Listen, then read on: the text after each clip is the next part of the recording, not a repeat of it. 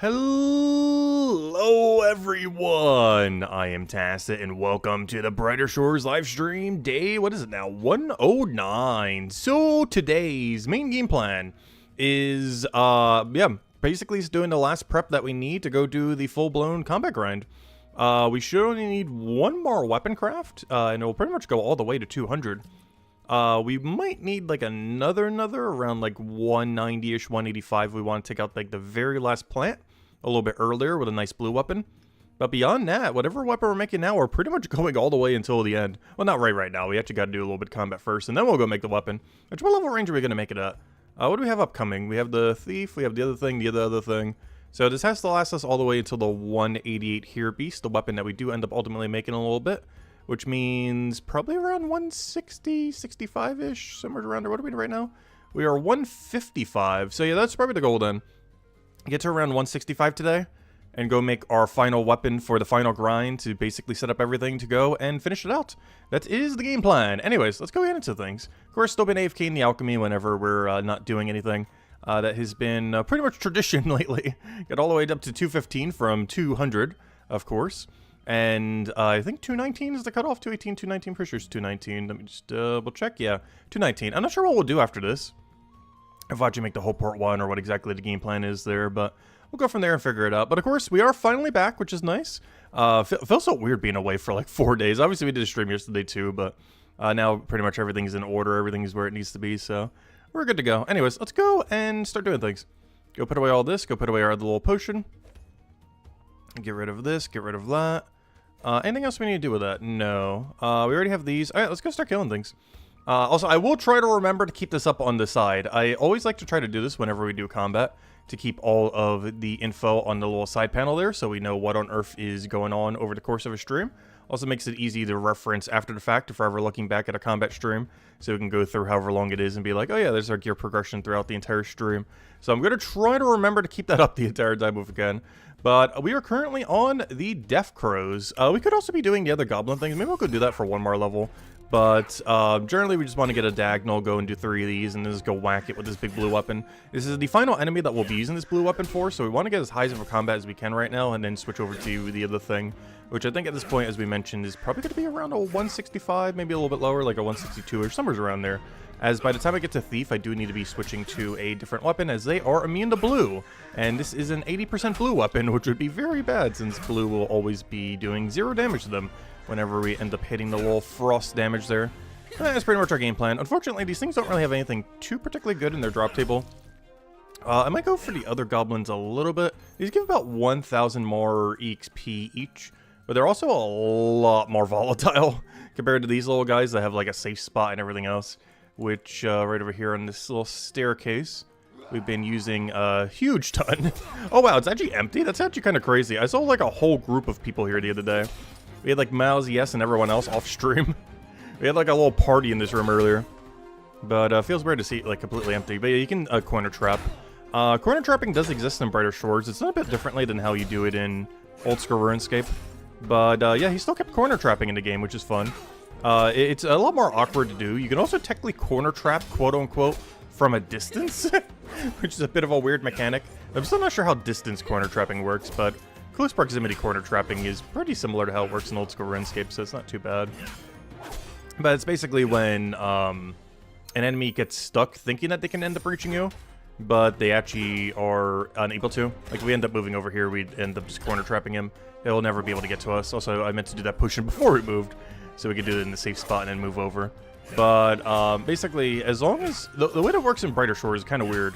Generally speaking, all you have to do is hit something from a range, and then move opposite the direction they're moving. And you should be good. So if this guy's being dragged to the right, we just move to the left and he'll get stuck there then.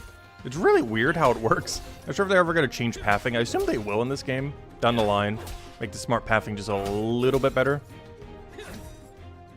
Because you can corner trap against almost anything with the right angle. The problem is when they end up going the other direction, it doesn't end up working though. You gotta be going opposite directions for it to work. Because they need to have line of sight on you. But if you're going the other way around, they don't have line of sight on you. And then they think they can reach you even though they cannot. Which is very beneficial, because then when we have infinite ammo, you could actually range a lot of enemies in the game. There's a lot that I didn't even mention earlier. Like, you can infinitely trap this one. You can infinitely trap both the goblins. I think you could probably even do it with the Hail Beast. Like, ones in small rooms, you can't, like, thief and the guard. You can probably run them around with enough movement speed, depending on how they do that, but you can't really trap them in that sense. There's this guy should get trapped right over here. Oh, no, he's walking around. I gotta move over here to trap him. So now he'll stay there. And then let's go whack him. There's a lot of weird instances. I think almost everything in the game can be. This one's a bit awkward to do it for, but this one's stationary. This one's can't because it's range, can't because it's range. You just one around the fence, can't because it's range. You can do this one across the river. This one, I'm not sure there's enough terrain in the room to do it on. For Minds of Mitubin, not enough space in the room. Already stationary, ranged. Move slow enough that it doesn't matter. There's nothing to do it in that room either. Yeah, there's still several that you won't be able to do it for. Some you could really end up cheesing it with, though. In this chapter, the most relevant ones are the 2 goblins and probably the ghoul. Are all ones that are very, very easily infinitely trappable if you had infinite ammo.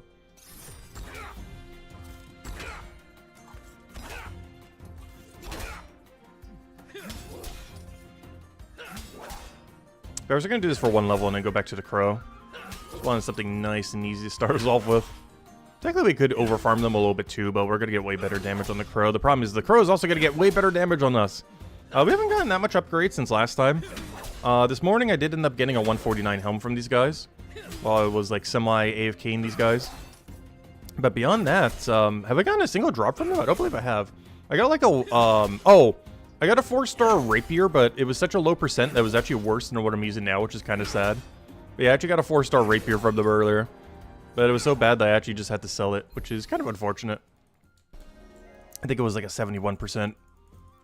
Which even with the extra power just isn't worth it for how much lower the percent is.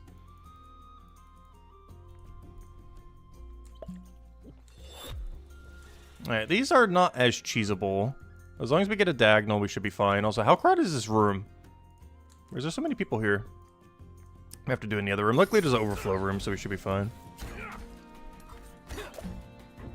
I believe there are some weird things you can do with these guys on the light poles. The problem is they eventually catch up on you. Unless you get, like, a really good angle on them. Actually, let me go try it on this bird. I think we could trap him there. I think it is possible that you trap them. The problem is you only have 1 tile to work with, compared to, like, an entire wall. But I believe we can. As long as we move to this tile when he moves to that tile, that should get him stuck. But it has to be at the exact same time. And the tick window is actually really brief in this game. Alright, let's see if I can get him over here. Okay, he's too far away for me to kind of get over there properly right now. Let's see.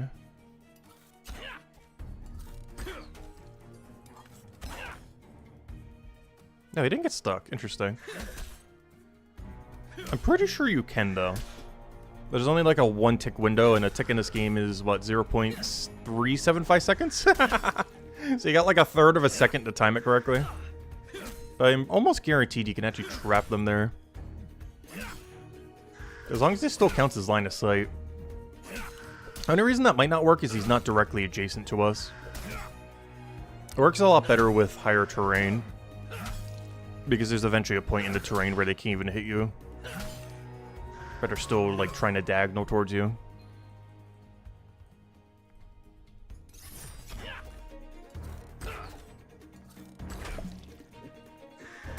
I don't know, we'll see what the combat's like after they end up tweaking everything. Because a lot of these mechanics are probably not even going to end up needing to utilize, like, at all. After they completely rework combat. Also, there might be completely new strategies. They didn't mention the most recent post, because the most recent post obviously wasn't based on the skill tree that much. But we don't know if they're going to be doing movement speed or not. The original post did mention it, but the second one did not make much mention of it at all, at least the image and everything. So if they had more movement speed, there's a lot of funny things you could end up doing that are not possible right now because you move way too slow in combat. But would be very possible later down the line with higher movement speed. So, hello, Yosef! Welcome, welcome. Hope all's been well. Yeah, it's kind of chilling this weekend, getting our final guard grind done. Oh yeah, by the way, that is our weekend goal, by the way. Today's goal is probably hitting like 165-ish. So we can get our final weapon that we need for pretty much everything. Aside from maybe like the plant at the end. We're not counting the plant at the end, which is our final enemy. We will have the weapon made today for every last thing we need to go kill for this chapter. But beyond that, what was I going on about? I was mentioning something about something. Oh yeah. Tomorrow's stream does not end without us having 200 guard. I don't care how long it takes. We will get 200 guard tomorrow. So today's on stream going to be like 165-ish, get our final weapon, or well, quote-unquote final. There might be one other one beyond it. And then going into tomorrow's stream, we go all the way to 200 guard. And then, of course, there's only one thing left to do. 200 scout. Though we're probably not starting the 200 scout grind until Tuesday. Whatever we do on Monday is not going to necessarily be scout.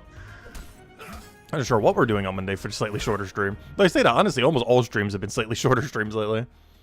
At least in the sense that we've gone from doing it like 10 to 12 hours to like, you know, several hours here and there. A more realistic number. Yeah, we've been doing pretty good progress on guard. I think Mousy S is still ahead of us, though. We were actually doing the same enemy last night together. Let's see. Yeah, 171. Gosh, they are so ahead. They were already like 5 ahead, but still. They're way more than 5 ahead now. I'm not sure why I'm trying to check in here. As if this will give me more info or something. Yeah, they're at 171, whereas we're at, whatever our number says right now. Where is it? 156.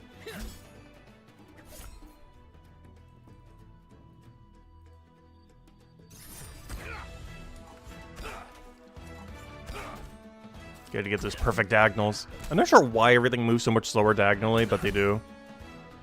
It's kind of weird. Only the cardinal directions do you move full speed. I wonder if they're going to change that once they add better movement speed to the game. Yeah, 171. What would you be killing at 171? 171 is... Oh, they're using the def thing on the goal while doing the flower thingy. Yeah, Cryo Knights, not Cryo Knights. Hammer Mages have a really good Necrome weapon. Like a max attack speed Necrome weapon. Well, the one for Cryo Knight is likely to have a really good special attack. The one for Hammer Mage is probably the best Necrome weapon in the entire game. From a how it currently works functionality. Not like down the line functionality, but as it works currently. It's probably the strongest Necrome weapon on any class currently. Any good drops today? I got this helm this morning, that's it though. But as far as the stream itself, no, we haven't gotten a single drop on stream. As far as today, we got this helmet from the goblins. I also off-stream got a 149 rapier, but it was actually worse than our 2-hand right now, oddly enough, even though it was a 4-star. Mostly because its frost roll was nearly the lowest number it could be. Which was not ideal.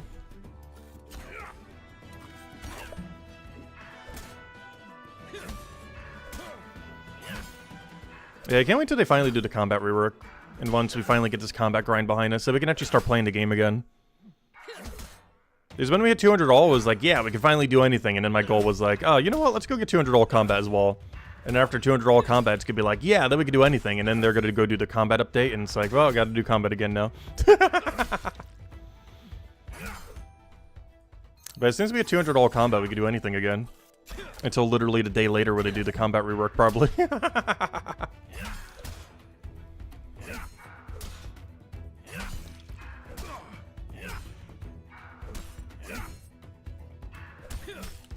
Give me our team in Gems of War. There actually are teams sharing codes in that game. So any teams I would share, you probably don't have in early game, though. But there's a function in that game where you can just copy-paste it. Works really good on PC Mobile. I think it's technically on console, but it's a lot harder to do on console.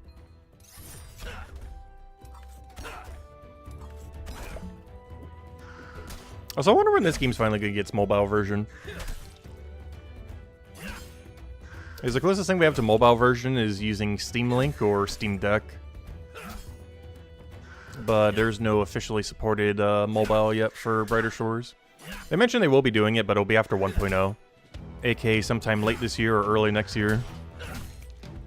Not 1.0, but, you know, by the time they actually get around to doing that.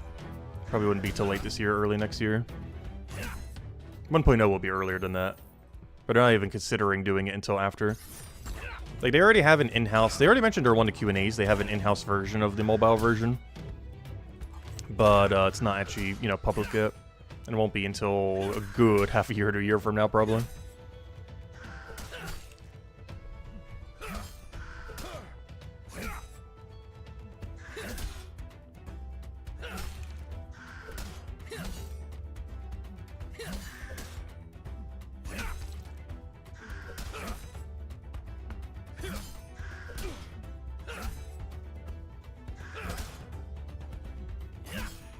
So hopefully we can get at least one good drop off the crow. The most ideal thing ever would be if it actually dropped the weapon we need for everything. And don't even need to go bother making one.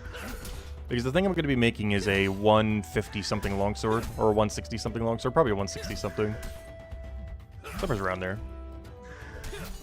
But when I make the weapon, we're going to stop doing crow. So I still want to do crow for a little bit more to get some value from this weapon.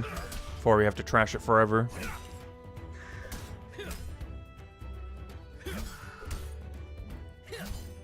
I just realized there's only one blue immune enemy in this chapter, isn't there? This chapter's really weird. Chapter 1 and 2 is set up so weirdly compared to Chapter 3 and 4's combat. I'm not sure why. I guess because it's technically free to play and they were kind of doing stuff a little bit differently initially or something. But the way that the enemy distribution is set up is so weird compared to any other chapter.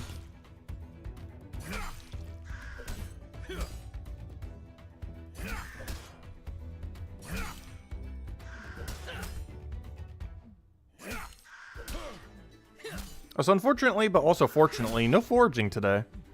Not a single enemy we were going to be doing has foraging synergy. Well, I guess technically Crow does with the wall there. But it's too low of a level to bother with. It's a good potion, but the thing itself is not that good. Oh yeah, by the way, I was looking at the combat rework thing again earlier. I just looked at something really concerning. That makes me even more not want to do post 200 Mindfighter right now. Let me go bring it up. I don't think I have it up right now. But I saw something very concerning that I did not see earlier. Which is still my biggest concern. Last time it was with crafting. This time around it's with how on earth they're changing alchemy.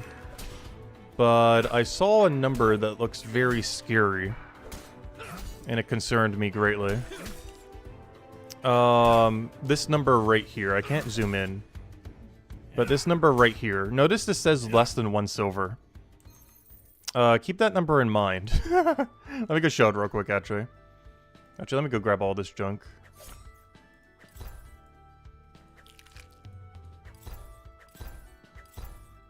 Let me go show you why this number is concerning. I must show why this number is bad. One second. I'm going to head over there slowly as we fill up our inventory with junk. But I noticed that number earlier because I was just re-looking at the combat rework thing. And that number is a very scary number for reasons I'll be evident in a second.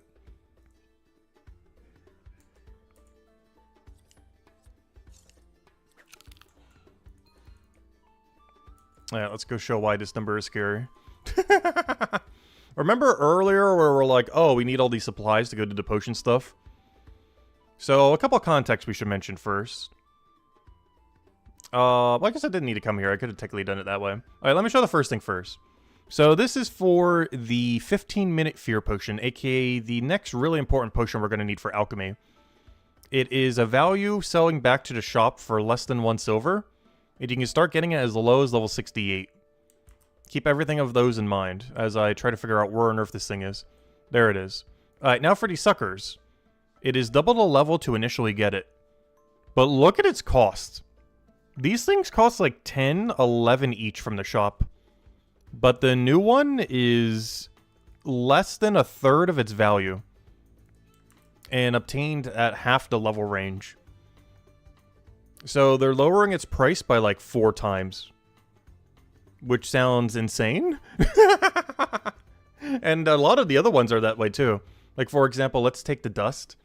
This is basically the equivalence of the dust, essentially. The one that's going into Chapter 2. You get it as low as level 32. And it has a 404 sell back value. Obviously, we don't know what its buy value is. But we can base it based on its sell back, approximately where it is. Like that 3 sell back that we were just looking at was a, like a 10, 11 cost from the shop. But if we go check the tongue and the other thing, it's replacing one of these two. Look at this. It's a 3.7 compared to a 4. No way! What are they doing? Wait. Wait. This has to be changing, right? Wait. They're lowering its price by like 90%. I thought they were going to price hike the shops, not reduce them down to 0. Hey, look at this. That's for a 35% potent healing potion. This is for a 35% potent healing potion. This currently costs like 10, 11, 12-ish from the shop. And has a sell value of 3.8. This is basically the equivalence of exactly that. And is 404 silver. It's like a tenth of its value. But yeah, I noticed that the other day because I was looking at the bronze values. Like, wait, why are those so low? And then I was comparing it to their equivalences, and it's like, oh, like let's go take the tooth too. That's a 7% tooth. I don't even have the 7% tooth. You know how much that 7% tooth is right now? Oh gosh, wait, because the 6% tooth. This is the 6% tooth, and it's 2.1. Look at this. This is a stronger tooth for a more potent potion, and it's like 1/5 the value. Also, apparently also using the wrong icon? Because that's the icon for this one. So I'm confused also. Because that's actually technically the... Because the 7% uses a different material than this. Anyways. But unless they're changing that. But yeah, they're basically buff nerfing alchemy into the ground. The interesting thing is, that I think will affect more people than anything, is if you're hoarding potions, your potion stack is about to go down in value like crazy. It's something they haven't even announced. But if you're currently hoarding potions, you're about to lose like anywhere from 20 to 80% of the value of every crafted potion that you have. Obviously, a lot of them still maintain their value in the sense of the upper value that they have. Like how much is someone willing to pay for a 10% XP pot, ultimately. Like that value is still the same. But the potential to craft a lot of the combat-related potions are just tanking like crazy, crazy, crazy cheap.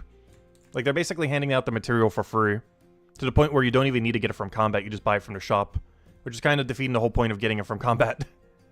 So I'm not sure what they're doing with that, but I noticed that the other day, well, you know, yesterday, last night, and I am so concerned. Obviously, that's just a mock-up image, but if those prices are even remotely close to what they're finalizing, that is extremely concerning. It will technically make it easier to get 500 alchemy. Which also, I guess, technically devalues anyone who already did high alchemy. But it also devalues doing combat for secondary ingredients. Because every secondary ingredient, at least the ones you showed there, are dirt cheap. Like, yeah, some of them are already on the cheaper side. But any of them that had any amount of value are worth, like, nothing now. Or at least based on that proposed image. But yeah, my concern with it earlier has skyrocketed like crazy. And anyways, that's why we're not doing post 200 Mindfighter. Yeah, that is absurdly concerning.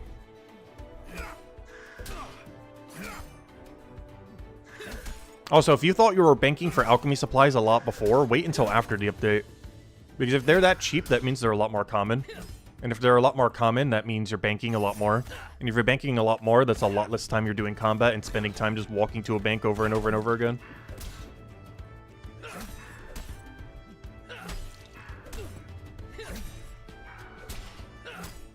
But everything about it is bad. And very concerning. And I don't think anyone's even mentioned it for the Q&A. I was considering it, but there's too many questions to ask. I have like at least 10 questions, and we're only allowed to ask one. But I don't think anyone's even brought it up in the Q&A thingy. Like how much they're nerfing supplies from combat. By making them common. By making them common actually nerfs them, not buffs them. Because there's less time that you're actually doing combat banking them. And the more common that you make them from combat, the better value you make it from just buying it from the shop rather than getting it from combat. Defeating the point of even getting them in combat from the first place. But I don't know, I'll have to wait and see. But long story short, with how they currently proposed it, 500 Alchemy's price is probably dropping by like 30%. And some of the potions that you might have made that are combat related, most notably 35% heal potions and fear potions, are probably going to tank in value by over 50%. Based on that image. Obviously that's a mock-up image, so it might not be the official final thing. But if it's even remotely close to where the finalized version is, that is very concerning. But hey, at least it makes post 200 alchemy cheaper. Actually pre-200 as well. Because it makes making the 170 potion way cheaper to make. Which I haven't even made a single time yet. Because it was too expensive to make. So there are some upsides. The two biggest downsides if you've gathered a lot of secondary ingredients from combat. And if you've made any potions related to them at any point ever. Either for XP or for just having them.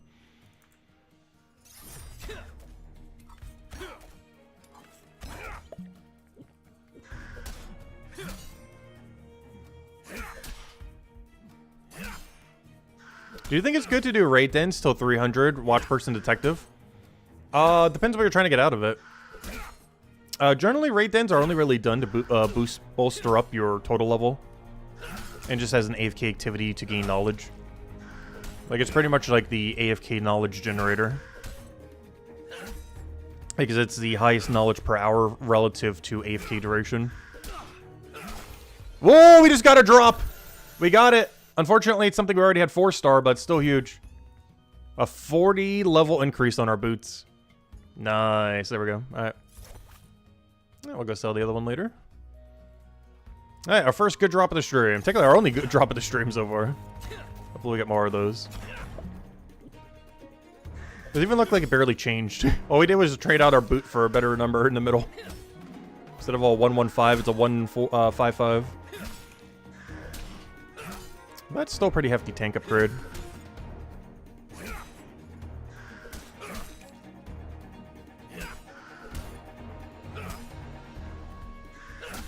But yeah, when it comes to detective right now, based on the current combat proposal, I should almost stop doing my daily for detective. Because with the current combat proposal, you could easily max out detective like 3 times over. If you really like AFK and raid dens, you can probably max out detective 3 times over on your way to 2000 combat. I don't say 2500 because it will probably fall off by then. But if you really, really want to spam raid dens up to 2000, you probably could. The problem with that is you would eventually run out of detective XP. In the sense that you would already hit 500. As you would hit 500 like 3 times over trying to get 2000 combat off of primarily raid dens. Not only raid dens. But if you were to doing them really heavily, like 60, 70, 80%, you would have detective 2 to 3 times over max. So I should probably stop doing the daily for it. The only reason I still am is we don't get the really good raid till 344. That's when we get the really good next raid done. I don't know, we'll have to wait and see. The other problem is I don't really have a replacement for it, so until I do, I'll keep running it. But I guess that's an incentive to go on the fishing tangent to get 226 Fisher. I should probably do that earlier rather than later then.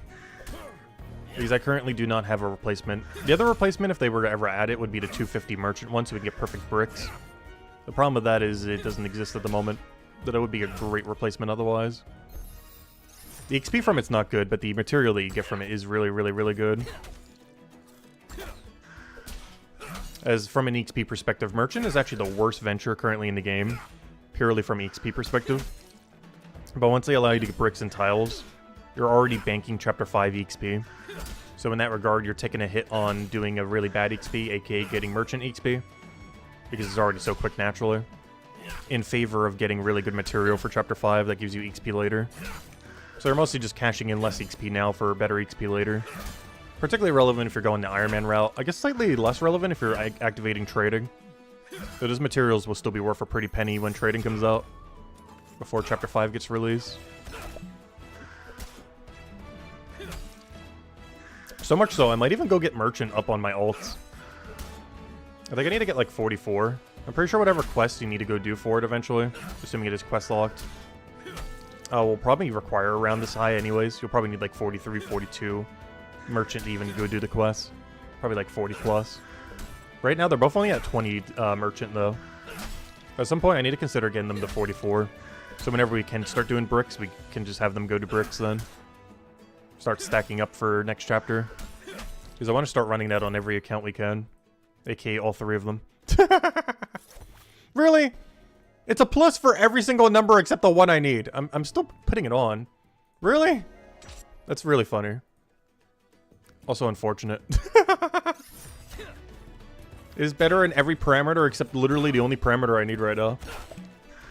Go figure. I'm still putting them on though. Even though they're weaker than what I just had technically. It's not that much weaker. It's like 3 less Necromate defense. I think we'll live. We'll find out when we die next fight.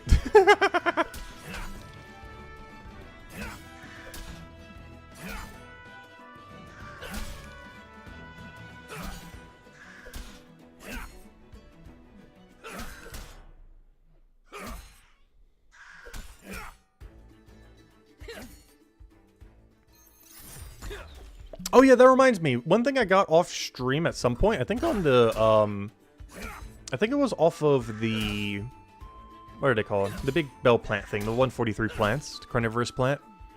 I ended up getting a hammer mage weapon around 141 or 143, somewhere around there. And it's going to be great because for our next craft, I only need to go do the bone right item. Oh, technically, oh no, I don't have a longsword. Never mind, I need to do 2 items. I need to do a longsword, but it doesn't need to be any specific percent. And I need to go do the bone right item. So we have 1 less that we need to go do. Ideally, it would be 2 less. The most ideal circumstance would be we get a longsword within the next 3 to 4 levels or so. Or however long I'm camping crows for. Because basically, once we stop doing crows, I gotta go make the weapon. So the second we stop crows is what weapon we're running, basically all the way to like 190 combat. So I at least want a 160. Like this one we used for how many levels? 25 if we go to 160. The next one I'm gonna have to use for like 30-ish. This weapon needs to go pretty much all the way to the final enemy. The only time I'll probably do 1 more craft is if we go really early on this carnivorous plant. If we don't get anything better by then, we'll need a 185 weapon or better. I'll probably do it at 188 or something. Just so we can wear all of the stuff we get from Hair Beast. So yeah, that would be a 188 final weapon. So whatever we make now has to last until level 188 then. Whatever we end up crafting right now before we go to Thief. Which means, let's say 30 levels. What is that? That would technically be 1 more level. Let's say 25 levels. That would be level 163. Yeah, technically at 158 we could go make it. And that would last us for 30 levels then before we would need to go make our final weapon. Technically this one is also our final weapon. But I do kind of want to make 1 more for the plant. We could probably get away without it, but probably make 1 more afterwards. Just to make sure we're good to go.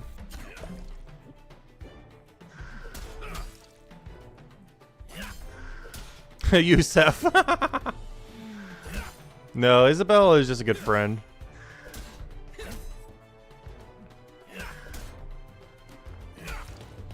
I assume she's still sleeping right now. Oh, our daily's ready. Should probably go do that.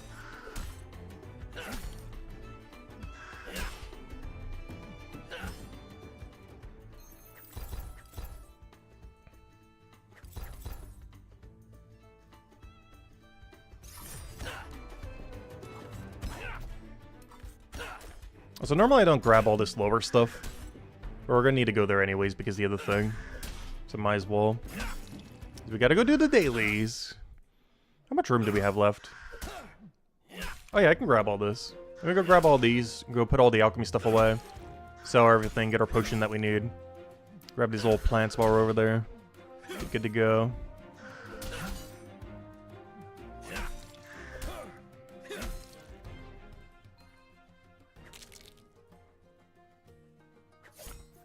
Of course. Okay, fine, we'll drop 1. I think that's only for the 6% potion anyways. It's nothing too relevant. Right, let's go do our dailies real quick. Oh, so I believe this is a mining level as well, which is nice. Still need to get to 262 before we could really properly do mining again. And now that they're going to be nerfing the tentacles into the ground, I won't be doing the other thing, so I'm actually going to have to manually go grind that or just wait for the thing to go get there. But if we're going to wait on the venture, we got to wait like over a month. But in all fairness, do I really need to do any mining within the next month? Like, this sounds like a long duration of time because it is. But realistically, how much mining do I really need to do between now and then? Because the answer is not a particularly high amount. Alright, let's get the 2 potions we need. Because after the current proposed combat rework, we actually have way too much mining and smithing right now. Before I thought we wouldn't have enough. But with proposed changes, we're actually way too high.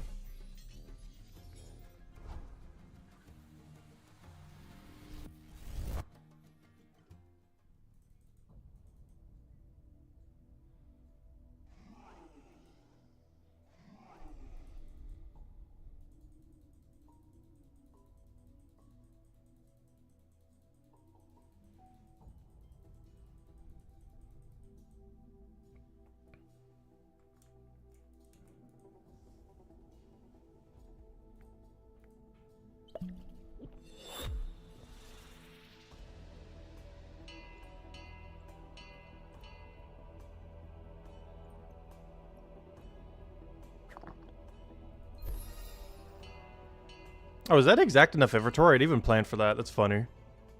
I didn't realize it was exact. Oh, we got a new AFK method if we want. We're not going to do it, but we could. We could. Oh, what am I doing?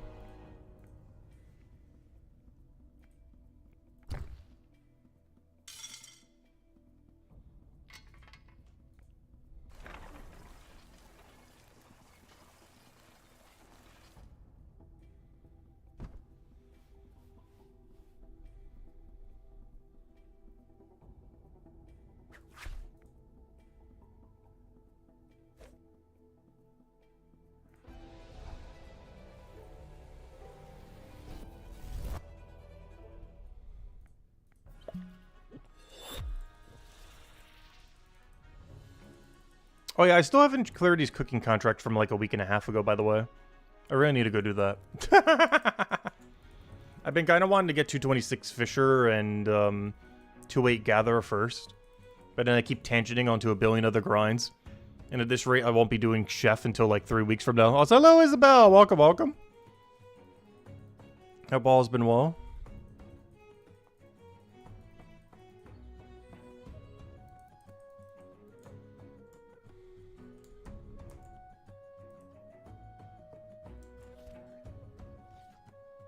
Alright, back to the combat grind.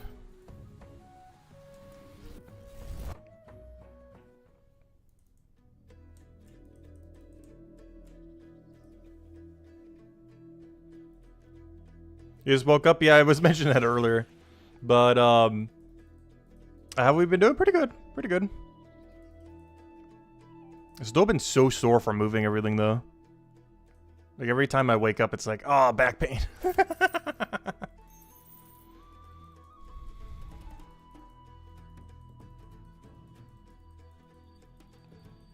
But we were mentioning when Yusuf was asking something that you were probably asleep. He was just asking something about you.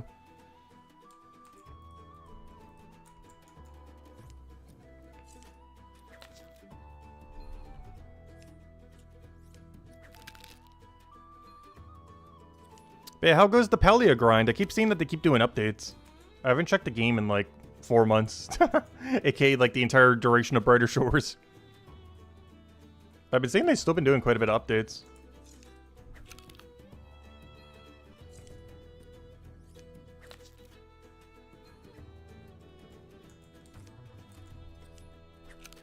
They were playing until 5 a.m. Nice.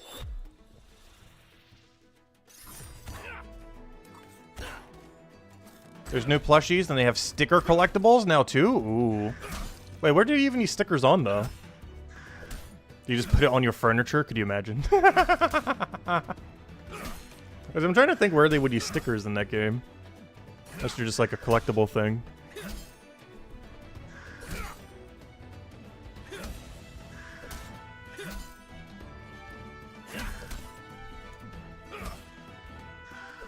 Oh, emote stickers. Okay, that makes sense. I see what you mean now. I was thinking like actual physical stickers in the world. But I understand what you mean now. Emote stickers. It's almost like emote emojis then.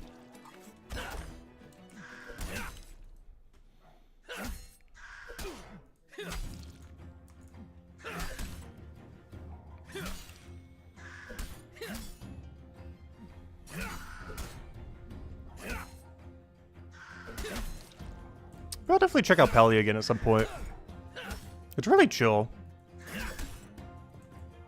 It's not a kind of game I could ever invest like thousands of hours into, but like Brighter Shores. It's a nice game just to pick up and just kind of relax. It's another MMO like Brighter Shores, but it's like all in on the cozy side.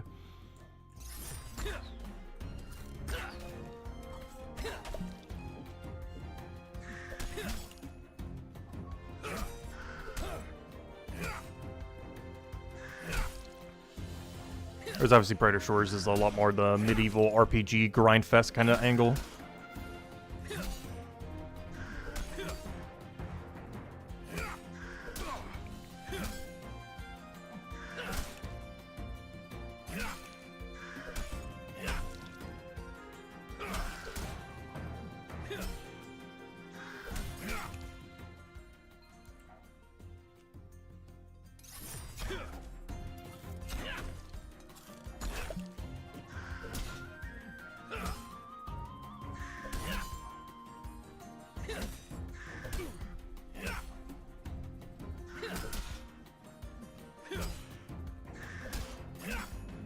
Yeah, Palia is pretty nice.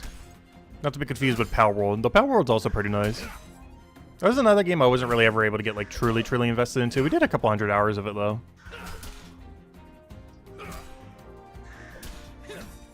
They're games I find fun to play but could never put thousands of hours in them.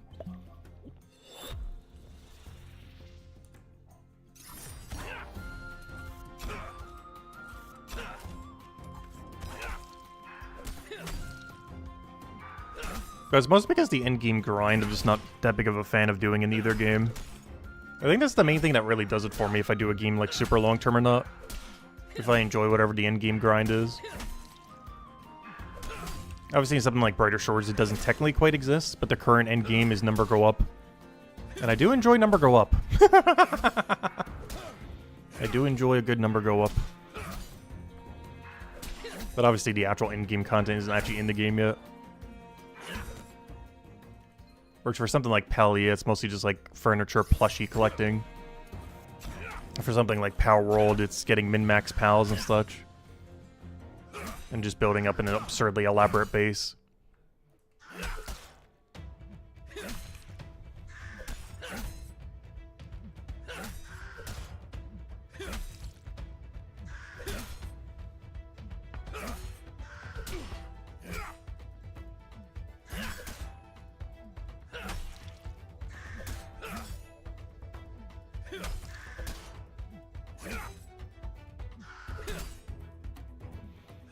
Oh yeah, there's something else we're actually going to be really close to doing tomorrow. We're almost at the point where I've fully maxed out all knowledge activities. And what I mean by that is, every level that we can do for a passive activity we have done. It's actually an interesting thing to have done for later down the line. Because there's some tech for Chapter 5 and onwards that's going to be really good for. As if you have every passive activity unlocked in Brighter Shores, it'll always drag you to the bottom. Which saves you 1 click every time you use a knowledge point. Which means it's about 1 to 2 seconds quicker to use your knowledge point every single time you ever get a knowledge. If you get literally every passive activity. So when it comes to newer chapters, it's a little bit of extra efficiency. If you really want to like race for a rank or something. But even if you're not, it's just convenient. Which is really convenient. Because I'm mostly doing it out of convenience, though. I do plan to do 500 all for next chapter.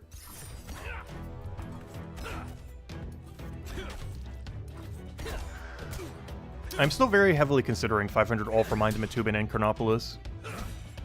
Especially now that both of them have 1 less skill you gotta get to 500.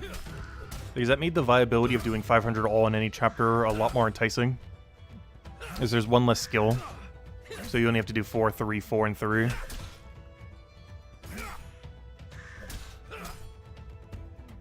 I would definitely 500 all Chronopolis before I would 500 all Mind of Matubin though.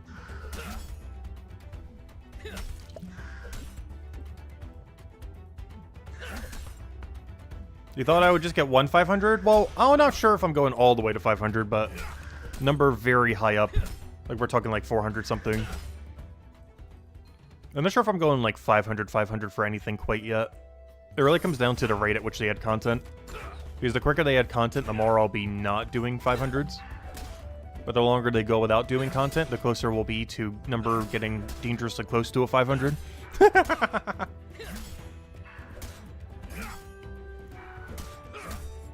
But no, depending on the rate that they add content, I actually do plan on doing 500 all literally across the entire game.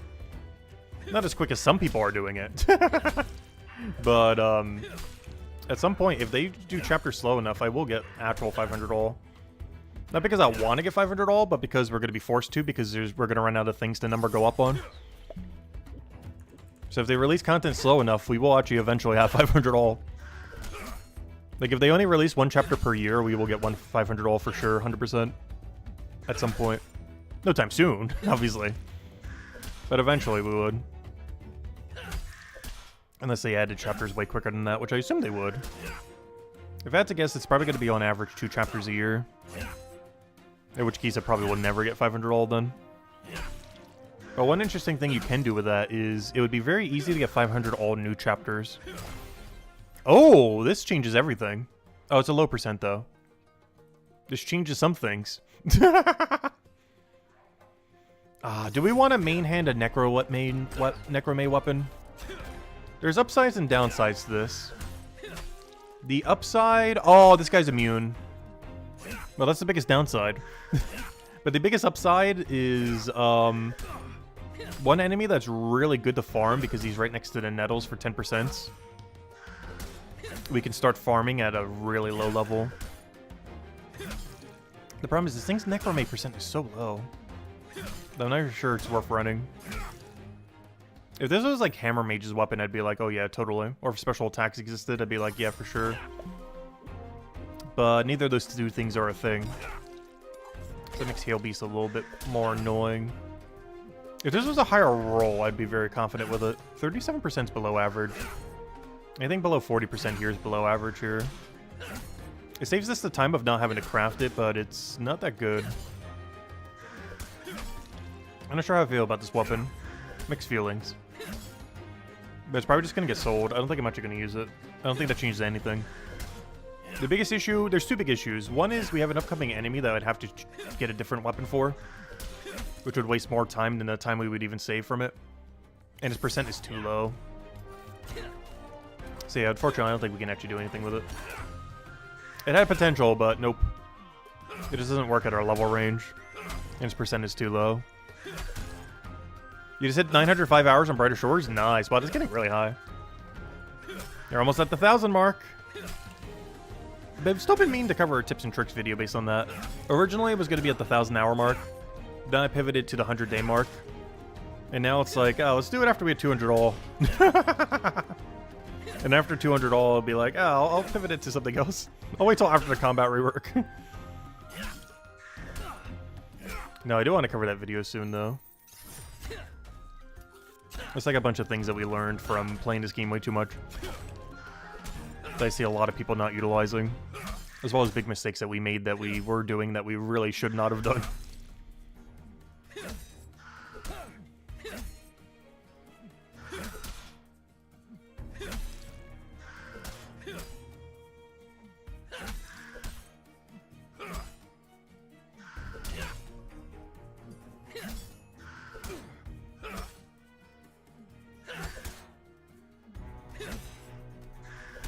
Yeah, Isabel did try Brighter Shores. It wasn't quite for her, though.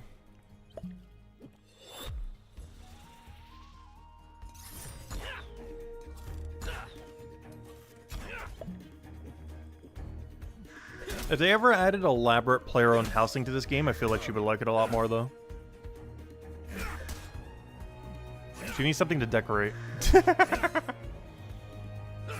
you can't really do that in the current state of game. Other than trimming your armor, but that's not really much.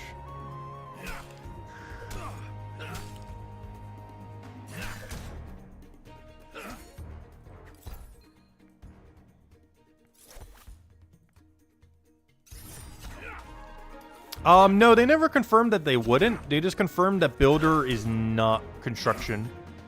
They never said that they're not going to add player-owned housing. They just said that Builder is not player-owned housing. Like, it has nothing to do with player-owned housing or anything like that.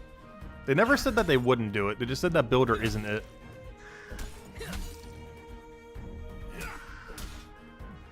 But they never said that they weren't going to do it. Just that Builder has nothing to do with making a house. It's a completely different mechanic. But they never said no to player-owned housing, just that it's not anytime soon. And that it's not Builder.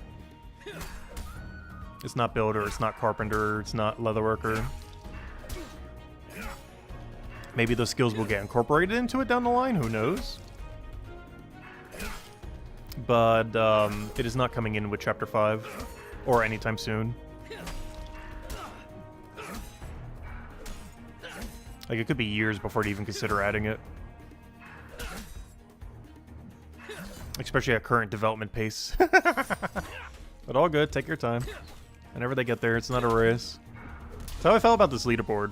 Like, yeah, we're gonna get high eventually, but, you know, I'm not really, like, trying to race for, like, rank 1 or something. We'll get there when we get there. It'll take us a couple days, couple weeks, couple months longer. But we'll eventually get there. And we're kind of late to, like, the 200 all crowd. By the time we get 200 all, there'll already be like 15 people with 200 all, if not more. Because I think even some people below me are almost like 200 all. Like this person pretty much is. They just don't have as many post 200s. Because you can have as 200 all as low as level 3,600 total. So technically anyone here and above can technically be 200 all if they had exactly 200 and everything. Most people probably won't have exactly 200 and everything. But if you were to, 3,600 is the lowest level you could be to have it.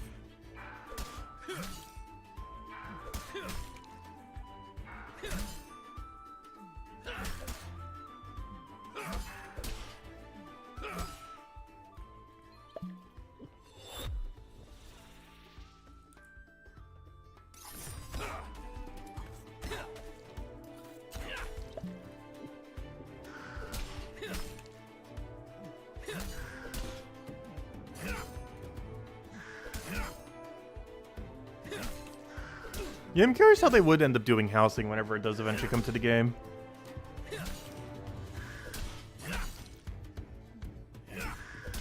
There's a lot of things they can do with it, but we don't know exactly what angle they're going to go down. Hello, Jonai! Am I dreading the slower grind after 200? Not really. We've already done quite a bit of it. After a while, you don't even notice it. It just becomes normal XP rate.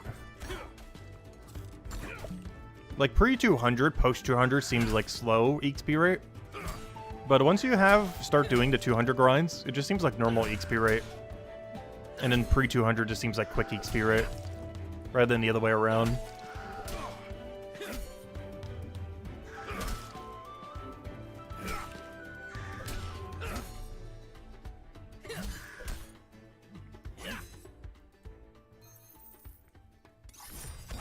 But I don't mind it taking 4 times longer for pretty much everything.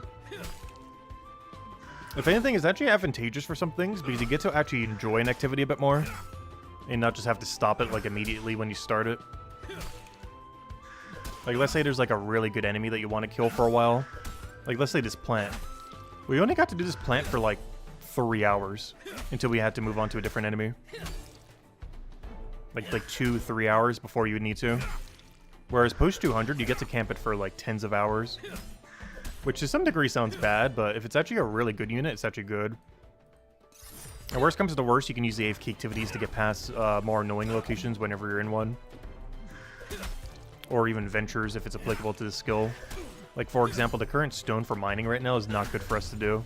It's actually really bad value because I don't really need that much stonemason XP or anything. So we don't really care about this as much. But when it comes to actually doing the skill, we could always just skip it. We could do the AFK activity if we want, like the soapstone we just unlocked. We could do the venture in the case of this skill, which we're doing every day. We could be doing knowledge points in order to skip it so we can get to something we actually want. I just realized how bad the mining is set up for smithing.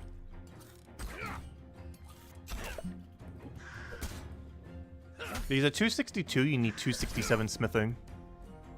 But this 309 gold is used for, like, 260 smithing. Why is this so off-center? That's so weird. I didn't notice how bad it is until now. Like, if you can smith Latinium ore, you no longer need Propaldium. If you can smith Aderthor ore, you no longer need Phoenix Fire gold. It's set up really weird. Oh gosh, I gotta go do that AFK activity now too that we just unlocked. That's funny. Sure, we'll do that one. I was just talking about you literally right now. That's funny. Speaking of.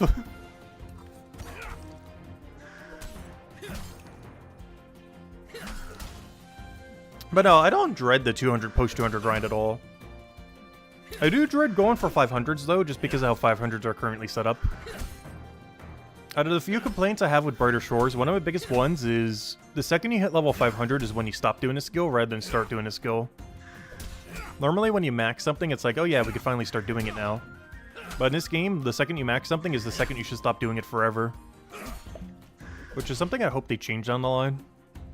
It's really bad value other than for leaderboard to ever get a 500 in the current state of the game. Is you basically need to stop doing that skill forever once you get a 500. Otherwise you're getting 0 XP per hour.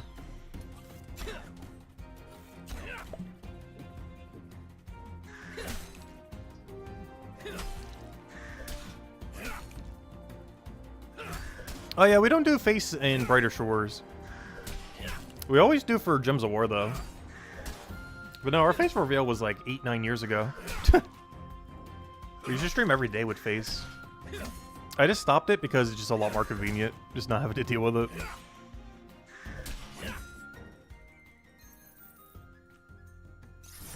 But Gems of War is the only one I still do it for, just because we've always done it for like 8 years now. But every other game I just don't even bother, just keep a clean interface.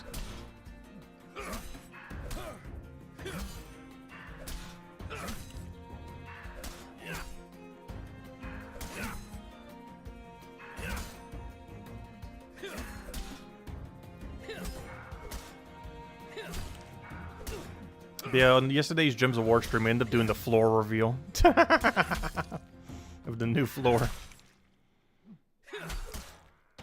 It's nothing special, it just looks like floor. It looks like exactly what you think a floor would look like. But it's new floor.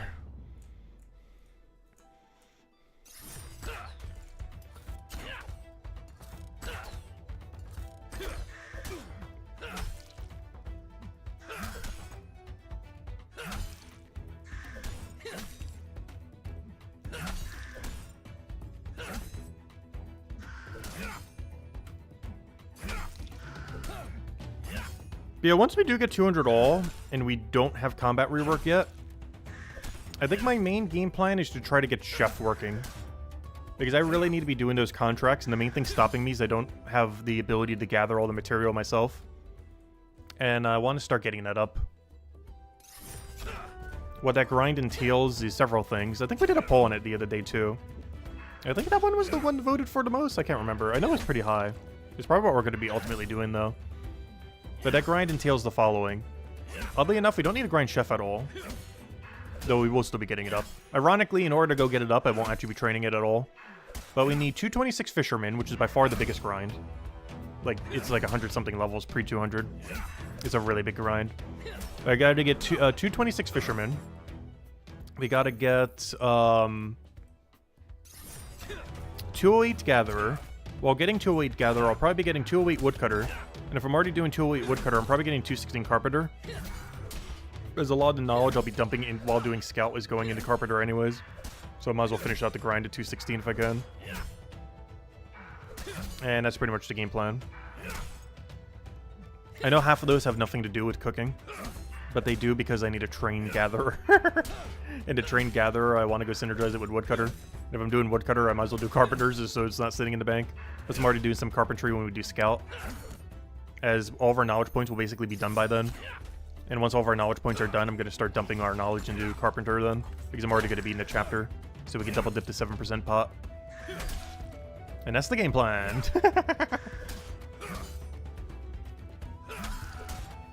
It's quite a lot of steps just to go and be able to do cooking again, but I need them to feel comfortable doing post 200 Chef.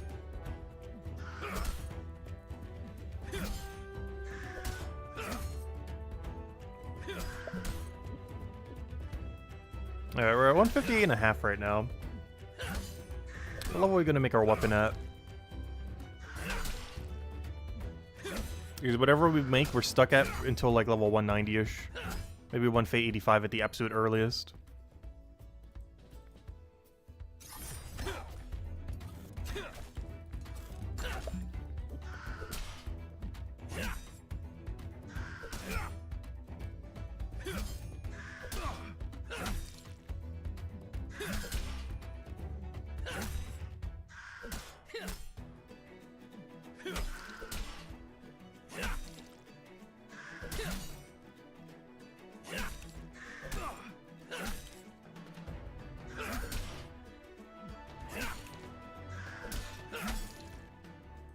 One really good drop earlier, and then it just wants to give us nothing. That's fine. If anything, we're actually doing good right now. 1 4-star and a 3-star within an hour. It's not horrible. A 0? What are you doing hitting a 0? I can't wait till we get minimum hits off of skill tree and everything. And or special attacks. So we can stop seeing a 0 ever again. Because they're basically deleting zeros after skill tree gets released. As I believe they were mentioning potentially adding minimum hit to skill tree. It wasn't on the mock-up that they last showed, but there was a lot of things not on it that they mentioned before, like movement speed and stuff like that. So maybe they scrapped a couple mechanics, or maybe it just wasn't there. We'll have to wait and see. But I believe they were planning on adding minimum hit to skill tree. And ideally also the special attacks. And if they do, then you'll never see a 0 splat ever again.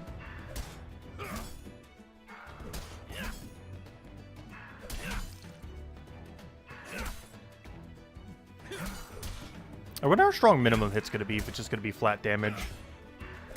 Because it reminds me of something else that he did back in 2007 that had minimum hit. Barbarian Assault. It's actually my favorite minigame that was ever added to Old School RuneScape, other than probably Stealing Creations. But as far as one that's still in Old School RuneScape, that was added back in the OG RuneScape years. But, I don't even know the details of the game, but basically, there was a thing that you could upgrade for the game, for the combat roll, that ended up giving you just flat minimum hit. Like every attack you ever do, boom, just flat extra damage. Like 1, 2, 3, 4, 5, just extra free damage every hit splat you do. The only big issue with minimum hit like that is if you make the number big enough, it heavily favors quicker hitting weapons over slower hitting ones. That is the only slight issue with flat minimum hit. Like non-scaling, just flat minimum hit. Is it greatly encourages you to use the quickest possible attack speed weapon rather than slower weapons.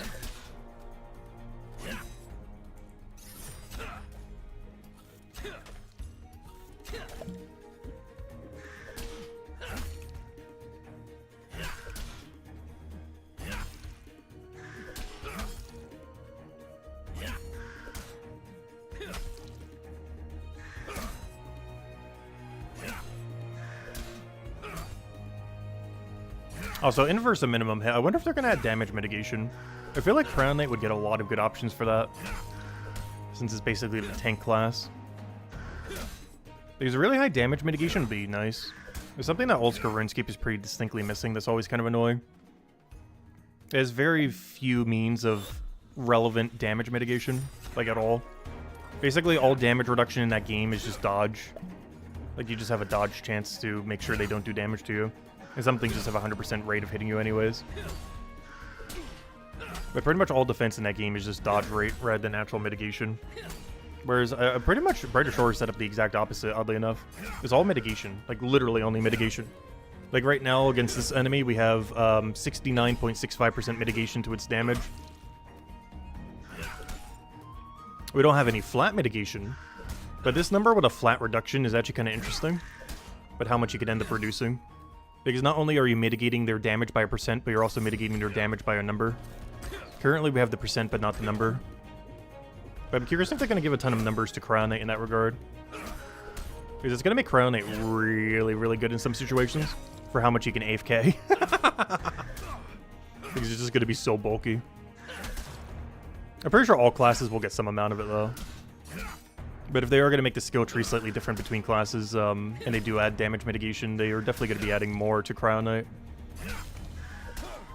This is going to be interesting, because generally games don't do both. They haven't actually mentioned that they're going to do both, but they definitely have one of the two. Right now they have percent reduction, but they don't have numerical, or just flat reduction.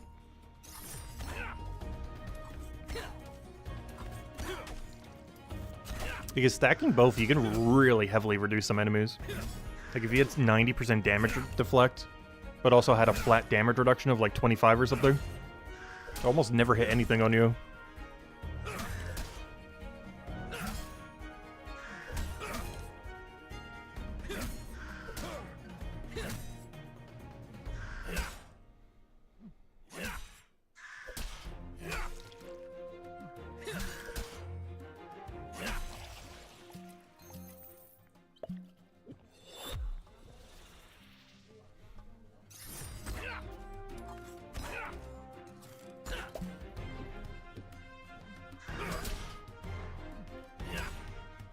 Oh, by the way, I didn't end up mentioning what the poll was. But when doing combat in Brighter Shores, do you craft weapons to offset RNG or simply use the drops? And, yeah, drops told me he's winning by a lot. I'm actually really surprised. I knew a lot of people did that, but I didn't realize that ratio of people did that. Which is interesting. Because personally, I always offset with crafting. Obviously, that requires you to actually have the crafting levels and everything else, which takes forever. I think that could be the other issue, too. Like, not that many people have actually done 200 all crafting. That's not something people just go and do. Like, some people have, obviously. But most people haven't. Like, probably only like 50 people, if this is where this number is. Because this is around where 200 all for the chapter is. So only about 50, 60 people, roughly, give or take a few, have bothered to do 200 all in Mines of Matubin to actually be able to craft. And if you think of a player base of like tens of thousands, there's almost no one. There might be the reason why. Because we have access to it. So I'm like, oh, maybe a bunch of other people do too, but I kind of forgot. Almost no one really has full access to it at the moment. Like we're doing on pre-200. Like maybe 60, 70 people at most have 200 all Mines of Matubin. Obviously, it's not required to make gear having 200 all Mines of Matubin, but it allows you to cover everything pre-200 pretty nicely.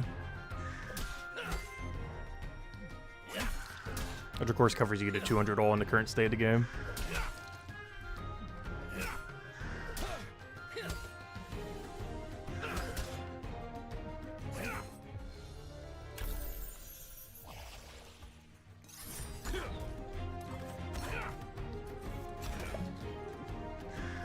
Yeah, there's something else I'm curious on. I wonder what the actual active player base is right now.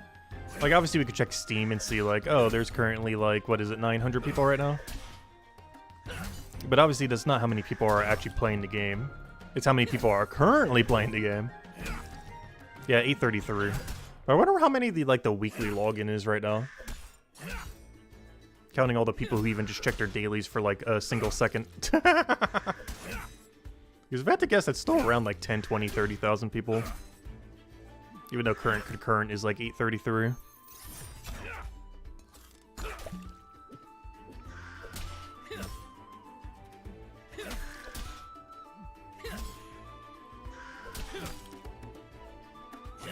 Is current concurrent can be very misleading. Like we've had as low as a current concurrent of like 2 viewers a stream. Currently at 5. Yet the end viewership by the end will be like, you know, 200, 300 views. Probably around 200 just because we're not doing anything too interesting today. Not that it's uninteresting, but you know, not doing anything super spicy.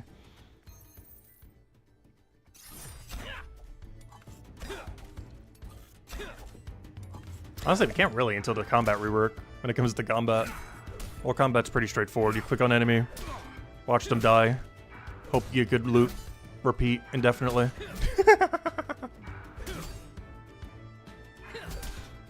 Because when you put that to this number, there's 833 people playing Brighter Shores. That's easily around like 20,000 people per week playing. Maybe you take the 833 concurrent and stretch it out.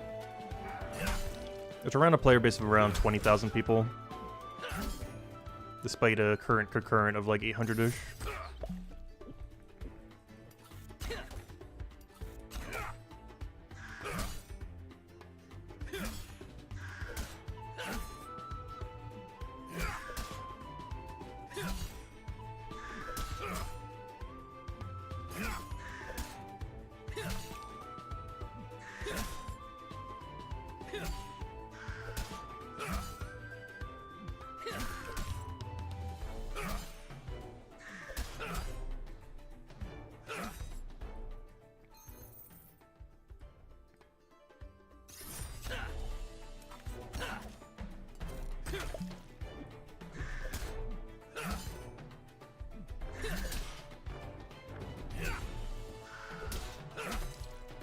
You love Barbarian Assault as long as it wasn't for the Defender role? Yeah, I never really cared for Defender much either. Normally, if I ever go there to AFK these days, it's doing either Collector role or Healer role. Though Attacker on a Max Hardcore isn't too bad, but it doesn't have the really good weapon for doing it. Because the 2 best weapons are either Third Age Bow, which almost no one has. It's more of like max cash these days. Or Venerable Bow, which requires killing an enemy that is very, very... I wouldn't say hard, but it can 2-shot you in any moment in time. It takes like it takes about 3 seconds for it to 2-shot you. if you make a mistake. So if you ever disconnect or something, it's very scary. Or if you make a lot of mistakes back to back without teleporting away. Like, the boss itself is pretty straightforward, though, Phantom Musfa. I actually do enjoy it. It's just really scary to do on a hardcore. As you just have to not pay attention for like 2 seconds to die.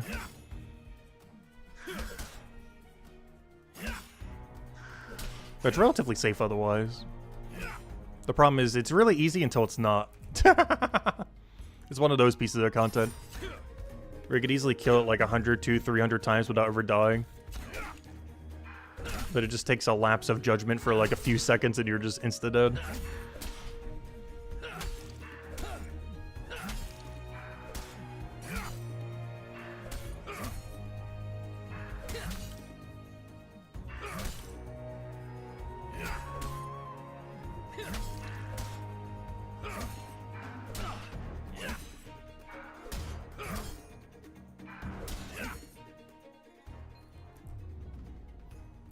Where are all the birds?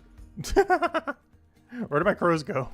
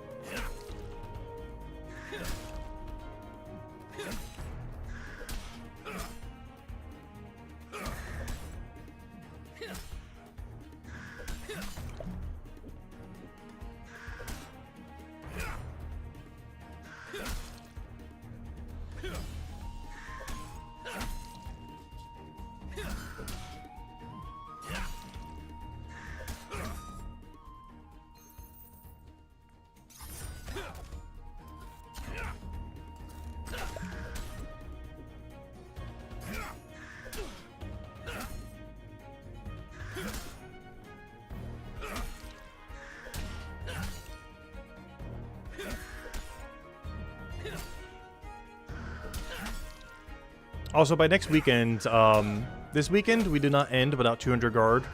Next weekend does not end without 200 scout, so we could finally start playing the game again. Also, by sometime next week, we should hopefully have the combat rework. So we'll know how much time we wasted getting 200 all combat. No. I still wanted it for true 200 all. Regardless if it's relevant for combat rework or not.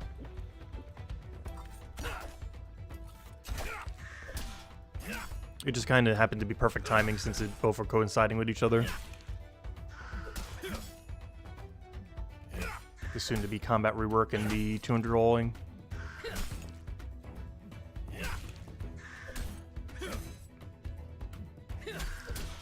Also, just for the sake of legacy leaderboard, I might try doing 201 all or 202 all just for the sake of it. Just for that one weird legacy leaderboard. I don't really care too much about, but it would be fun to see a bigger number there. If we ever go to that page. Since those numbers will be locked in forever. Our numbers are so small right now. Our guard is 846. Our scout is 5,000. Though in all fairness, it's only level 51 right now. Mind Fighter's at 252 at max. And Watch Person, despite being level 271, is only 182. Just because everyone AFKs the raid dens there.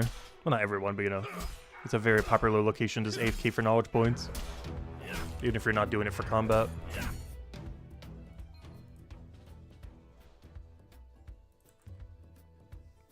I wish there was like an extra zoom out. That's one thing I wish you could do. Zoom a little bit further in, and zoom a little bit further out. Like, yeah, we could do this to make it a little bit longer view. But I want to be looking at an ant sometimes. I want to go, like, scroll out to the solar system.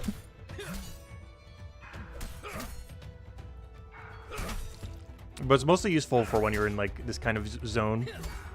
Because right here, we make our field of view so much smaller. It's like the equivalence of if we were zoomed in like this. It's like pretty much where we are when we have both these tabs open. As far as our field of view.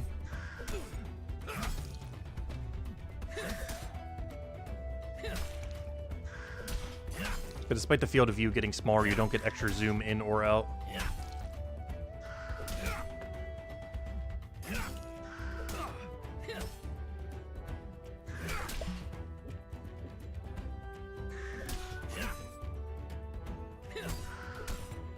We're almost level 160. I was saying that around this level we'd probably make the weapon.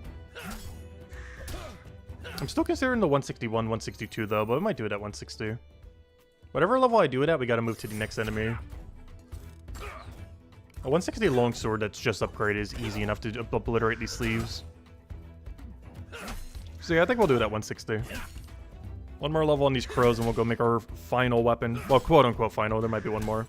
But hello, Violetta! Welcome, welcome. It really depends if we want to do the final plant a lot early. Or if we want to go camp, for what you call it. Because it really comes down to, do we want slightly better EXP and go to plant early by making like a 185 weapon here? Or camp here beast all the way pretty much to 200 to go get as many of the plants as we possibly can for better EXP rate and better crafting material. One of them is better long-term, the other one's better short-term. The better short-term thing to do is to make a weapon for this plant at like 185 and obliterate it all the way to 200. The better long-term plan is don't even bother making a better weapon. Keep using the one that we're about to go make, the 160 longsword, and kill this thing all the way to level 198 pretty much. And then just do the plant for like the final 2 levels or something. Or even the crow. And I haven't decided yet which of the 2 is happening.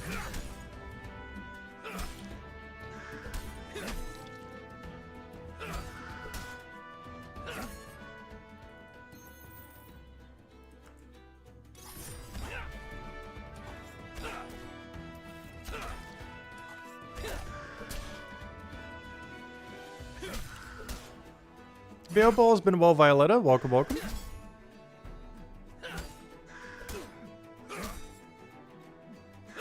Yeah, one more level, we'll go make our weapon, and that should be our final one then. Assuming we're doing the farm, not the plant route. But no, we'll figure it out when we get there. We're not even getting there today. That'll be a tomorrow issue. We'll figure it out tomorrow. For today, we'll just go make our longsword at 160 and get to, I'm not sure what our end goal is this stream. Definitely bare minimum want to get to 169. Yeah, I guess getting to the point where we can comfortably AFK goblins would be a good point. You know, active AFK. Yeah, that'll be our goal then. Which basically means get around level 170 combat, 169, 170. If at least 169. Yeah, I think 170 sounds like a good cutoff point then. I'll go for 170 combat today, at least on stream. And then I can active AFK them for a little bit longer. Active AFK these. Because we have 2 AFK ones in a row, which is nice. Because the one we're currently doing is super non-AFK. Thieves are super non-AFK. Due to how the room structure is and everything. But these 2 can be 4-hit safe spotted and potted before you even get into combat with them. Unlike things like the crow and thief. There's technically a way to do it with a crow, but it's really annoying around the light pole. You gotta have like really good timing with it. It's just not worth doing. It's too much effort for how little value you get from it. Whereas these 2, you can do it effortlessly, pretty much every single time consistently. Whereas it's really annoying to do with the crow, and it's literally impossible to do with the thief because the room has nothing to hide behind.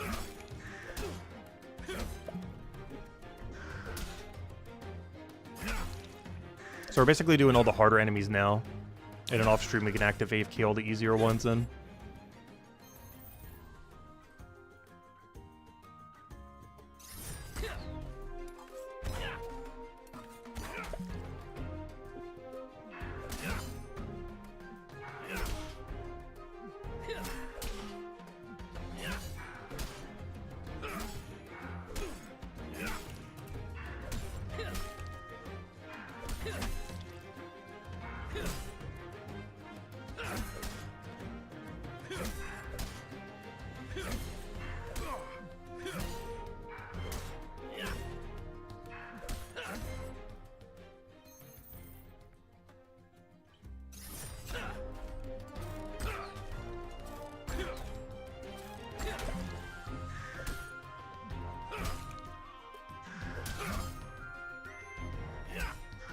Hey, Mausius is back. Let's see, well, what? 171 combat? Oh, they're going to the goblins. Ooh, they're already doing goblin. If they're still there in a couple hours, we'll be joining them. I'll be there in like an hour or two. Depends how early we want to stop Thief and move to Goblin. Realistically around 166, but technically we could do it as early as like 163-ish. Technically we could even do it as soon as we make our weapon at 160. Though trying to kill a 169 Goblin at 160 is not ideal. If our armor was a little bit more upgraded, I would consider it. It's a little bit sketchy with our current damage. Our current armor more so, I mean. If I was doing a one-hand with a shield, I would consider it. But we're going to be too squishy with a two-hand to do it at that level range. Even with the safe spot.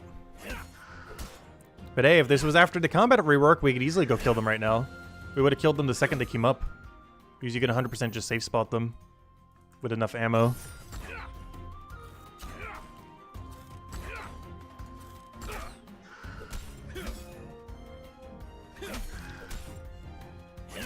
Which is kind of crazy. You can actually do the entirety of Chapter 1 safe spotting everything.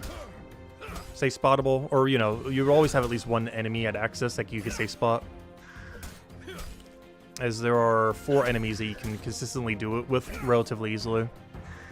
The plant, the goblin, the other goblin, and the ghoul. It is technically also doable with Hairbeast and the crow. Though the setup for them is way more annoying.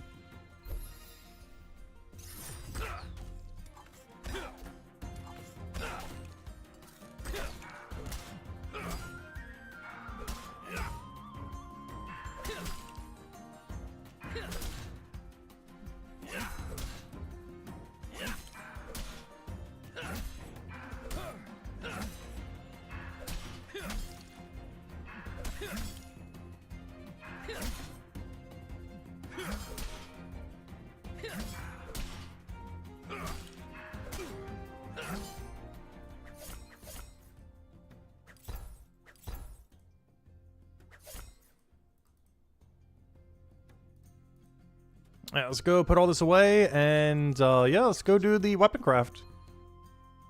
Get our 160 weapon. Our shiny final weapon, pretty much. There may be one more upgrade, but we could technically do this weapon all the way to 200 if we really want to. It really comes down to if we're doing the final plan or not early. Or for farming the forager instead. To get more 10% pots. Also, that's something else I should go check right now. How many 10% pots do I have banked of that one supply? I want to say it's under 1,000, but honestly, I've been gathering so much of it lately, I have no clue. Could be over 1,000. I definitely feel like it's under 1,000, though. Let's go see what the number is. This one's really relevant for the 10% pot for the zone. It is 582. Okay. That's about where I thought it was. I knew it was under 1,000 and over 500. It's a little bit closer to 500 than I would want it to be, though. That's fine.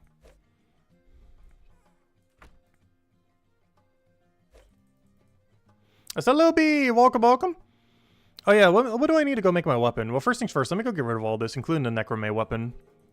So let me get rid of any trash, but I believe I had some trash I put in there earlier. I'll get rid of that. Oh, yeah, I have a lot of trash in here. Oh, I got a new weapon I can go use. Oh, no, I can't. These things are weak to green. Yeah, I'm not going to need that. Withdraw, withdraw. Oh, yeah, this was the rapier I was talking about earlier. Remember when I said I got a 4-star rapier from the goblins? Even though it is a 149, it's actually still weaker than the weapon I'm doing right now. The main reason for this is the cryo percent, but also his base damage. But, yeah, it's higher, but still weaker. This yellow weapon, I probably don't need. This I will need for my craft and going to need to do a bunch of math on it. Oh, I can make the 85% rapier for when I go do the thingies if I want. I forgot about that. Ooh. Interesting. Goblin mace, I'm not going to need. No, I did not want to equip that. Unequip. Oh, really? That actually destroys it? That's weird. Equipping it doesn't, but unequipping it does. Also, I wish I would stop getting Guardian Armor. I've gotten 3 Guardian Armor drops without a Hammer Mage drop. We're cursed for only that one. Alright, that's a perfect roll, so I don't want to get rid of that. This we can finally get rid of because we have a replacement for it, this guy. 195 compared to 185. It is a 2% less fire percent, but nothing's weak to fire in this chapter, so it doesn't really matter. This hammer I don't think we need. Is that everything? Because this rapier I might make into something, and this is my new range weapon, potentially. Except for the goblin, so you know what? Maybe it's not. You know what? Yeah, it's not. The only thing I would need this for is the plant all the way at the end. But by then we should have another range weapon. There's no way we don't get another range weapon by then. Because we don't need to do that till like level 185 or 190 or 197, depending on how we're going about it. Alright, let me just make sure I'm not getting rid of anything important. Alright, you're useless percent, you're useless percent, you're useless percent. Ooh, I see why I kept this one. It's only one off from perfect. It's not perfect, though. One off from perfect is not perfect. If that was perfect, I would keep it. That's one off. Alright, anyways. Let's go make our weapon. So first things first. What do we need first? I guess I should do... I guess it doesn't matter. Alright, let's go do... let's just go through them then. We'll do the smithing first because it's on our route, and then we'll do the other one. So let's go do some math. Let me just double check what we have. Let me just keep it in my inventory. Worst comes to worst, we could like drop juggler it or something. Alright, let's go do some math. I need a 160 times 3. 160 times 3... 480 minus 140. Minus 140 is a 340. We're now about to go make something out of the sword. So we'll use tier 3 and just make the highest one we can, or tier 4. What's tier 4 material? So where is everyone? There's no one in this room. How long does a longsword go for? Yeah, it would go too far with the other material. Alright, let me go put this away again. We know it's a 140. I just put it into the calculator. And I believe this one's going to be a 160 something. Which if I was to do that, is that enough for the bone rate weapon? Yes. Okay, that's fine. Alright, so we're going to make this into a 160 something. Whatever it says here. Oh, 166. That's fine. Alright, let's do a bunch of math. Minus 166. That means I need a 174 bone rate item. Alright, let's go get it. I'll make a 166 blacksmith, a 174 bone rate. And we will have our final weapon.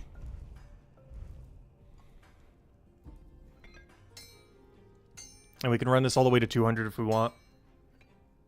There's a small chance we'll do an upgrade around 190-ish. But it's such a short duration upgrade that I might not even bother. I'm really considering not doing it for how long it would take. Just to use it for like 10 levels. Under a new system, I probably would. Because you just keep going up and up and up and up. But given that we still have the chapter divides, I really don't feel like it's worth making a weapon. And just hope that we get good RNG from drops. Which means this will likely be our final weapon craft for 200 guard.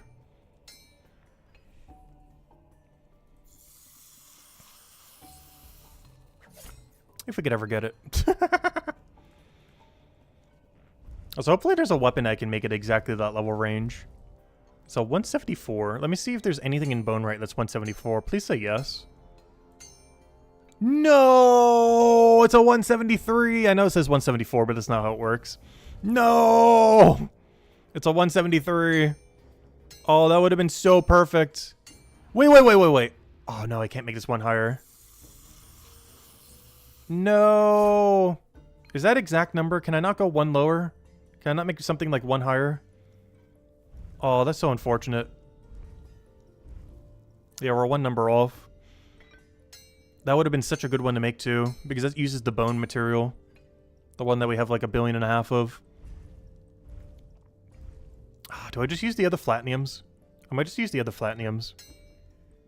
And make a 167.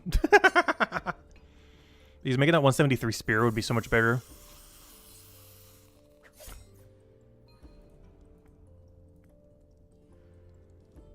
Yeah, I'm going to do that if we don't get in these next two crafts.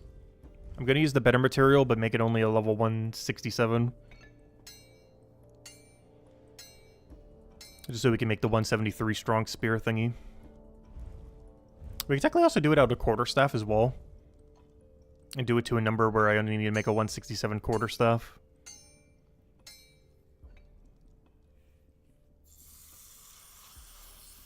Wait. 174 still works. I would just have to make the lowest material. Wait. Never mind. It still works. I just have to use tier 4 instead of tier 3. That's fine. Yeah, that's perfectly fine. Never mind. We can actually make this. False alarm. I just have to minus it all the way to the lowest level. That's fine. That's fine. If anything, that also gives us more bone right XP compared to smith XP. Which I definitely need a bit more of. Because I already have 267 way beyond banked. We're only like a 4th level away. But yeah, false alarm. What we're doing right now is fine. I'll make a 167 of this and then just use tier 4 and lower it to the lowest possible number. So it actually works out perfectly then. The only big downside of that is I will be crafting something at the lowest possible level for bone rate. This only affects profit though, not XP. It affects how much profit you get from the material, but does not affect the XP rate at all.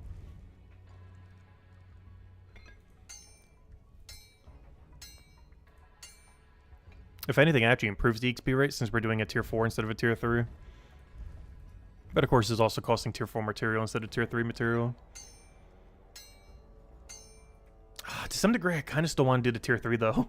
Just to save more of that tier 4 material for later. Oh no, we grabbed so much tier 4, I don't think it's going to matter. Plus, whenever we were doing the woodcutting grind, I got like another 700-800 tier 4 spikes. So yeah, it's fine. We got so much tier 4.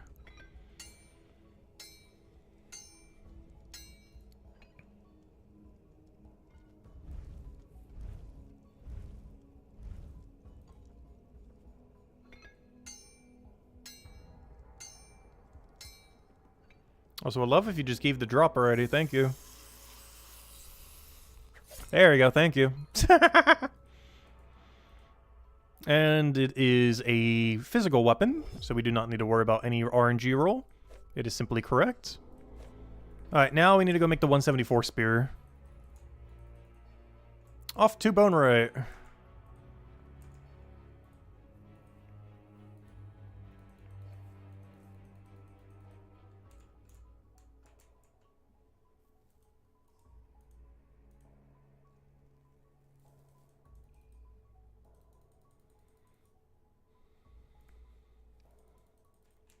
Alright, for this we're going to need Bone Spike and Suave.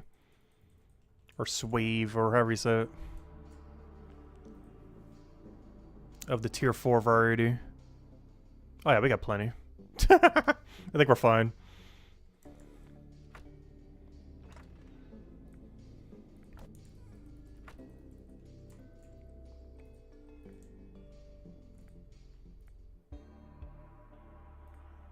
Oh, really? You don't put it at the level? Really? Why would you do that? Why wouldn't you just make this into a 174?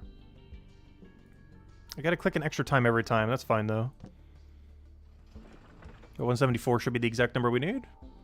Let me just redo the math real quick in reverse order. We did a 140 plus a 166 plus a 174 equals 480 divided by 3 equals 160, which is exactly what we need. But as soon as we get this weapon, boom, we're good to go.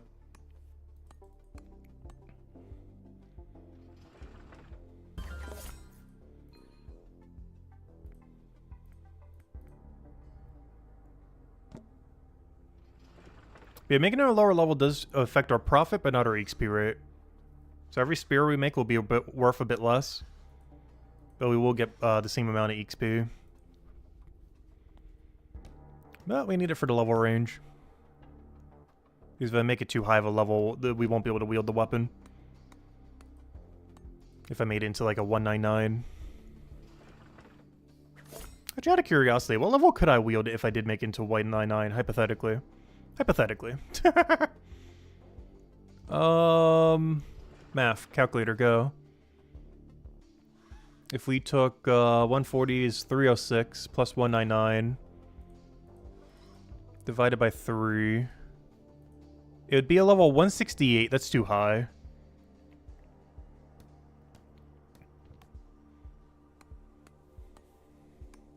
But yeah, I'd rather have the 160.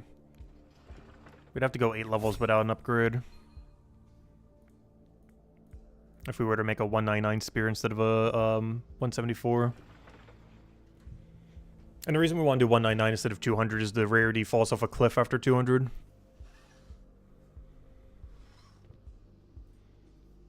AK about 4 times rarer.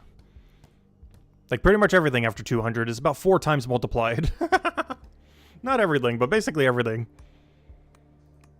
If you have any question about anything after 200, the best assumption is it's probably 4 times more. Like, absolutely everything. It's not true for absolutely everything, but it is true for most things with it.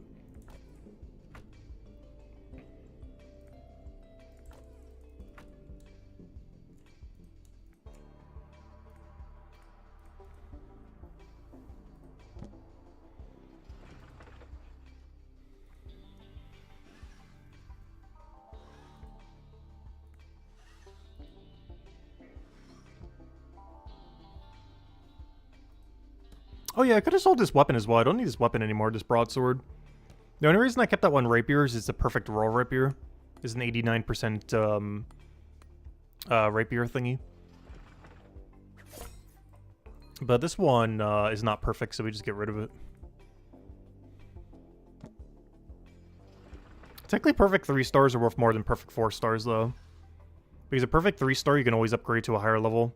A perfect 4 star is locked forever in the current state of the game at whatever level it is at. Like, this level 143 could become, like, after the rework, we could make it into, like, a level, like, 1,500-ish. Even if it gets converted only to, like, a 300. Whereas this is just stuck at whatever it gets converted to. You can never upgrade it further. Got it! And we got a low roll, but the roll percent does not matter at all. Because we're not a guardian. And even if we were, this is a blue weapon, so we have way better blue weapons. Even if we could use this at 100% proficiency, it wouldn't be worth using. At least for a hammer mage. I mean, at least for a crown, I mean. Alright, let me go put this away. And let's go make our weapon! As well as sell our old weapon. As well as all this other junk. And let me go get everything we need. I need you. I need the hammer fist thingy. And I believe that is everything if we did the math correctly. Find out in a moment. Yeah, that wasn't too bad. It took like, what, 10 minutes? Give or take a little bit? Doesn't keep track the exact amount of time. It wasn't too bad for our final weapon upgrade. Nope, not what I wanted. Not too bad.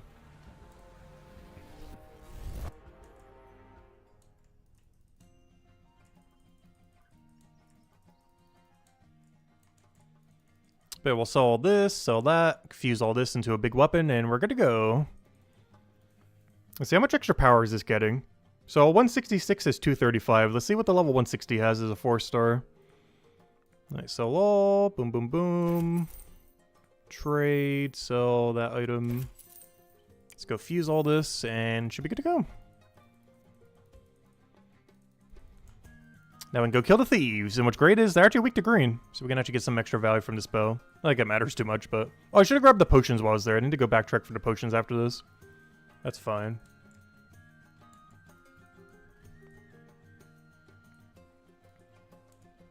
Now, let's see the power difference. So we're going from a 235 to something. I forgot, you can't check it here for some reason. But we did do the math right. That is exactly a 160. And is now a 244. And what did I say again earlier? It was like a 215 or something? At 166. And now it's 6 levels lower with like 30 something more power.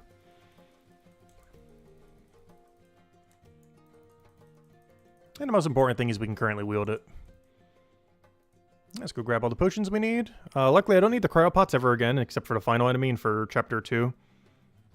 So we can just keep those banked for a while. And then the only other thing we need is healing pots. I'll just use the 20%. Shouldn't need anything too fancy. Alright, should be good to go. Oh, just because it's going to bother me, even though I don't need them, I want to top off my non-existent potion real quick. We're not using them for what we're about to go do, but there we go. That's going to bother me later if I have 0 in there. So I might as well fix it now.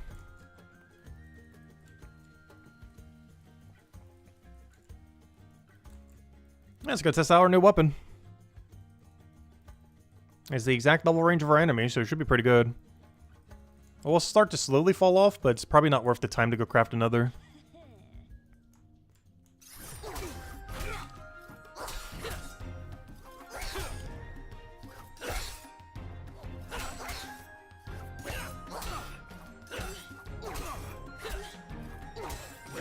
And our main goal this stream is to get to the goblins here. So we can active AFK off stream these two. And whatever we need to do tomorrow, we'll do the final stretch. Because I hope to get to about 180-ish off stream.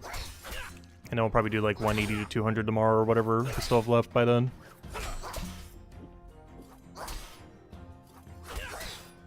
And as Isabel mentioned, definitely feel free to leave a like on the stream. Helps a lot and is greatly appreciated. Also, maybe I should have brought the 25%. Why are they hitting me so hard? I might actually die right here. Kill it, kill it, kill it. No! He low rolled! Well, that's not a good sign. Is our armor that bad right now? Is our armor really that bad right now? I know I didn't do any, like, initial pokes, but still. Maybe I'll retreat and try to hit them with the bow, like, 3 times before we start the fight. Normally you can't for the first fight, but I didn't think it would be that one-sided. Oh no. Come on, we just crafted you a weapon. We literally can't get a stronger one at this level range. There's physically nothing stronger that we could use on this thing because it's immune to blue, so it can't even use the other weapon. This is the strongest thing we could possibly have in the entire game at this exact moment in time. We shouldn't be dying to this thing. It's physically impossible for us to have a bigger upgrade than what we have now. Our bow can be, but our actual two-hand cannot be anything stronger. As they're immune to blue, so we can't use any of the Cryonite weapons. And there's no melee green weapon for Cryonite.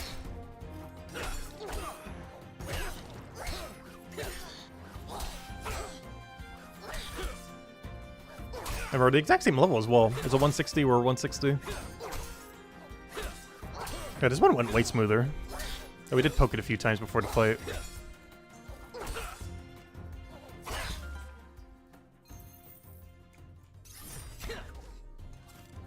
I should probably just AFK these now that I'm thinking about it. Not AFK in the sense that we need to keep paying attention to heal. But in the sense that I don't need to switch my weapon. I just let all 4 hits get in and then just auto-switch the longsword. I shouldn't need a manual switch since they're weak to green.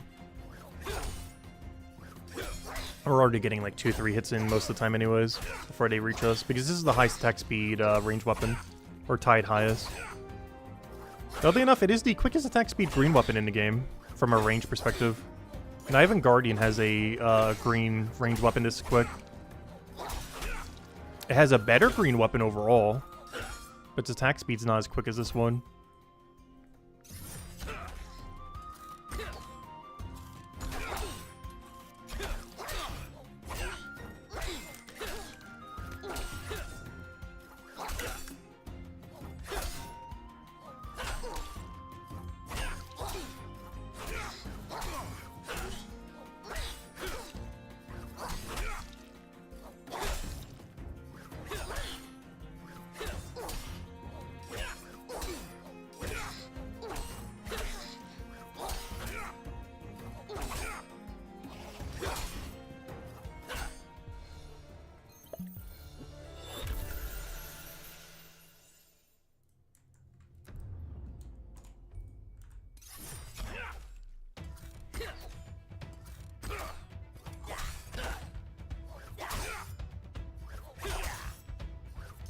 So it's annoying me that this isn't perfectly parallel.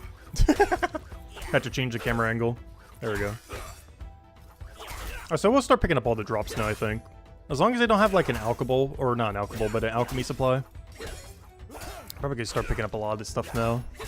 Unless they're like really far from a bank. But this one's really close. It's not as close as the guards, but they are pretty close. Like these 2 enemies are really, really close to a bank to go sell everything.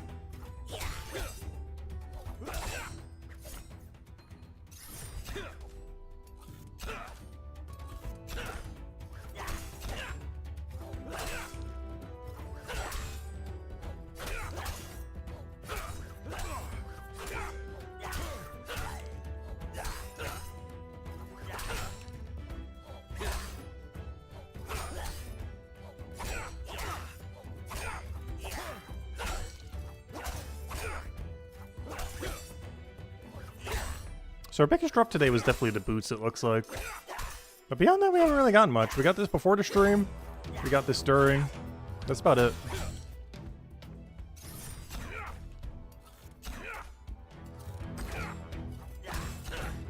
The main thing we really want to see is an upgrade to armor right now, though. As we could tell by the fact that we died to the very first one we even came into contact with. Armor's starting to lag behind other than our boots and helm right now. And I guess our body. And I guess our shield. It's mostly these two. I guess the 143s are starting to fall behind a little bit at this level range. We're not really using shield though. As much as I love using the rapier, just there's almost no level range in any area where you can really get away with it properly. The biggest issue with shields in general is the level range at which it is viable to use a shield is so short compared to how viable it is to use a two-hand. It's not necessarily that shields are bad in the current state of game.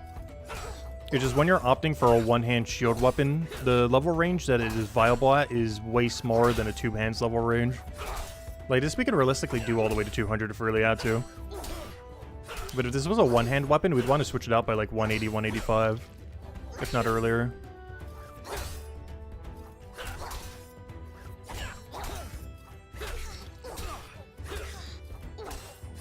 It's one of those things where it's probably going to be really good in PvP and PvM. But for the current state of how you train skills, one hand with shield is pretty bad.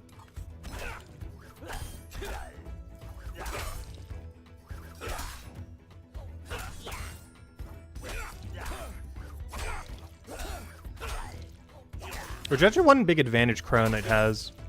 Crown Knight has the only physical two-hand in the game. The other two classes do have a physical weapon, but they're both a one-handed weapon. The equivalent for that on Hammer Mage is the Necromay weapon. The really high attack speed Necromay two-hand. And I'm not sure what the equivalence is for Guardian. Like their non-green main other DPS weapon. That's also a two-hand. I'm actually not even sure now that I think about it.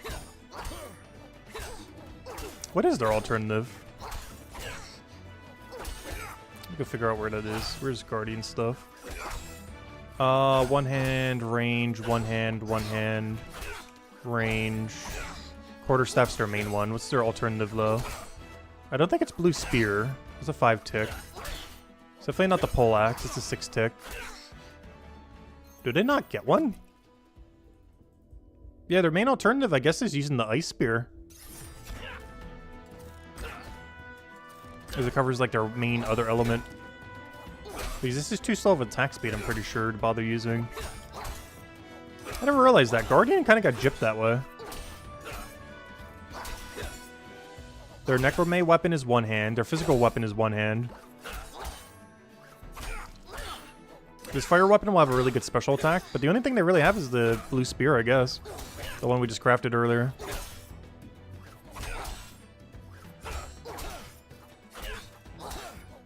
Yeah, that's the big issue with Guardian.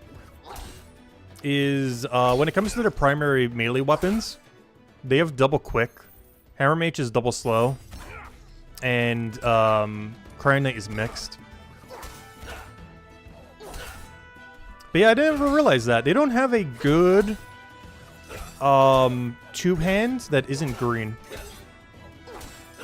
The best they're going to have is the fire spec off a Poleaxe. And their main current option is their Blue Spear right now. But they don't have a 4-tick two-hand weapon that isn't their main color. It's the only class without one. Crown Knight has what we're using right now. Hammer Mage has the Necromay one. But Guardian does not own one. I never realized that till now. But it's because both of the two... I knew that both its two greens were 4-tick, but I didn't realize because of that, it didn't have a 4-tick two-hand. But yeah, it doesn't have a 4-tick two-hand, it isn't green. Whereas Crown Knight has this axe, or this longsword, and Hammer Mage has the Necromay hammer thingy.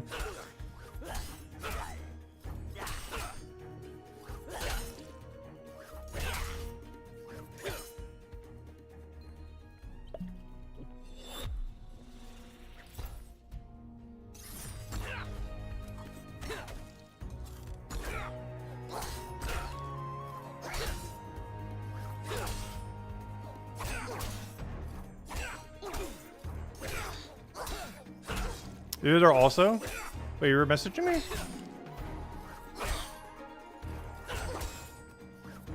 Actually, B, do I even have you added? forget where your main is.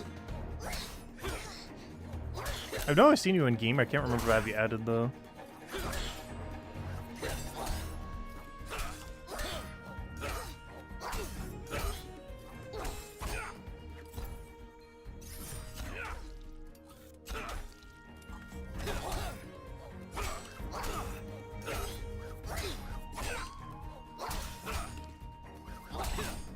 Did you try adding me?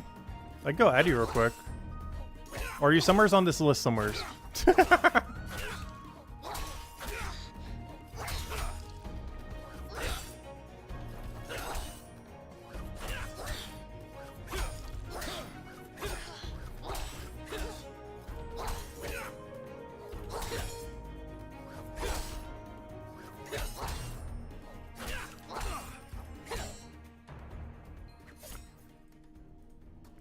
Okay, well, if you can send a friend request and just let me know what name it is, I'll go add you.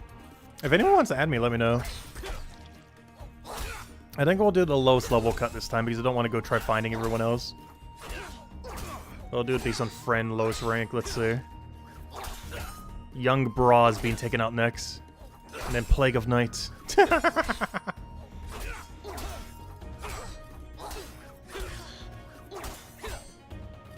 Oh, you have it all hidden? Oh, that makes sense. Yeah, I was doing that some on Steam Deck, so people wouldn't try messaging me while I was not able to type as well. Because I find it really annoying to type on Steam Deck. Like, it's not bad to type on it, it just feels really weird compared to a normal keyboard. Because it doesn't have as much of a tactile feedback as like an actual button. Like, there's some feedback for it, but it's not the same as hitting like a physical button.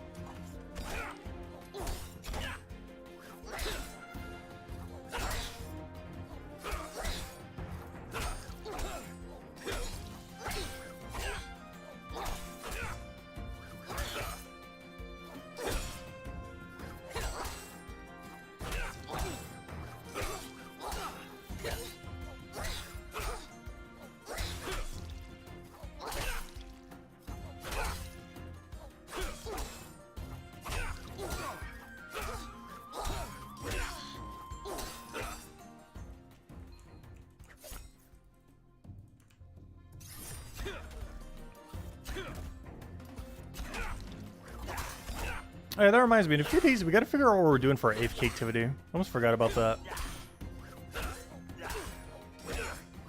The main option I'm considering is chugging our own supply and go make the 219 potion while chugging the 8% potion as we make it. I just feel like that's a really funny sight to see and I want to see it happen. So I'm probably doing this from 219 to 229. Then I can start doing alchemy again for the first time in a very long time. As I've been holding off so we can maximize the number of this potion. And then we're going to hold off so that we can try to get past this really bad one. It doesn't make any potion at all. I don't know, I guess it makes profit. Oh no, you know what, maybe this range is actually the bad range. Let me double check something. How much does the potion cost? How much are we paying for 8% better XP? Compared to just making profit. Because the other thing might actually be more worthwhile now that I think about it. Let me go check.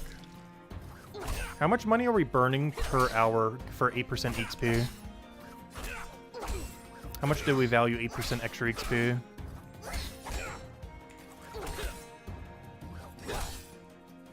Don't die on us. I see you trying to die, don't do that. Alright,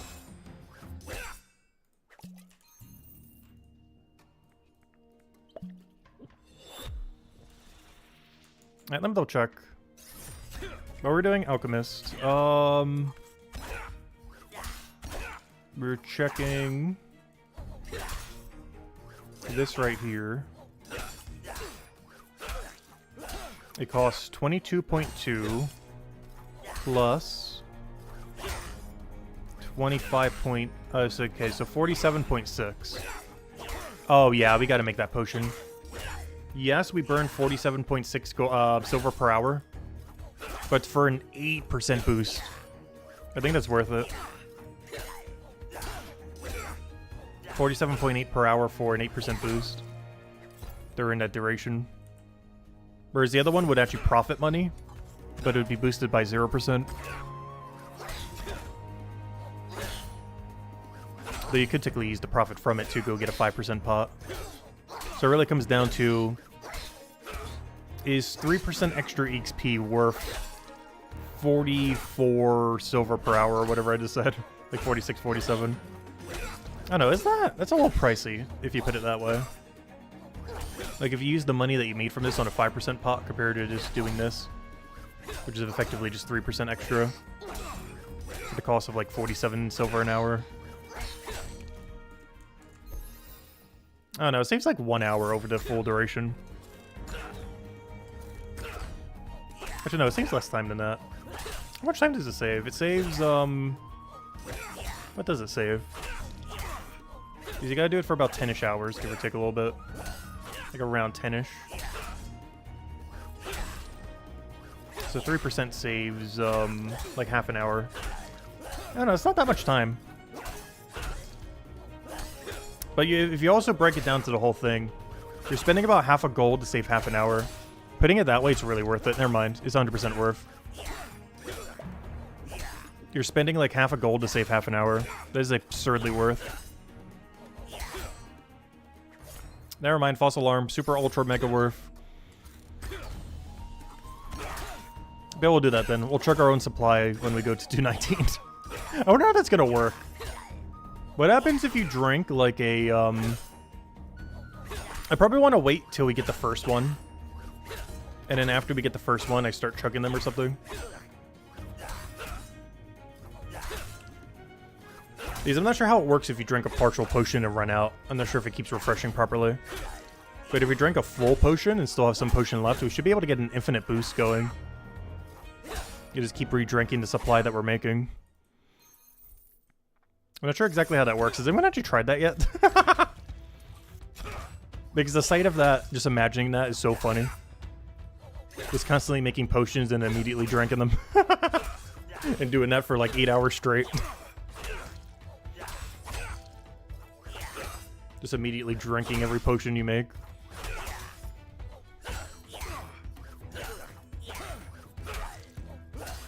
Almost reminds me like if you were to make a bunch of food.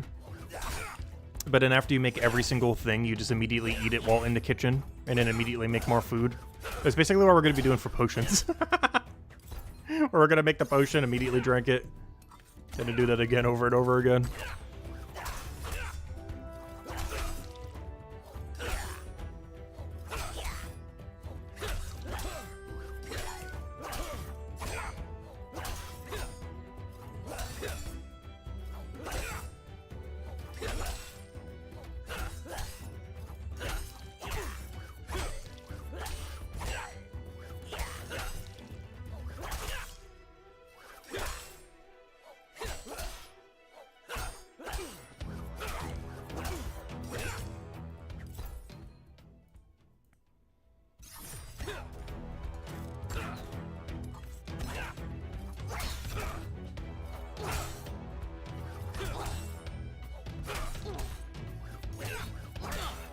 I just realized I never spent my knowledge from earlier.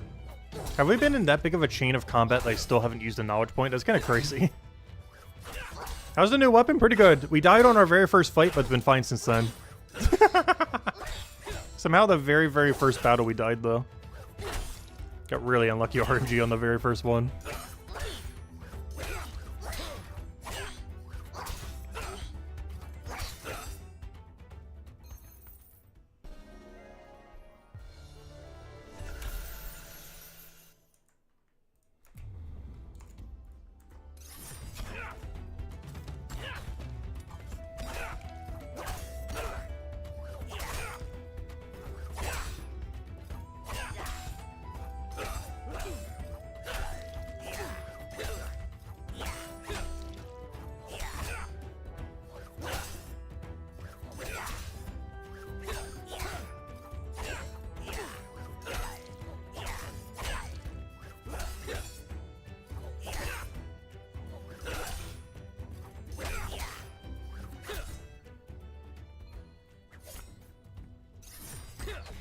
You guys got epic boots from Scout? Nice.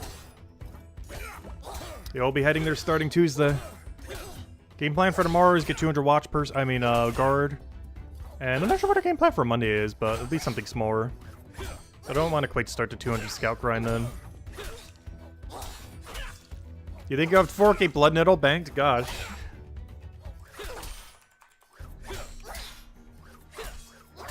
I have so many. I only have like 500 banked right now. But I've been banking a lot of potatoes. For whatever Blood Nettle I don't have, I have a potato in its place.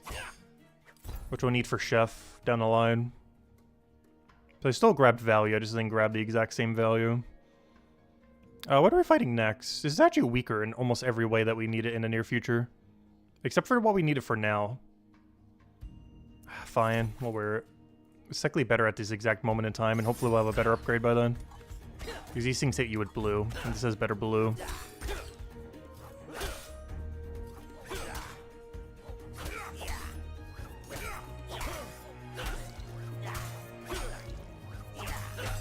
Oh yeah, have you done the alchemy grind yet? Oh wow, you're gonna get really discounted. I actually ended up spending like 10 silver in that level range. We're getting it all for free. Look, gosh, you're doing it the efficient way. You didn't just spend all your cash stack on just buying them outright. You're actually doing it efficiently. Yeah, I think we wasted like 10 gold during that duration.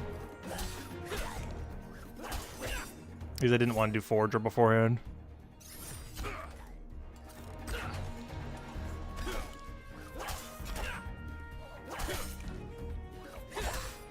That's ideally the way you do it, of course. And then just do that all the way to 200.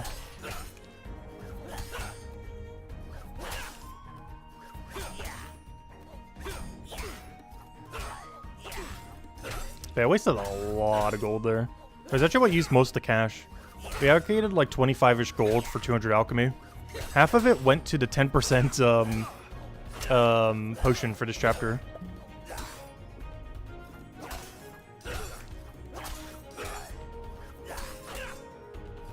So did I say 10% for the 10%? I meant 80% for the 10%.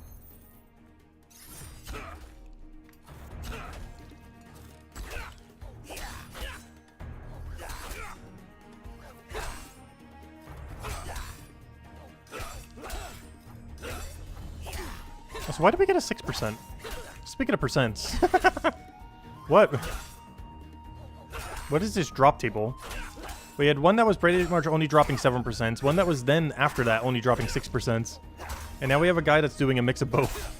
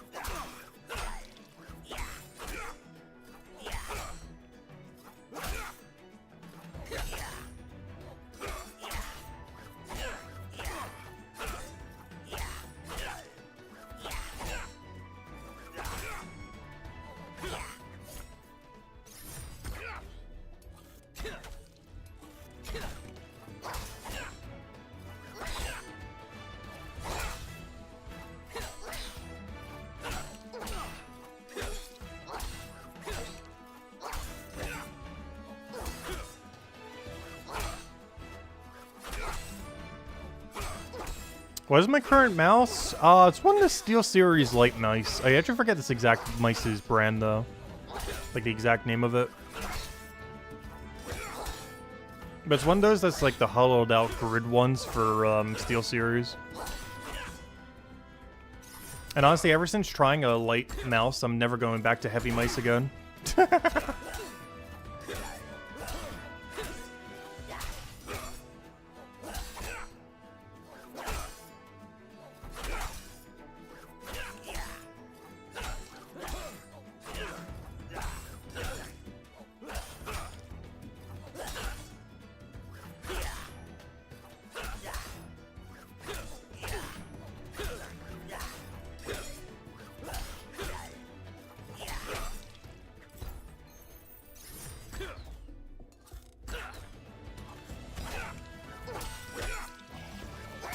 You have a wireless one for your couch? Nice. Yeah, whenever we do Brighter Shores off stream, I normally do it on Steam Deck. The mouse pad on there, I'm still trying to get used to, though. Not the biggest fan of it. Luckily, you can just touch screen everything for this game since it's, you know, click everywhere. So you don't need to bother with mouse. Or for some other things you do. Point and click was the word I was looking for.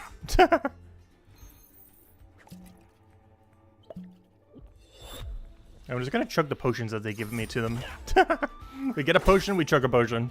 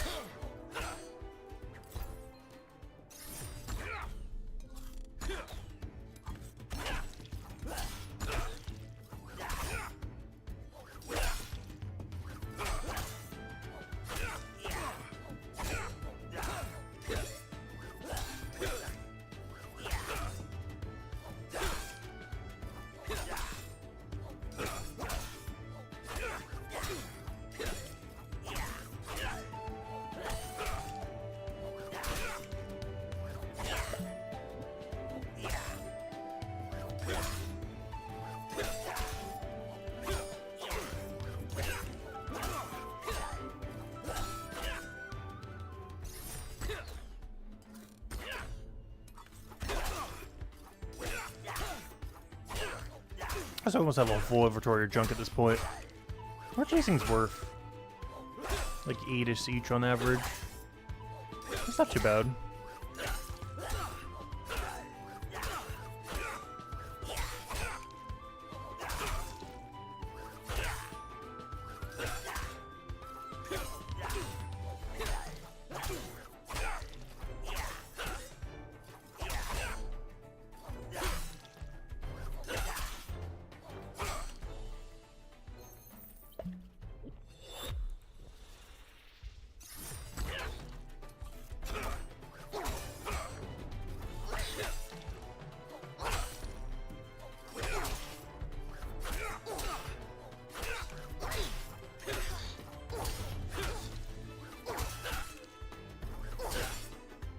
I do have to say, I really hope Chapter 5 with Builder Skill has a little bit of a hub area where you can get a lot of stuff done simultaneously, like sell all your junk and check your potions and everything else. I'm really hoping you could build up a little hub area of some kind. That has like a lot of really useful things just like right next to each other. That was like a proper hub area, but you know, like a little mini one.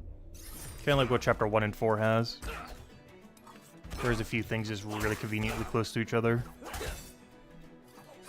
Because Chapter 2 and 3 does not have such an equivalence at all.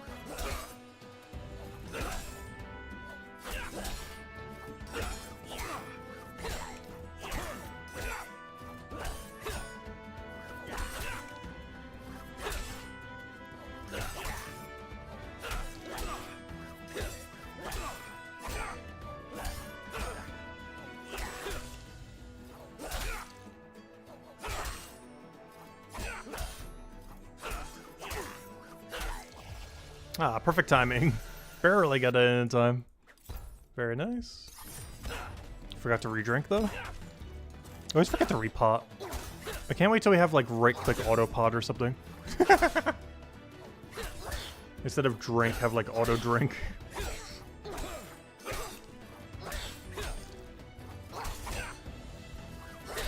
Or, you know, underneath it. Drink, auto drink, drop info.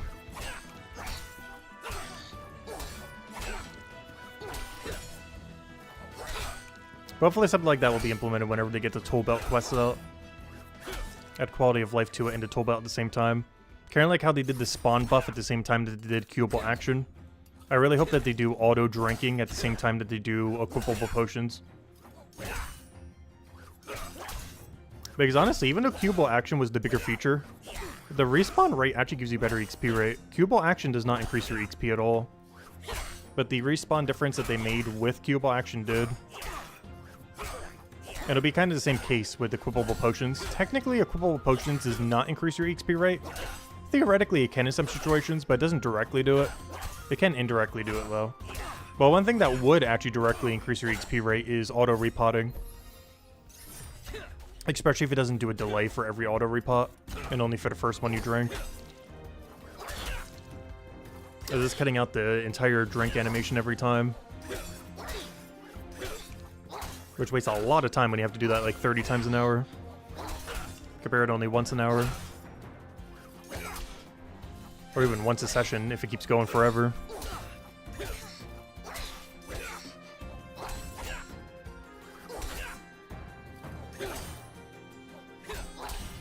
It could be a similar situation to queuable action where the bigger feature is not actually the better feature, but rather the smaller feature that they added with it.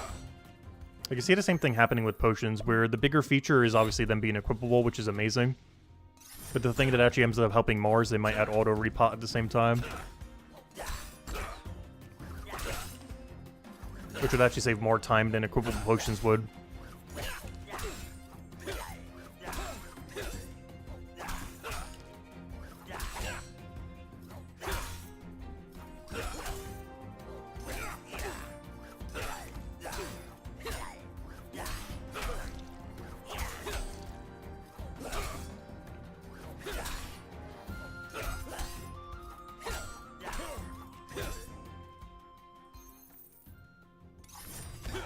I just realized, is it better to walk or teleport there? I guess technically we walk. No, actually we teleport. It is slightly quicker to teleport. Barely, though. It is ever so slightly quicker to teleport over there. Even accounting for the teleport delay. I'll save like 2 seconds compared to walking.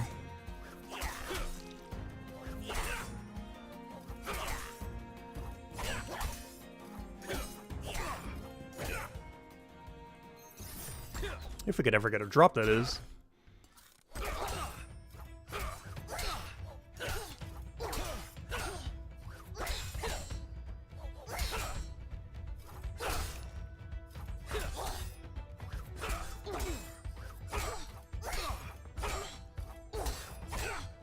Also, I really need to start doing these chef bounties. I keep ignoring them.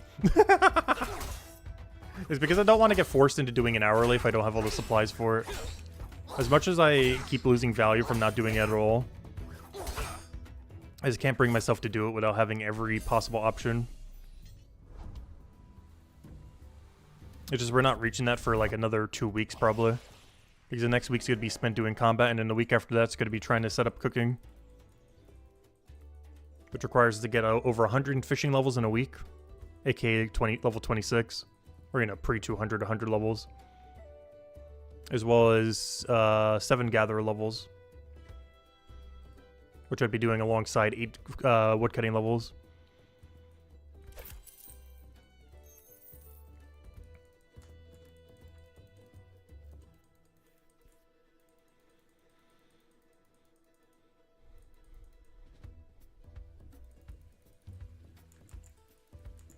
So we're like a good 2.5 to 3 weeks away from unlocking the cooking skill.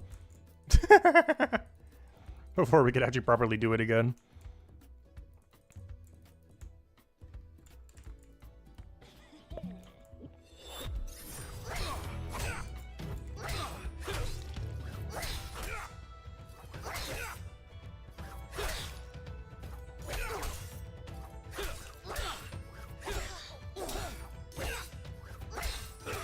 Oh, hello, Jay. Welcome, welcome.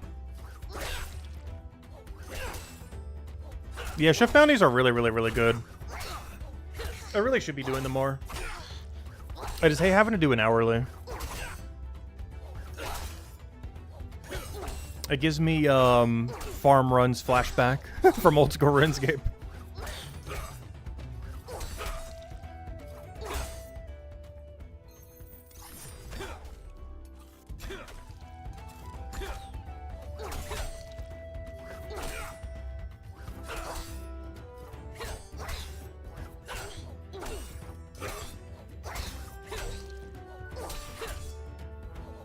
We do need to do them though. Because realistically, we got a contract all the way from 200 to 500. Oh no, we have plenty of time. If we do one level a day for an entire year, we will have 500 chef. I mean, yeah, 500 chef. So it'll be fine. So as long as I get it operational before the end of next month, and we do like about one a day, slightly more some days, we will have 500 chef by the end of this year. Even if we don't get chef operational until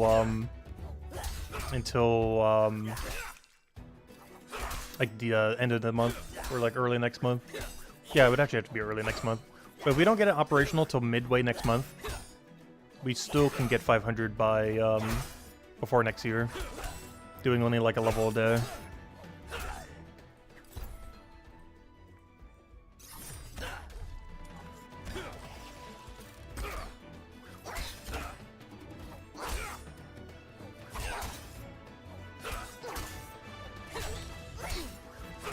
Yeah, I normally only grab the small quantity ones, but I kind of want to have all the supplies to be able to do almost all of them. I do need to get rid of this one bass one. But there are some high quantity ones that are actually good. They're kind of awkward to go do, though. Because the XP rate is really good at our level range. Like, this right here is the best XP rate we can even get. But I need 208 gather before I can get it for free. Otherwise, it burns money. This one I should probably scrap, though. This one really burns a lot of money. I only took it because of Scrap Merchant. I'm probably going to have to scrap the Scrap Merchant one.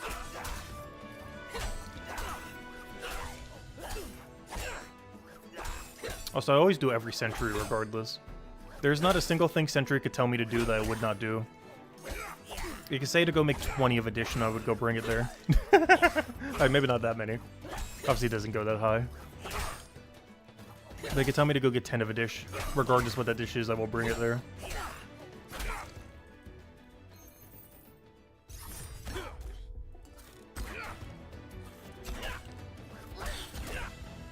Because worst comes to worst, every time you go do that, you can get 6 blood nettle. Every time you ever go to do Sentinel.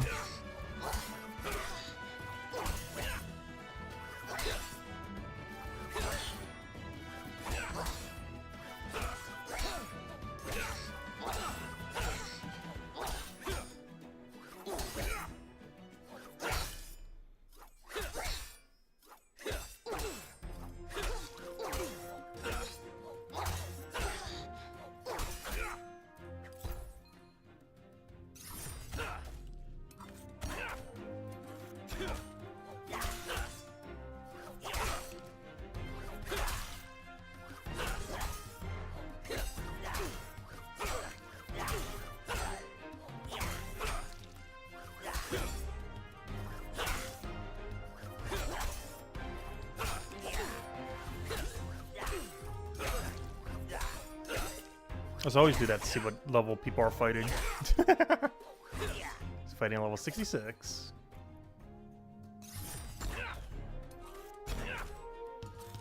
Yeah, you should always bring a full inventory there. The main thing I've been doing lately for full inventory there is everything I need for lobster. Yeah, I've been doing that every time. Whenever I go down this street, I grab a full inventory of fish and bank at the storage rift. And whenever I go in here, I always bring either what we currently need to cook or some kind of secondary ingredient for it. Like, for example, right now I do the lobster stuff. But after I have 208 gather, I'd bring all the pastry stuff in.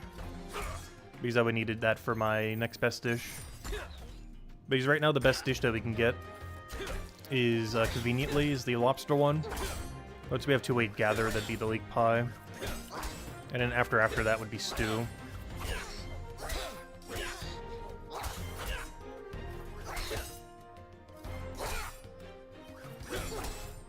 Which what level was that? 216 or 217 for the stew? It was 217.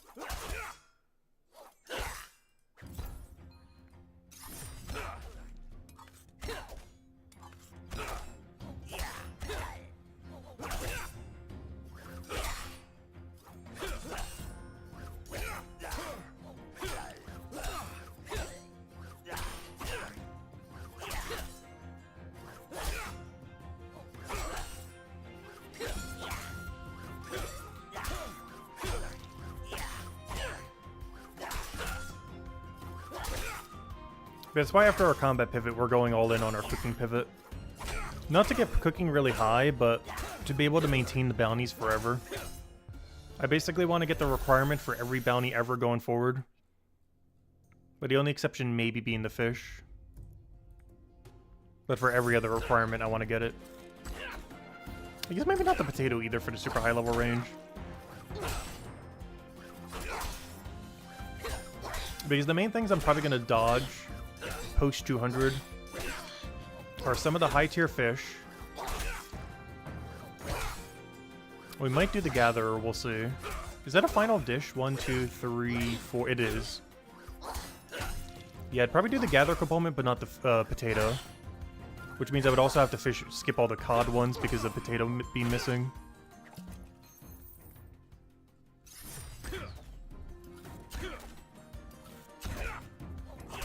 Because every dish I want to be able to make up to is probably around right here. I don't think we would go higher than this. It's around 200 something fisher. Like mid 200 something. Forager we already have for it.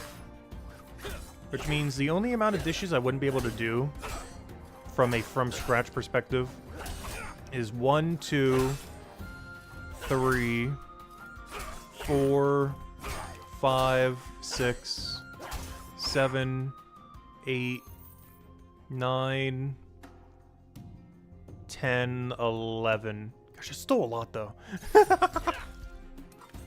That'd be 11 holes all the way to 500. Or you'd have to buy extremely expensive supplies if you wanted to do them. In which case it would only be worth taking a few of them. Like never more than like 4-ish or 5-ish.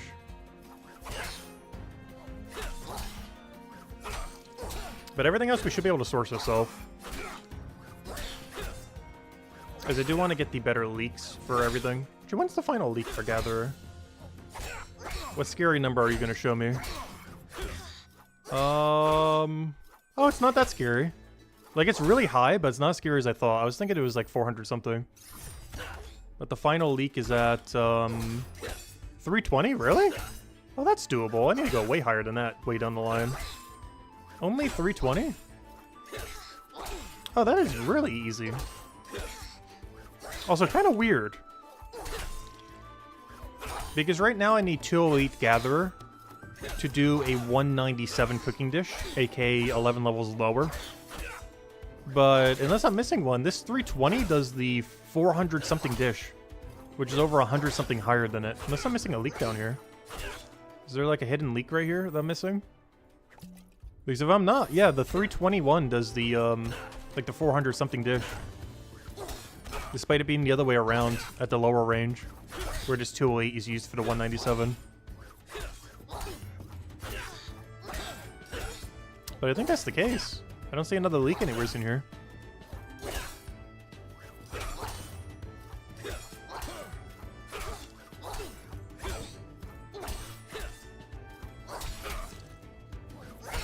Because at some point we do need to get really high gatherer. In the very short term, I need 208 for cooking. In the medium term, we need 248 for our best combat potion that currently exists, in case they get buffed after the combat rework. No time soon, but, you know, in case they're ever good for bossing or anything. And then we're going to need 320 for the best cooking dish. And then anything else is just for the bones that we need for bone rate. Which isn't super high priority, but something we do eventually need. If we're going to be, like, handcrafting our own 5-star stuff. Even with trading, it's still nice to be able to source it yourself.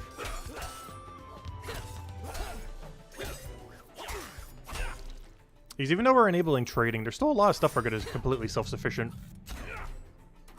Like, from scratch when possible.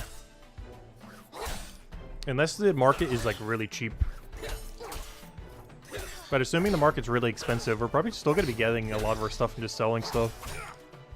But it's something we don't currently know if the market's going to be low or high. Because if the market's low, you buy. If the market's high, we just gather everything. Potentially even sell our stuff if we really need to. If it's that high.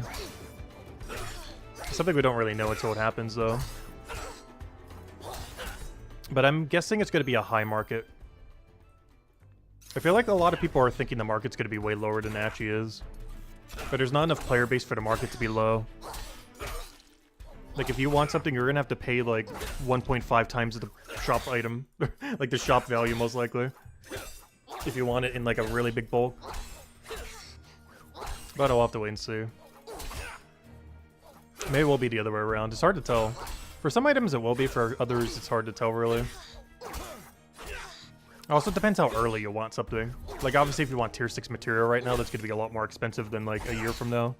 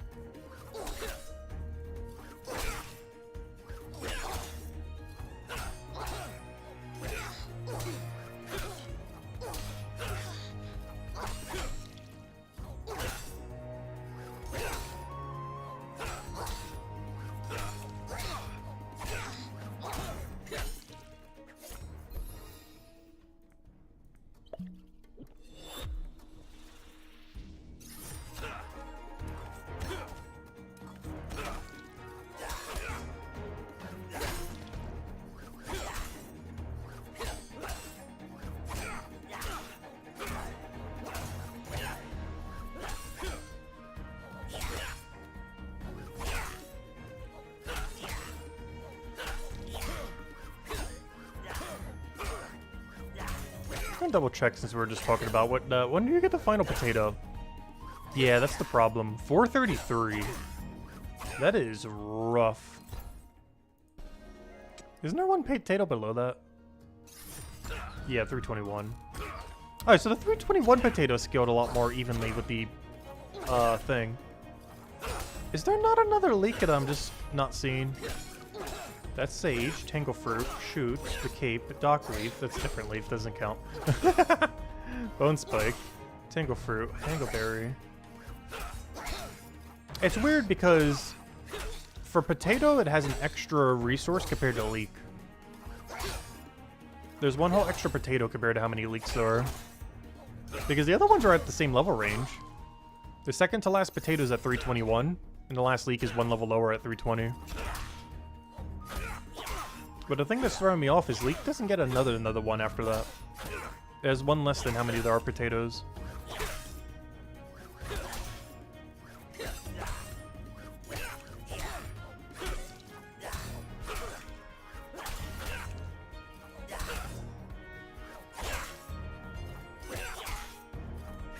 And I believe the main reason for that is because of cod and chips.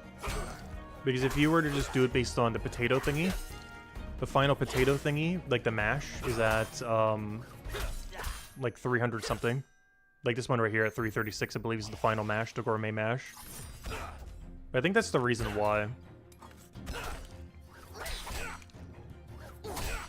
Because the thing that's making potato go higher is not the mash, but the gourmet cotton chips is what's dragging it one tier higher.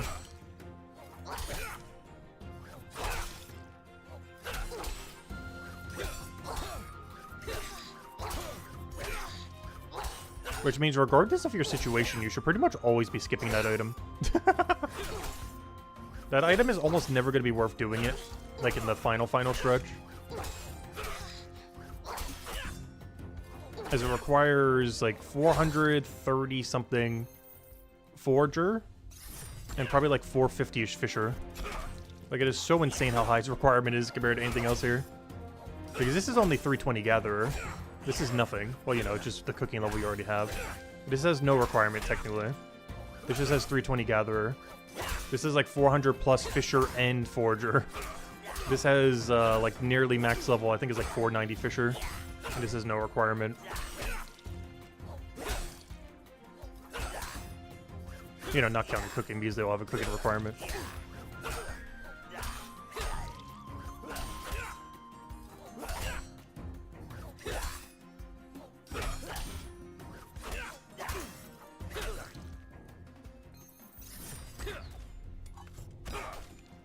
I think we're almost at the point where we can start taking these. I said around 163 we might be able to try. Kind of want at least 165 though.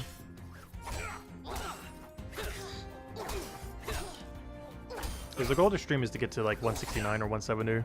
Probably 169. When I get to the point where I can AFK the goblins there. Right now I'm not even sure if we can kill them, let alone AFK them.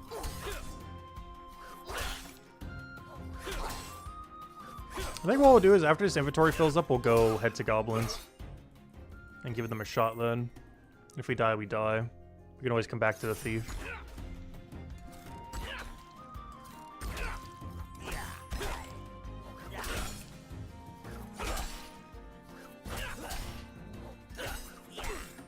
Yeah, we need 2 more knowledge points there. 8 more knowledge points here. So 30.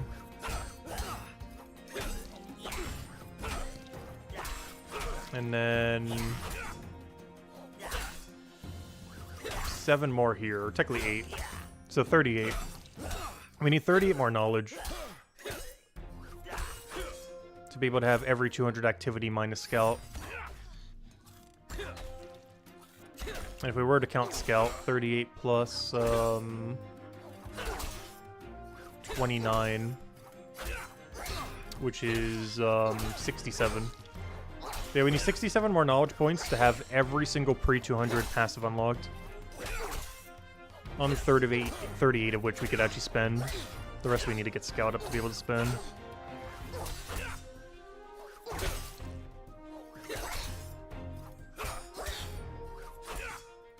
That's not too bad. You can get that done in like 2 days pretty easily.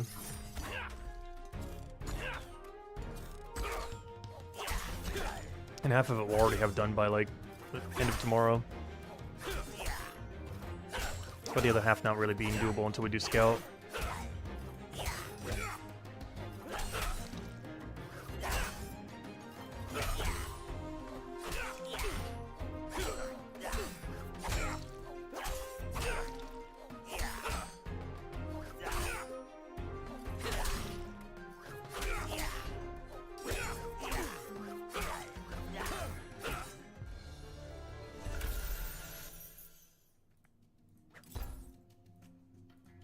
I thought he was a thief for a second. As a natural guy. I really wish they wouldn't have let you do that. If you have no class, there's literally nothing above your head that even indicates that you're a player. If you turn off all privacy things. Which is really annoying. Because I've definitely clicked on people like this many times thinking they're a natural enemy. Mostly for thieves and for the sparring guards. Hey, Mighty's is here. Doing a chef run, assumably. Because that's the only time you would ever walk that angle.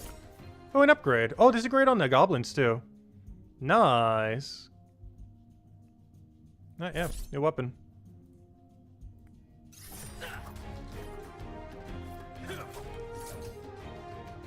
Yeah, the goblins are weak to yellow.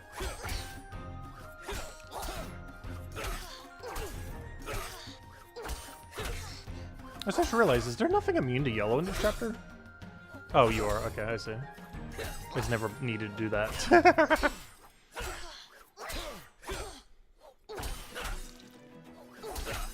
That is fine.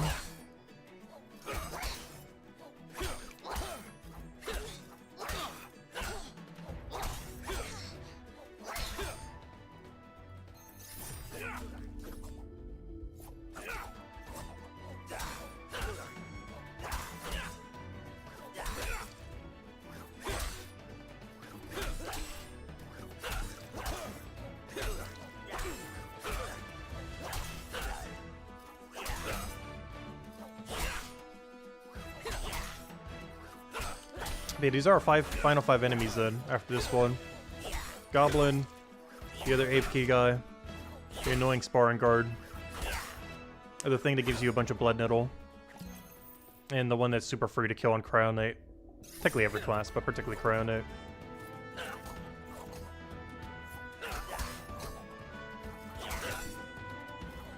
With this one being level 188 and this one being 194 to fill up the other two right here.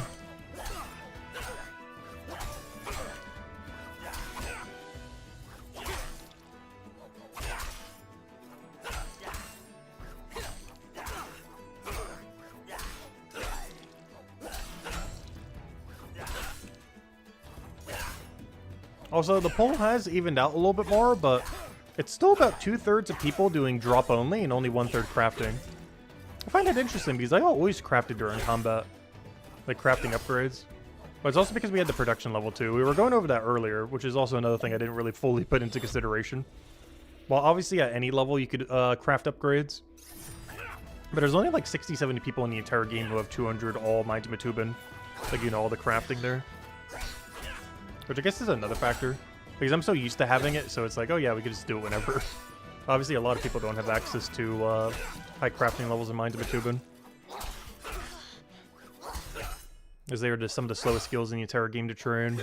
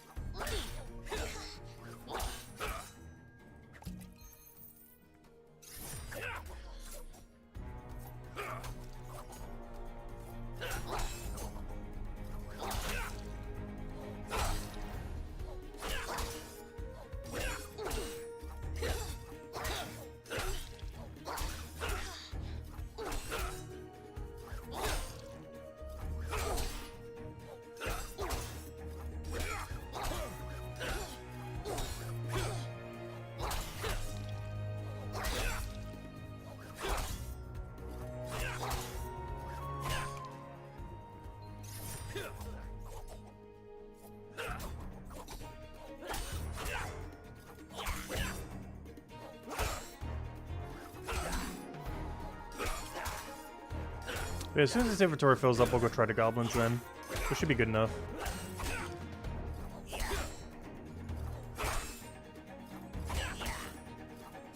I just realized these guys are wearing capes. I don't feel like we've seen too many enemies that wear capes that aren't the skill capes. It feels weird when we see a cape that's like normal. I'm so used to every cape on everyone's back being skill related. They'll definitely add more keeps in the future that aren't just all skill keeps, though.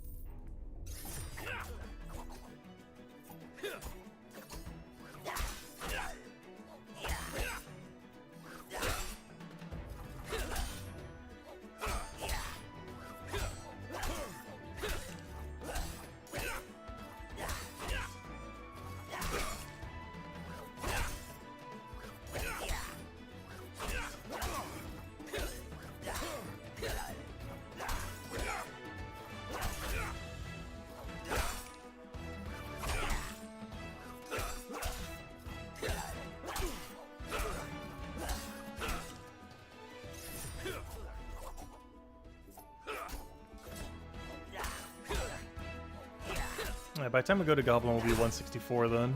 Yeah, we should be able to do that. 164 to 169 should be really doable.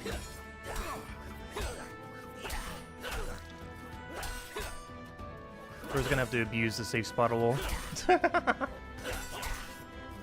Gotta use those mechanics. Whatever few we have in the current combat system. No, we should be fine though. I'll probably have to drink a heal pot like literally every fight. But beyond that, it should go pretty smoothly.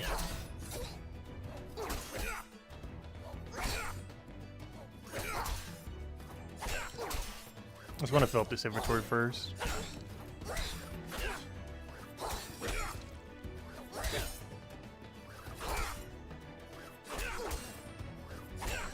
Actually, technically I only need 3 more items because I can go grab the flowers on our way back. Instead of teleporting over.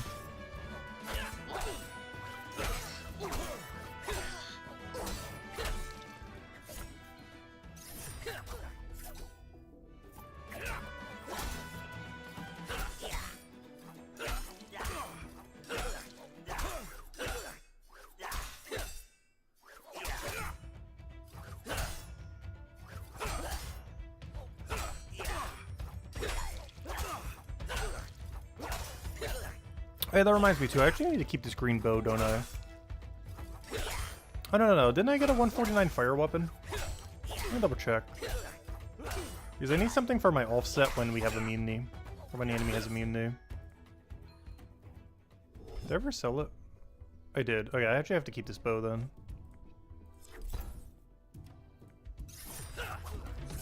Here's that. If I don't get a ranged weapon by then, there's that one yellow immune enemy. At level 188. And while it's very likely we'll get a better ranged weapon by then, there's a non-zero chance we don't.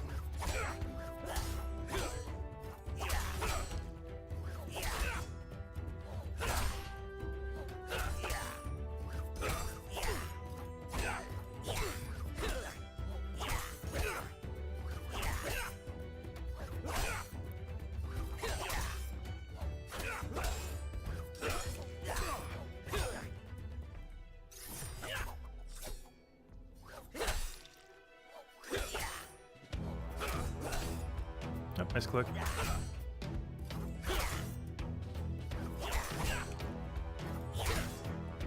Oh, so it's so bad moving around with a high-speed weapon like this. You always lose at least 1 tick due to how long it takes to get to a tile. If I move just here, we're attacking slower.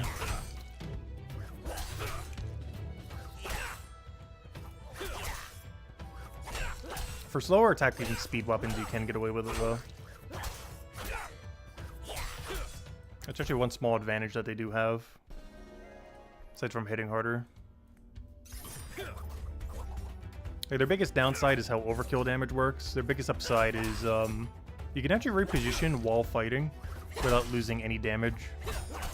Whereas if we try repositioning at all while doing this weapon, we will lose damage output.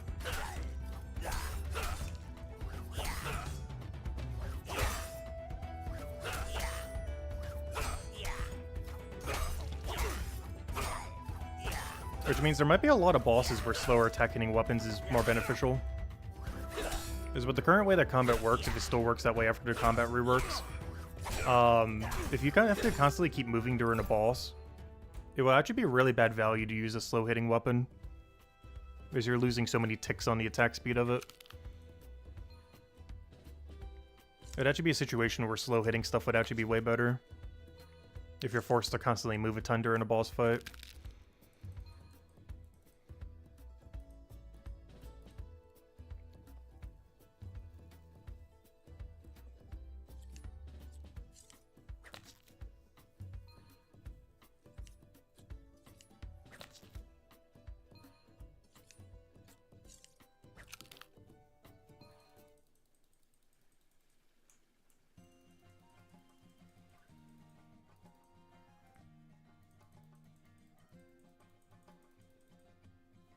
Alright, let's go take out the goblins.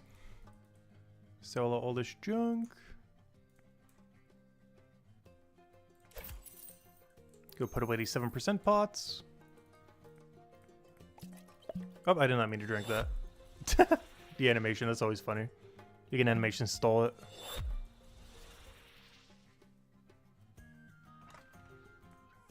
Luckily that does not actually consume the potion. Otherwise I wouldn't be doing that.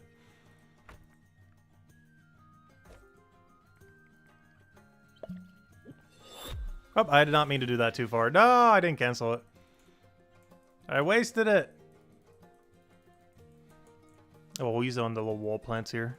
And for the first time bonus when we get over there. Luckily these things are worth like less than 2 silver each. They're basically free.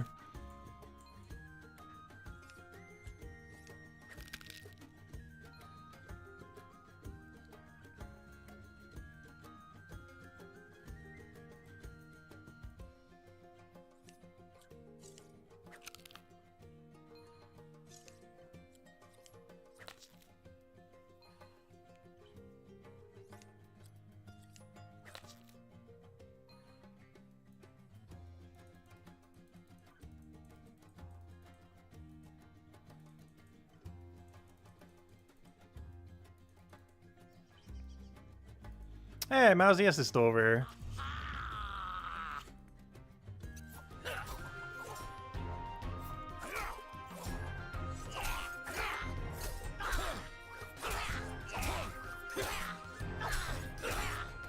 Do I think next week will be the update? No. I think the week after next week will probably be the update. AK early March. Because next week they're doing the Q&A. And I don't think they're going to do the combat Q&A and the rework on the same week.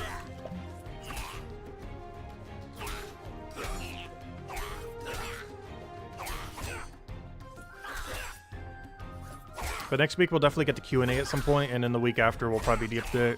Like early March. Probably first week March, second week March, probably at the latest. Hopefully.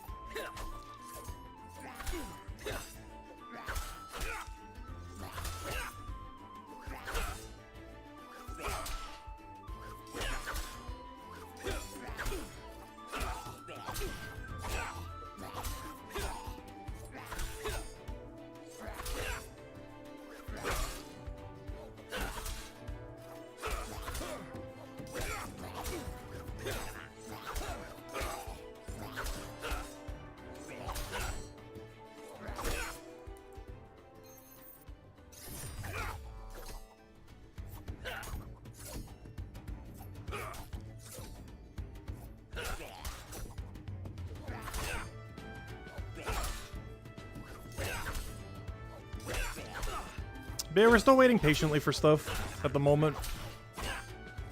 Just playing the waiting game while getting number go up simulator going. We've almost finished phase 2 of number go up simulator as well. 0 to 20 being tutorial, 20 to 200 getting you to late game. And then eventually 500 all. Oh, no time soon though.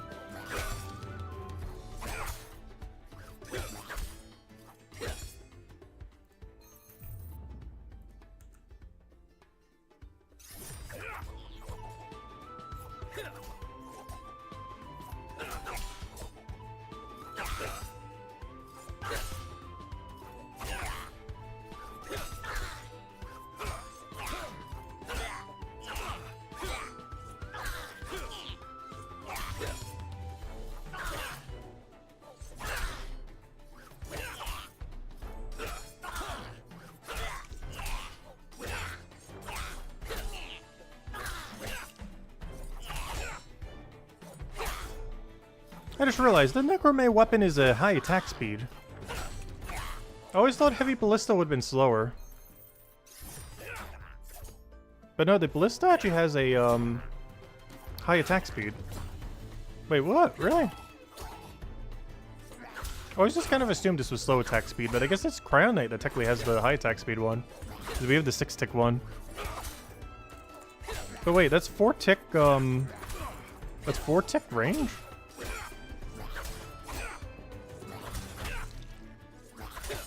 Yeah, it is. Wow. I was gonna say, it definitely looked like it, and yeah, it is. Oh, that's something else I didn't realize. They have 6-tick longbow.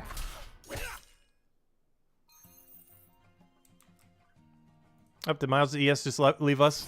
No, you left us. Okay, now they're gonna go collect their 2,000. What's it called? Blood nettles. So I think it's the next one, right? Oh no, you gotta do the goal or the sparring guard. Wait, isn't this thing immune to necrome? Though your current weapon was necrome, though.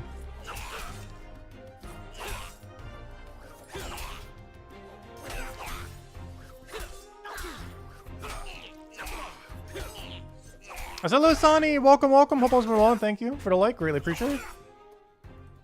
Hope your week's been going well. So which potato tier is this? You know what? I didn't bank that many of these. I'm actually gonna grab these. I have very few of these banked compared to any other potato. It's in a level range I don't really need, though. But the main reason I want to grab them is because the 208. Because I need them for, cotton chips if I want to make any of that one. Because I'm pretty sure I have almost none of these banked. They're pretty, well, I wouldn't say cheap to go buy, but they're not as bad as some of the other ones. But if we're gonna be killing for them anyways, we might as well bank them, I guess.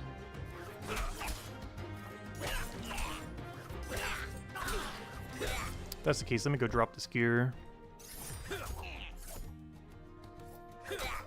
Get him nice and corner trapped. The reason I moved into him is so he would actually stop moving. If I didn't move at all, he actually would have came to us. But moving there traps him in the corner.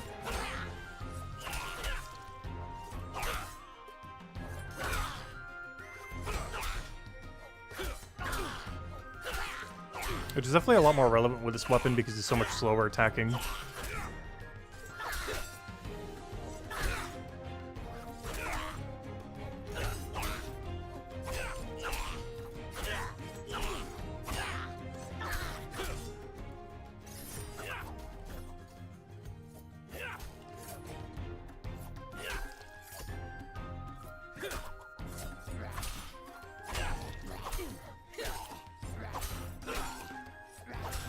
But yeah, back on the bone right thing from earlier.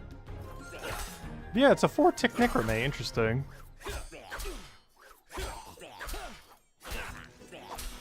Oh, both the crossbows are 4-tick. Really? I never realized that. I thought one was 6-tick, one was 4-tick. But no, they're both 4-tick. Every crossbow in the game is a 4-tick weapon.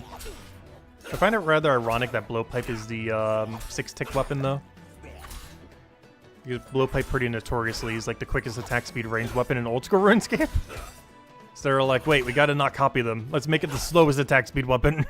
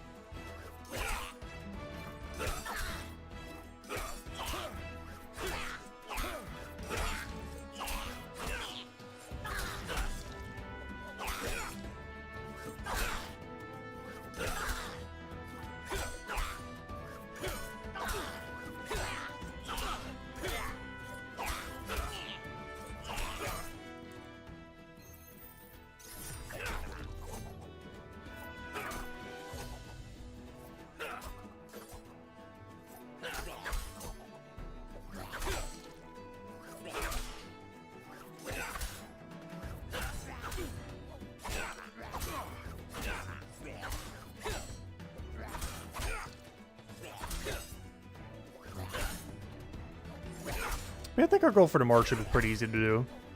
We'll get 169 right now, grab dinner. I'll grind more off stream on these relatively 2 AFK ones. And worst comes to worst, we'll have to do 20 levels tomorrow. Should be pretty doable. The only slight downside is the last 2 enemies we have to kill, we're going to be doing a lot of foraging during. We'll probably get to 205 forager during then. Definitely 204. Or probably to 205 as well. Which obviously time that we do that is not spent on guard, but it should make it take that much longer. Because all the foragers pretty quick to grab since you're just on the spawn. The biggest issue is the bank time. But the actual gathering of it doesn't waste that much time. It's more so the banking of it.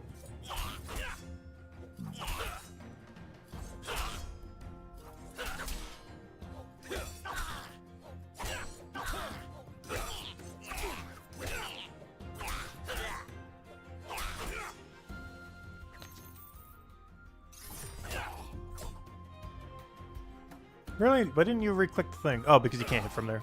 I was gonna say, why didn't you auto-attack? Because you're a mile away.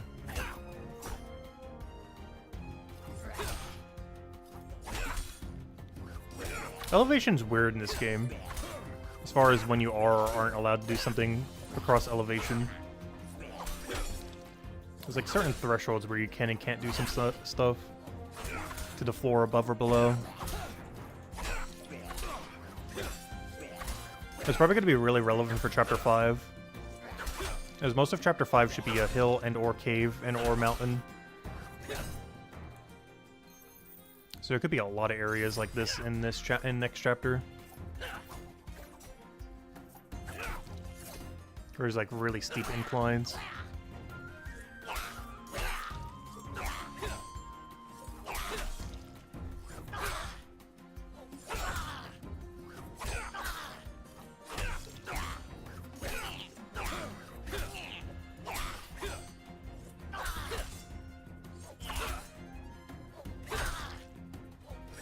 I just realized, how close is the resource bank over here?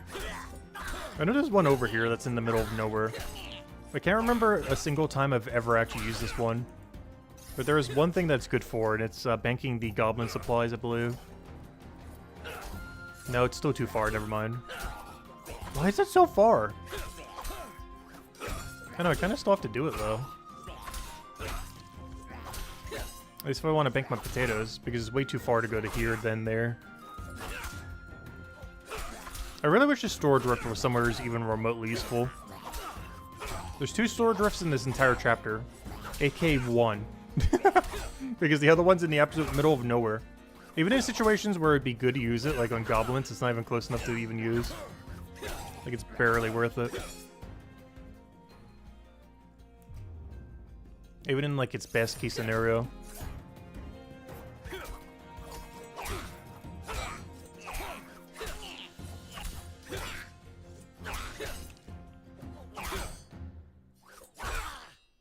Oh, that guy died to the goblin. More goblins for us.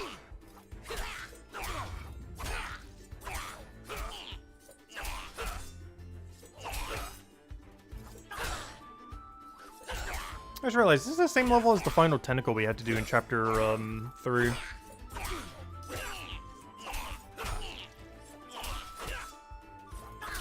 It's kind of funny because it's actually kind of similar to the tentacle in the sense that a lot of times you could trap them for 4 hits.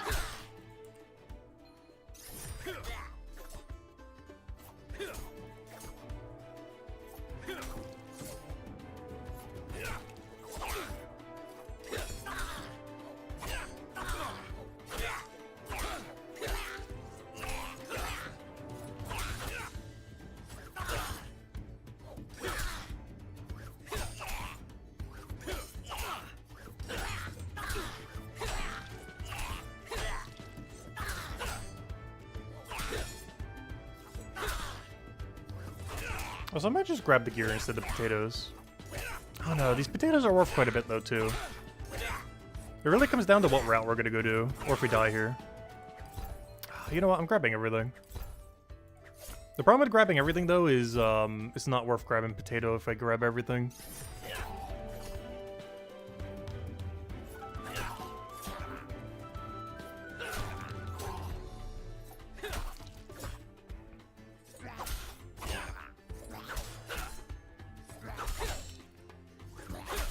God, the potatoes are more expensive in the shop than this plant? Really? Never realized that.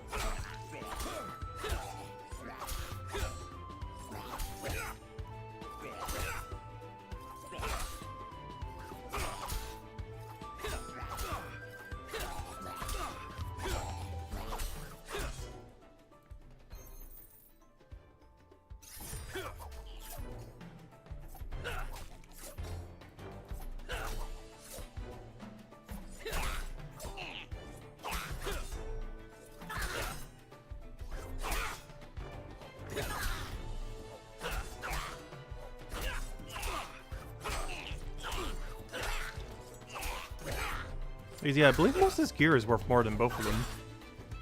Both of these cost like 6 something from the shop, I believe. Whereas this is 12, this is 8. So maybe I do just keep all these on the ground and just grab the gear.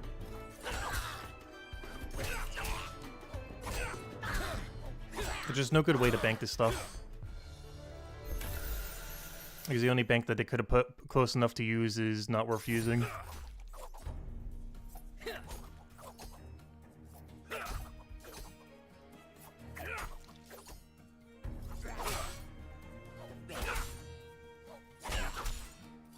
I'll still keep it on us until we have to drop it, though.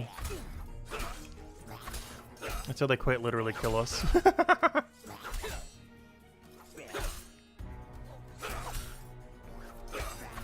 then we get a free teleport back. It's more so a matter of when and if. As long as I don't forget to use a heal pod, we should be fine, though. Also, speaking of which, I should probably be using these 5%.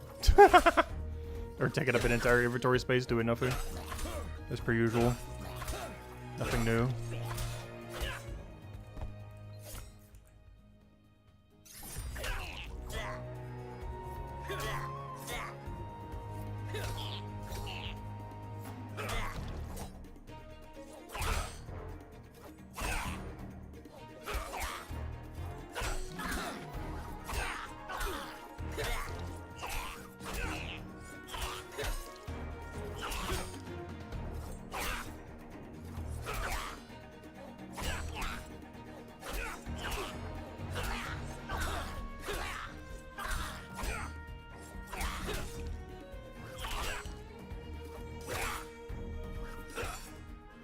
I just realized, with all the quick attack speed stuff too...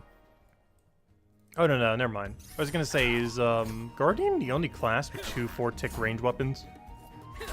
But no, it actually does have 2. Or, you know, other classes also have 2. Cry Knight has the Ice Blade and the bow.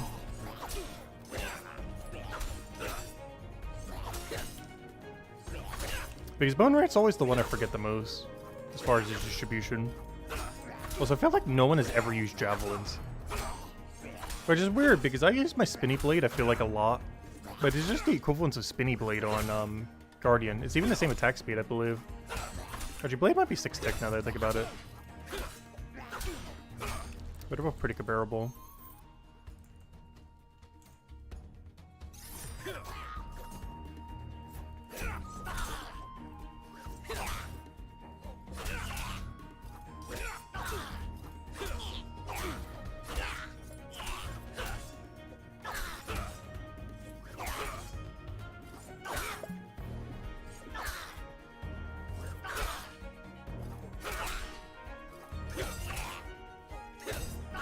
Why not picking up potatoes? There's no good way to bank them. Even though they're worth slightly more than this plant.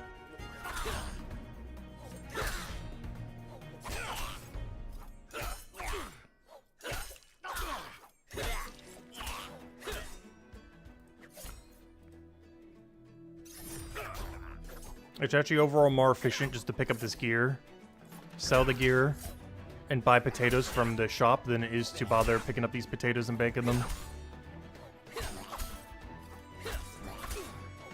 As they put the storage rift way too far away.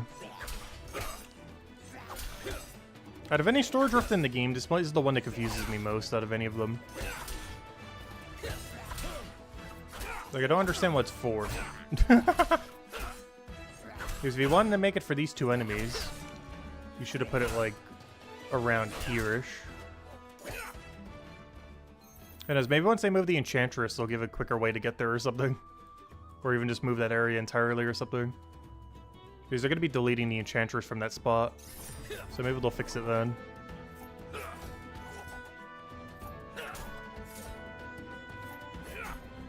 Yes, this gear is worth more than those potatoes. I can go check real quick. Let's go to potato. Our average gear is worth like 8. I think that potato costs like 6 point something. Like, they're expensive, but it's actually worth less. Because this is the potato in question. And a potato question costs 6 silver. But our average gear drop is like 8 silver. So it's better just to drop them on the ground. And just buy the potato later due to how long it will take to bank them.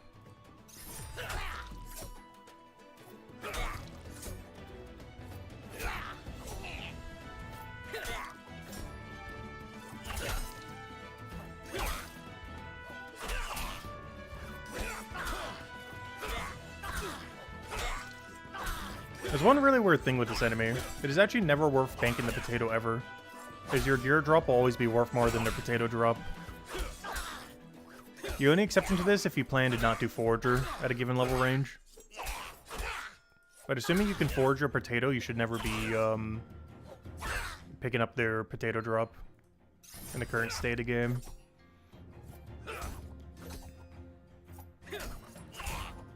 But for those later potatoes, it would be. Because I don't plan to get really high forager anytime soon. Tier 5 and 6 potato would be worth banking. Because I wouldn't have a way to forage for them and they'd be way too expensive from the shop. But tier 4 and below potato, or tier 5 and below, whatever this one is. Whatever the 191 is, this one and below is not worth banking from this guy. Everything higher than this one would be, though. The 321 potato and the 431 or whatever it was.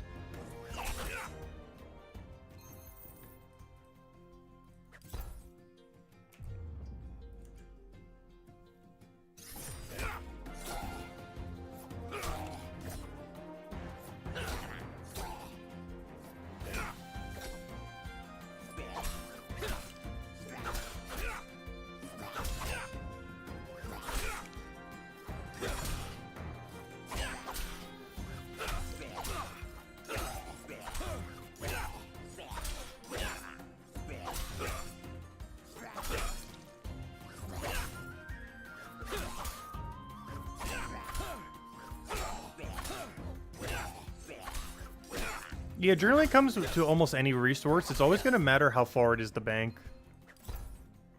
Matters almost more than anything. Because even something worth almost nothing can be worth a lot if it's needed but a billion miles from a bank. Like when trading comes out. I feel like tier 1 material is a good example of that. Though it depends how much they change the crafting system. But in the current state of the game, tier 1 material is really good. Because you can very quickly craft something that you can make it out of it. But the biggest issue with it is getting a bunch of tier 1 materials is not worth it. Because how little XP you get from it in the bank time and everything.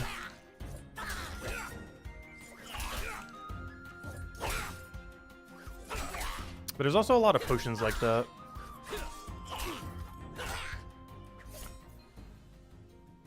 Where you always have to do a cost evaluation relative to how close the shop is. Which is really annoying because the shop is actually really broken for alchemy.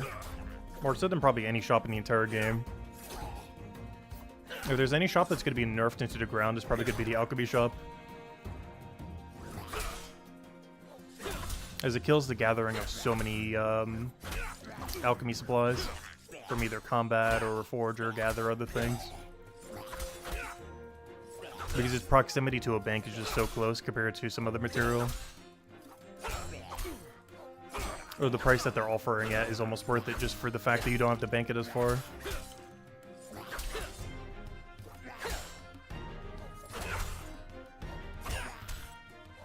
I feel like the bone bank somewhat has that issue too.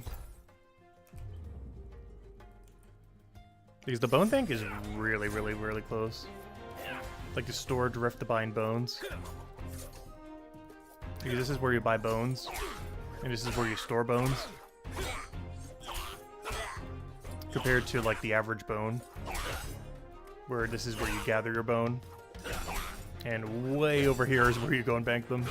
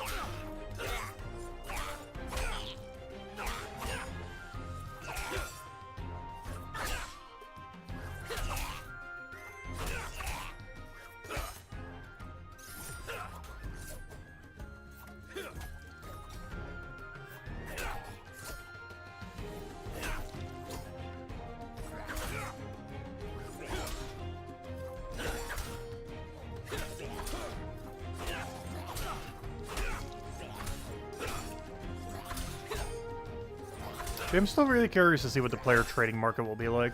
I want to see what will happen to all the shops after they rebalance them all, and what player-to-player trading will look like when it first comes out. Because it's going to be pure chaos, and it's going to be lovely. The entire game's going to be on fire. And then all the people who stay Iron Man is like, wait, what's wrong? It's just another day. It's going to be hilarious. I'm looking forward to the chaos that is day one trading. As well as the rollback that is inevitable after 5 hours after the update. But hello, MK Jets. Welcome, welcome.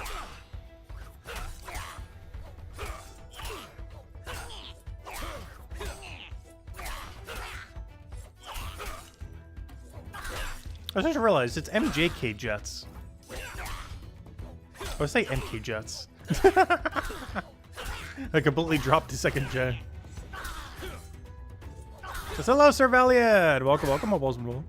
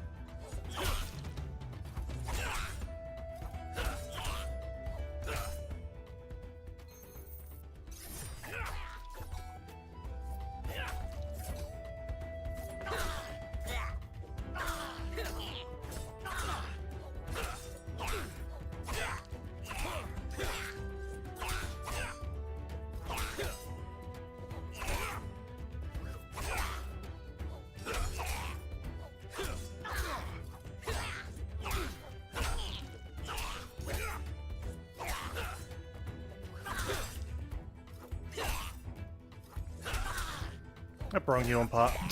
I just clicked on the one in my inventory. Wrong one.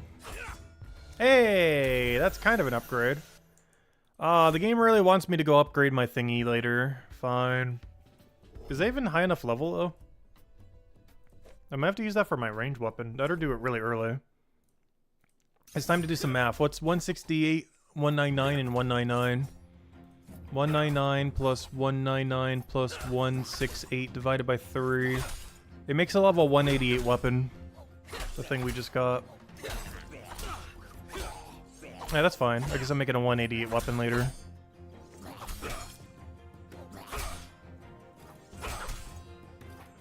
It'll probably be our blue two-hand weapon when we go switch to, what's it called? So I guess we are making one more weapon after this one then. I'll make a 180 Frost two-hand.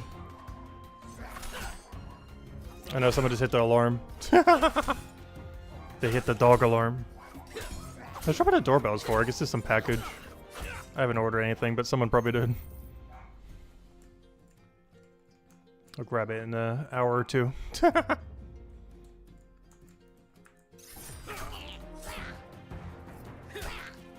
Shouldn't be anything too important. They don't really put it in the P.O. box like thing if it is.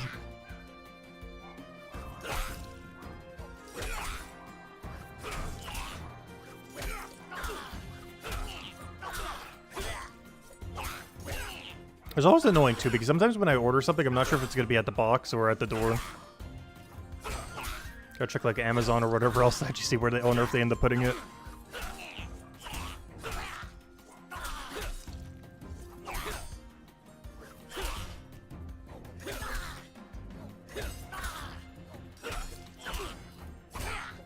Is I basically have like 2 mailboxes here.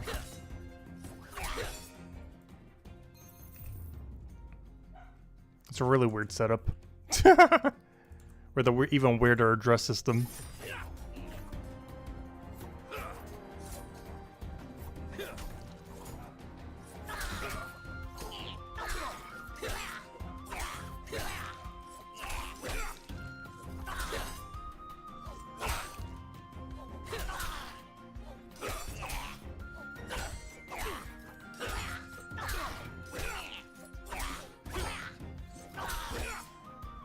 Okay, to the 188 Frost weapon we were talking about earlier. It actually works out perfectly because I believe the hair piece is a 188. It is. Oh, that's perfect. That was actually the exact level range I was considering potentially going to plant. Well, I guess we're doing it now. Because we got a drop that made us need to go there. Speaking of drops. Oh, I can't wield it yet, though. But a 169. Nice. Oh, you can't hit from there, can you?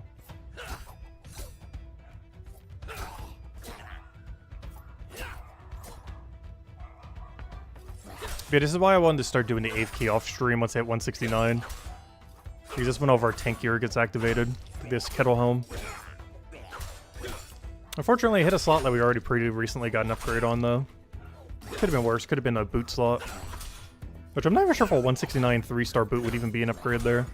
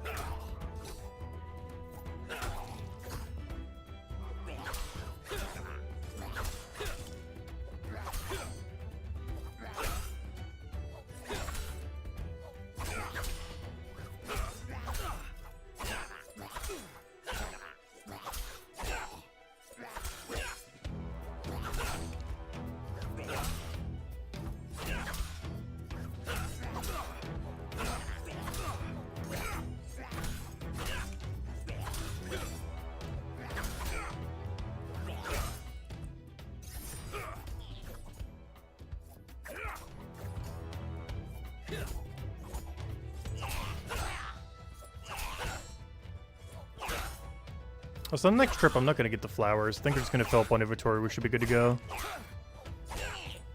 That should have given us to our 169. Then AFK, then boom, sparring guard. Actually, how much will I overshoot? Wait, I just realized. Dude, let's see, if we end in about an hour or two, then eat, then that. Should have about, like, at least 6 hours to grind later tonight, then. Off stream. Which brings us to... at bare minimum, 12 more. You say 13, so it brings that up. Which brings us to 182. Okay, that's exactly where we need to be. Perfect, okay. Yeah, we're not going to overlevel that much. I'm going to do our 180, 185-ish, whatever we're at, to 200 tomorrow, then. Or we'll use the thing we just got to get our 188 weapon. And from there, it's just whatever we get as drops.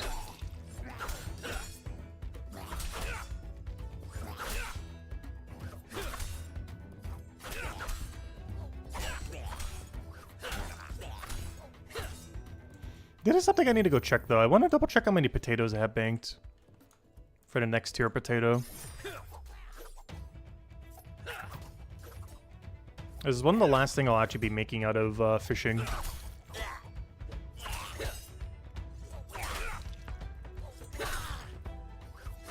That being the 256 cod, or 259 cod. I'm pretty sure this is the very last one. Because, for example, if we were to say what we need for this eel, probably not doing that anytime soon. That eel is a level 323. I'm about to die. No, barely lived. We actually got a chance there. That's fine. As long as he doesn't go down.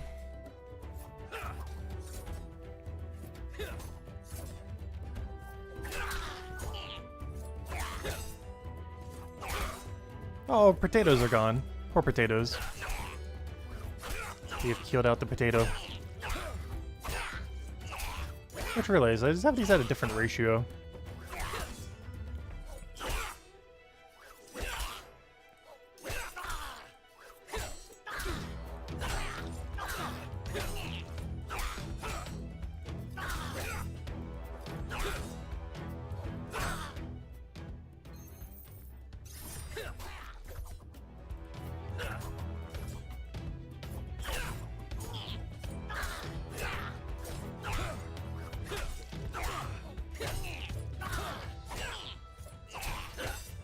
Yeah, that's gonna have to be good enough.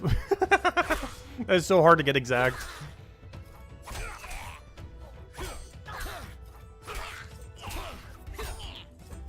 I guess you could do it based on the pointer. Do it based on like centering it on the pointer.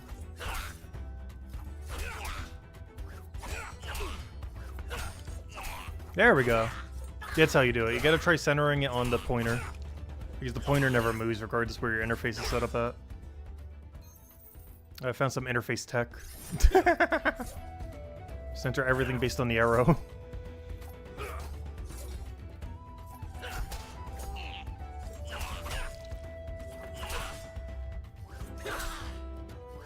You can't do that over here though, otherwise it'll make the ratio weird.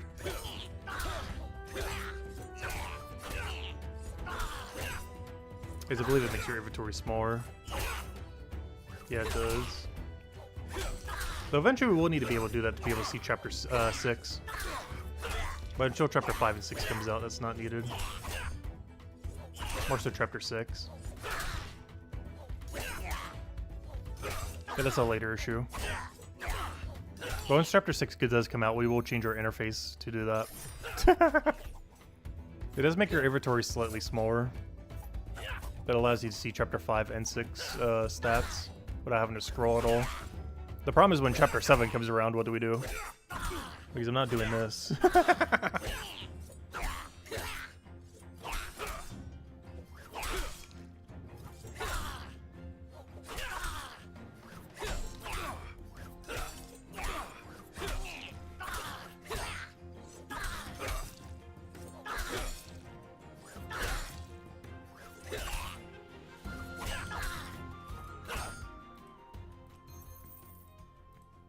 I should have said all the potatoes are gone. Look at how many potatoes we have now. 6 stack of useless potato. Well, not useless. It's just too impossible to bank from this location. Too far.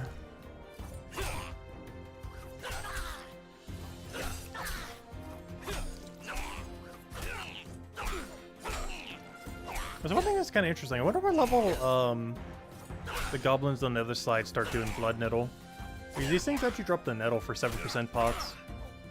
I'm not quite at the level where they do the 10% ones yet. I wonder if the next tier up does, because not only is it push 200, but it's also a higher level than the foraging level even required for them. Just as combat level instead.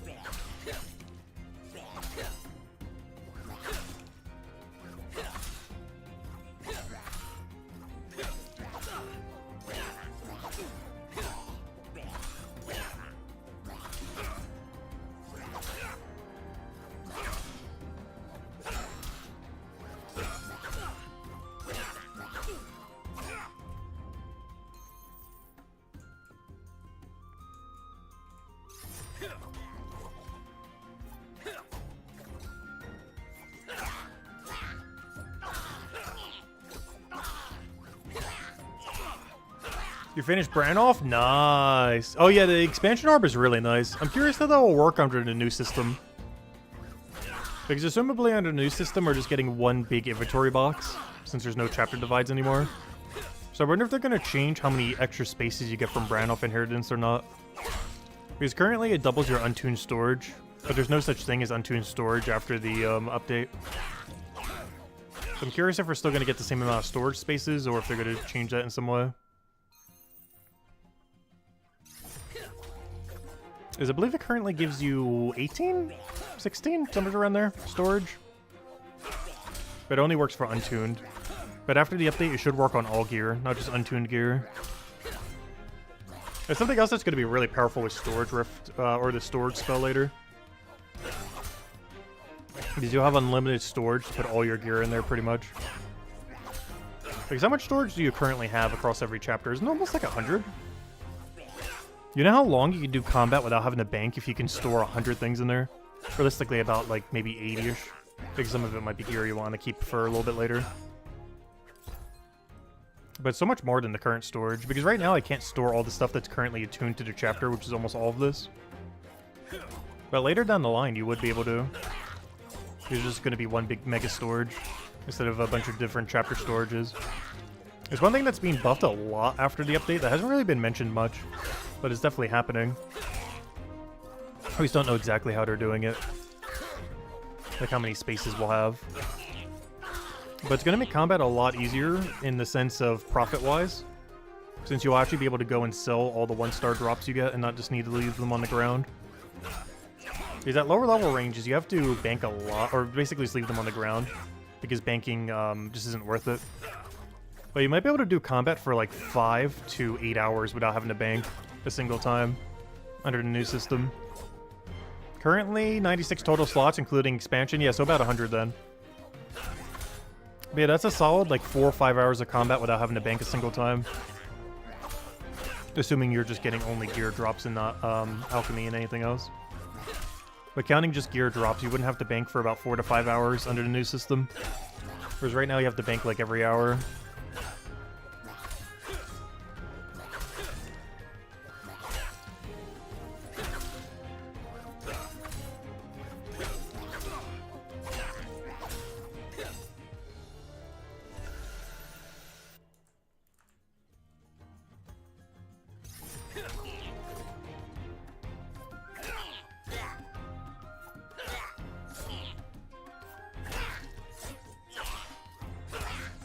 Hello, Almighty. Welcome, welcome.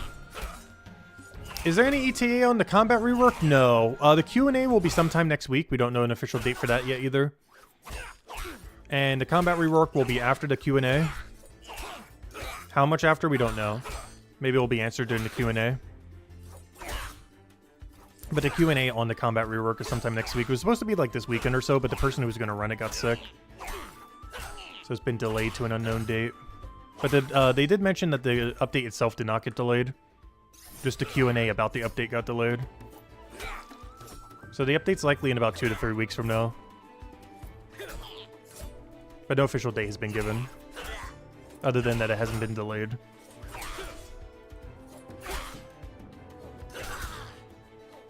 Yeah, it should be early to mid-March.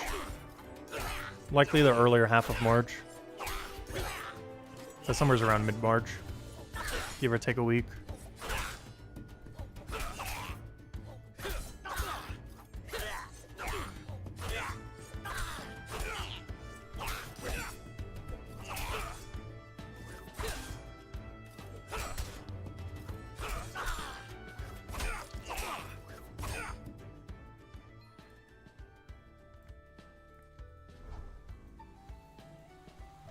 Alright, let's get rid of all this, and one more inventory, we should be good. I'm not going to bother grabbing the plants this time. But yeah, under the new system, if you can store 96 items in there, that's going to be so nice. Let's say you're taking up like 6 doing other stuff. That means you can store 90 items in there. Under the new storage rift system. It's going to be so nice. Who knows, maybe it might even make it bigger than that. Oh yeah, I forgot. I can actually wield this. It's a pure upgrade. I almost just sold it. Luckily, there's a buyback feature. I actually used that the other day, too. I accidentally sold my legendary fire dagger when I actually still needed it for one more enemy. But luckily, we used buyback. Oh, what's nice about buyback in this game, you actually get full refund buyback. It doesn't, like, upcharge you for the buyback. It only saves it for a short duration, like until you log out. Or until you sell enough items that it replaces it. But you actually get the buyback for full value. It doesn't upcharge you at all if you accidentally sell the wrong item.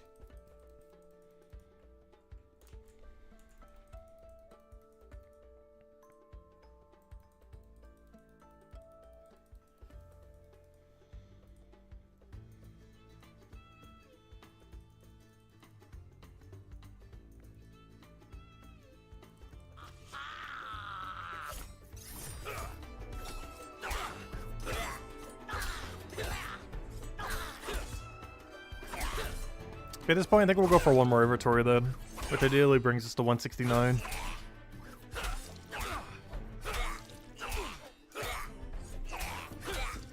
And then we can wear all of our gear that we've gotten from them. The only really big drop so far is a weapon upgrade for later for a 188 blue sword to go kill out the rest of the things we need for 200. And then the other thing was like a helm for like 20 level upgrade. I'm dead. Yep. That was way too late. Well, that didn't last long. We got here and died to the first enemy. Same thing happened to thieves earlier. We made a level 160 weapon for the 160 thieves and then immediately died to them. Yeah, let's pay a little bit more attention this time. And back we go.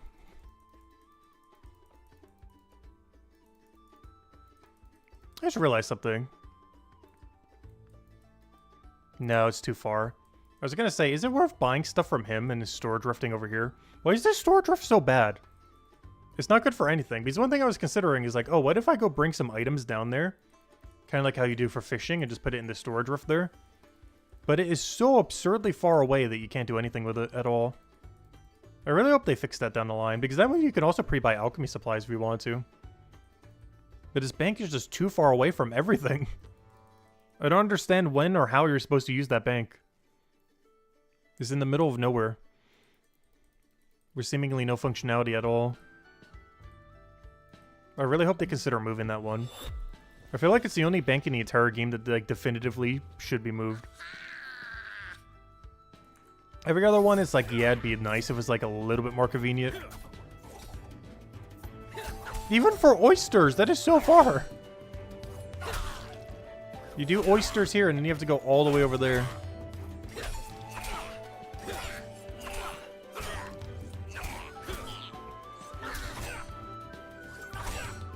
Because you can't bank the scrap.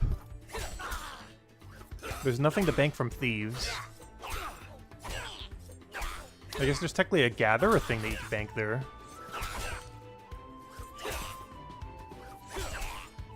But who on earth is doing AFK gatherer? Or foragers as a...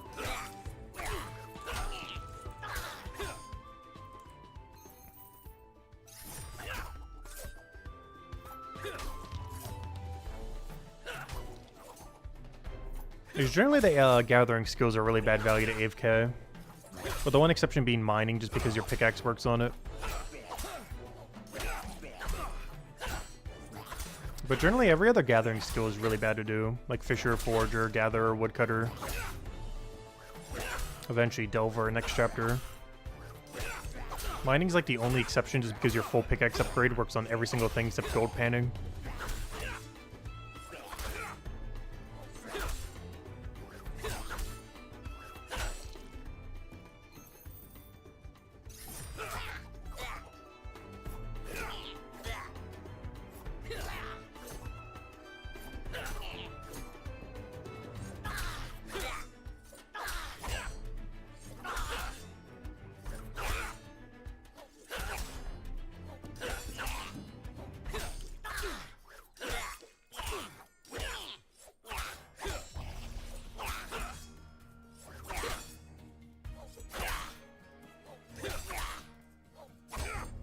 Oh, when do you need soapstone? I just realized for the other thing. Use soapstone right there. Is that before or after the andesite wall? No, that's after. Yeah, that'd be during the granite period. Granite period is fine. The problem is the deathstone period. Which means Mythstone would be really good to go mine. Which is whatever on earth this one is over here. Good. Mifstone's actually in a good location, but you only do it for 8 levels. There's so few. And the gold one's not even worth doing. Oh, plus it's near an ore. Why? Why is every good one for stonemason right where an ore is? They literally made the mining skill so you do stonemason only. Everything about it is set up so much better for stonemason than for smithing. Every single thing is like perfectly set up for stonemason to ignore smithing. But every single thing about it is not the other way around. Like you cannot ignore the stone. There's just too much stone everywhere. But you can completely ignore the ore if you're doing like 500 stonemason. But it's absurdly bad trying to do 500 mining, trying to get 500 blacksmith. Compared to do 500 mining, trying to get 500 stonemason is so much easier. Every level range is just so weird and in favor of stonemason every time.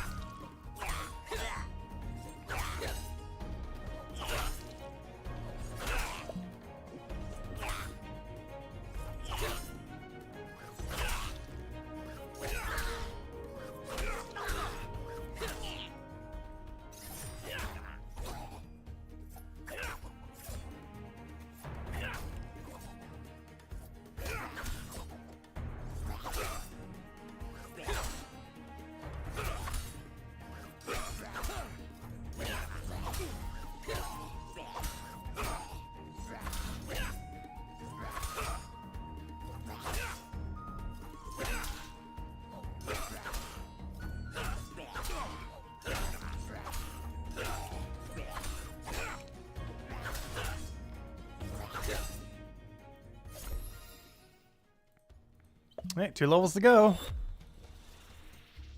Shouldn't take too long.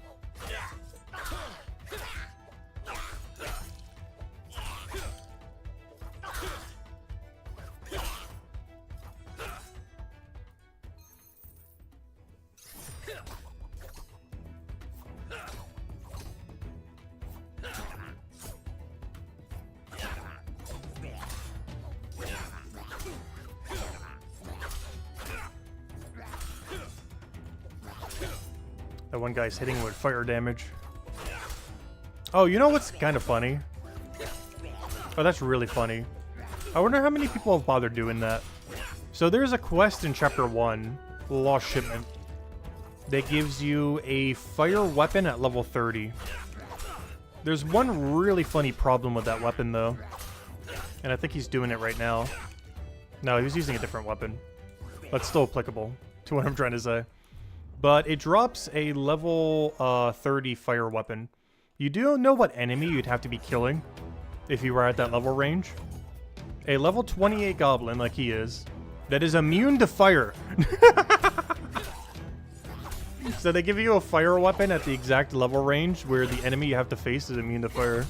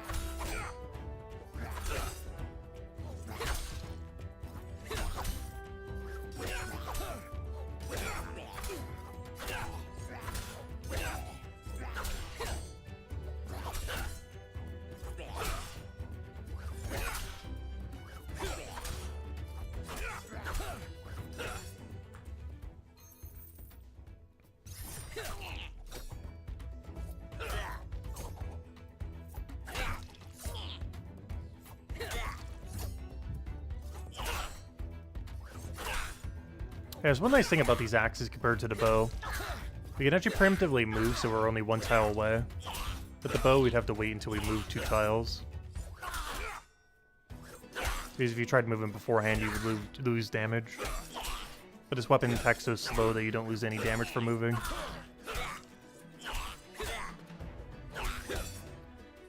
I keep forgetting, is this 5-tick or 6-tick? I want to say 5-tick. But now that I think about it, it might be 6-tick. Let's see if we can tell based on the visual. Oh, maybe it is 6-tick. It's hard to tell. Let's double check.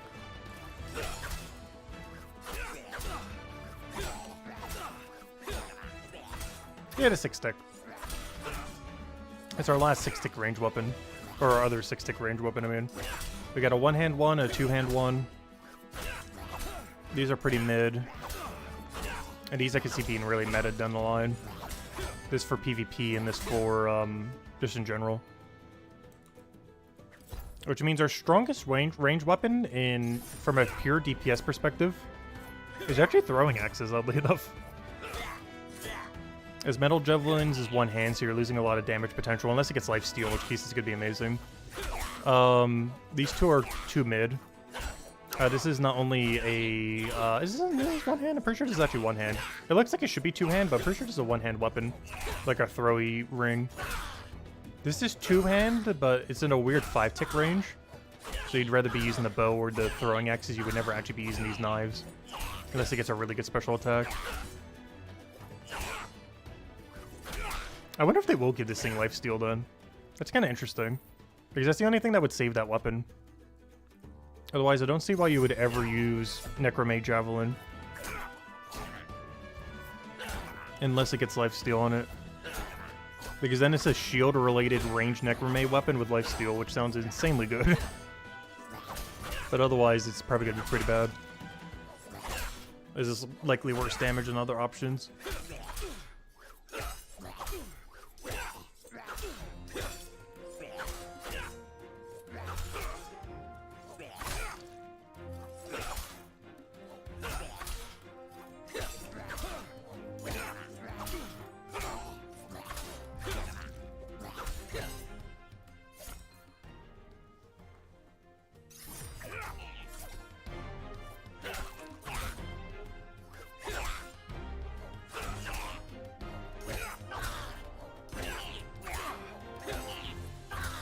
That's not what I want to check. How is our knowledge doing? Let's see how close we are. So let's assume we're already 200 guard. So I'm missing... We're at 31, so we're missing 6. And then we're missing...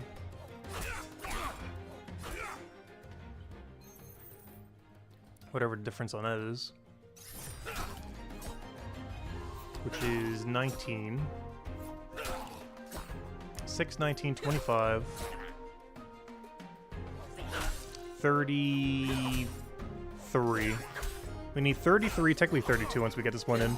We need 32 more knowledge points. Until we have everything but scout done. That's not too bad, 32 more. It's doable in a single day. Which means by the end of tomorrow we should have it all except for scout. So we should officially, for the first time ever, have every passive up to the level range that we're at. For the first time ever tomorrow.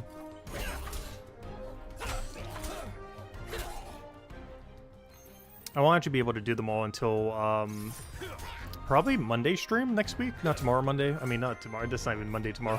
But not this week's Monday, but next week's Monday. I think the stream is going to be doing every activity in the entire game.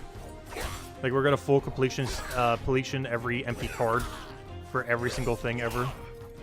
For every skill.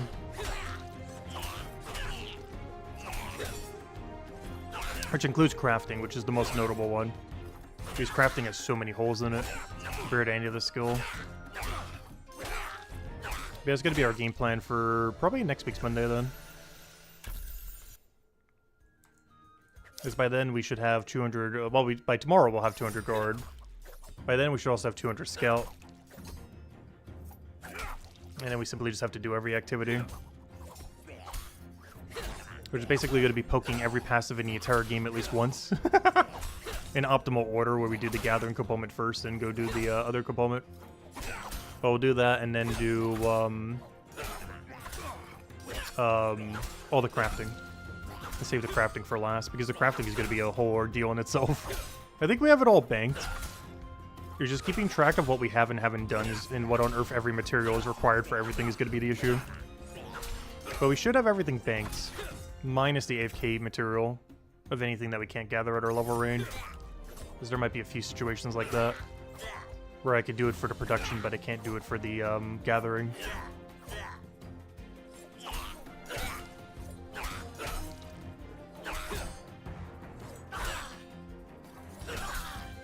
But beyond that, we should have everything banked.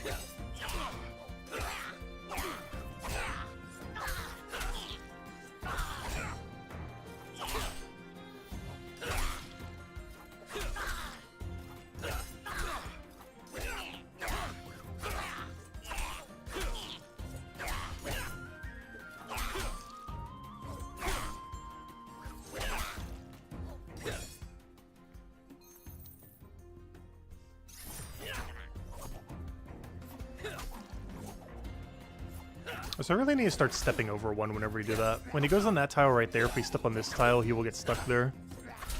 But if we don't do that, he'll move all the way around. But if we move to this tile, when he moves to that tile, he gets stuck on that tile. Because his pathing starts to try to diagonal towards us rather than go around.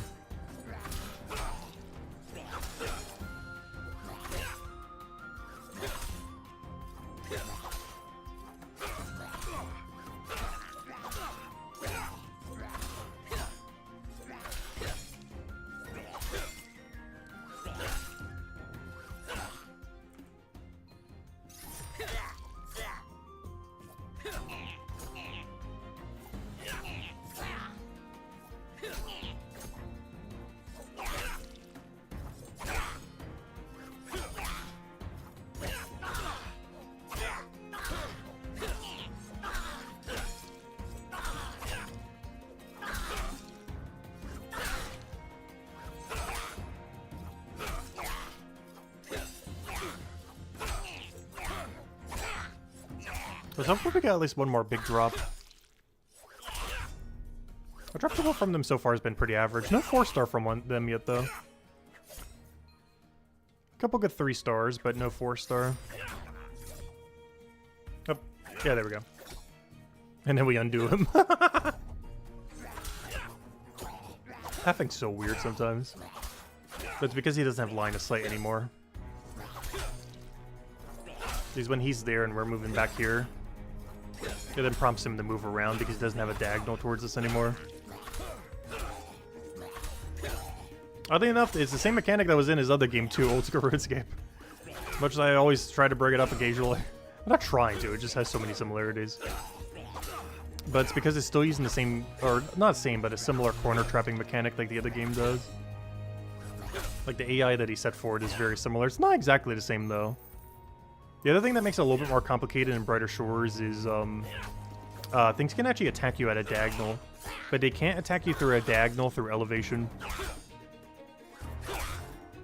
Which really confuses their AI sometimes. Which makes them function more like how they do in RuneScape. Because in RuneScape they can't diagonal you ever, so corner trapping is really common. But to be able to do it in Brighter Shores, corner trapping, you need them to be at an elevation where they can't hit you. But you're still directly inside of them.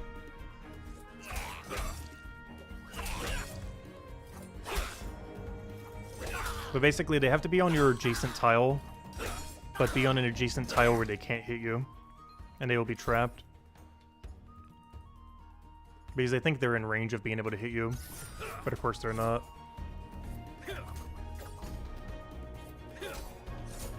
It's like right here.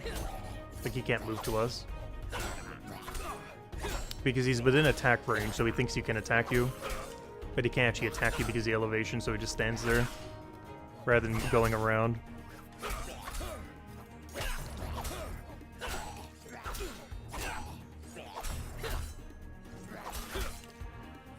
Like right here, this should lock him.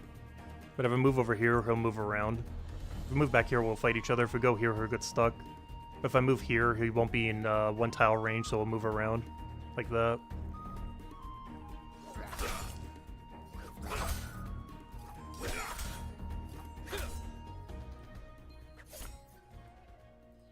I wonder if PVM will end up utilizing anything like that at all. Old School RuneScape eventually did. I would say it didn't really go really heavy into it until Inferno in 2017, though. Even though it was always a mechanic in the game. It wasn't really heavily used until then. As far as, like, incorporating it into content.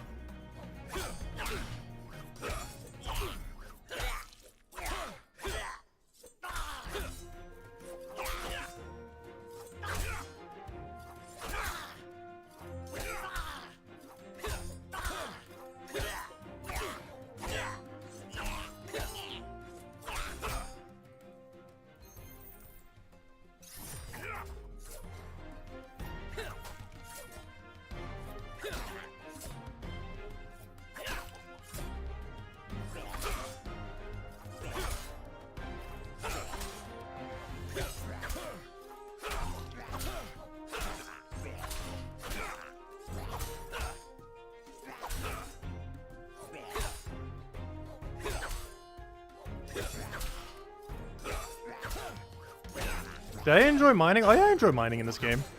It's one of the reasons we even went Crown Knight. Because I always enjoy mining smithing. So I knew we had to go Crown Knight.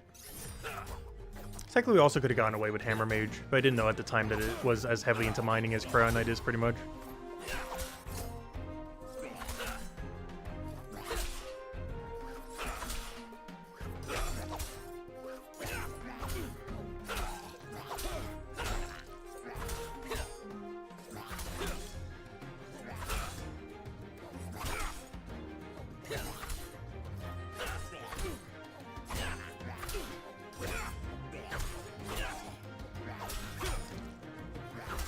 And in RuneScape, oh, I like it even more in RuneScape, because there's a lot more variety.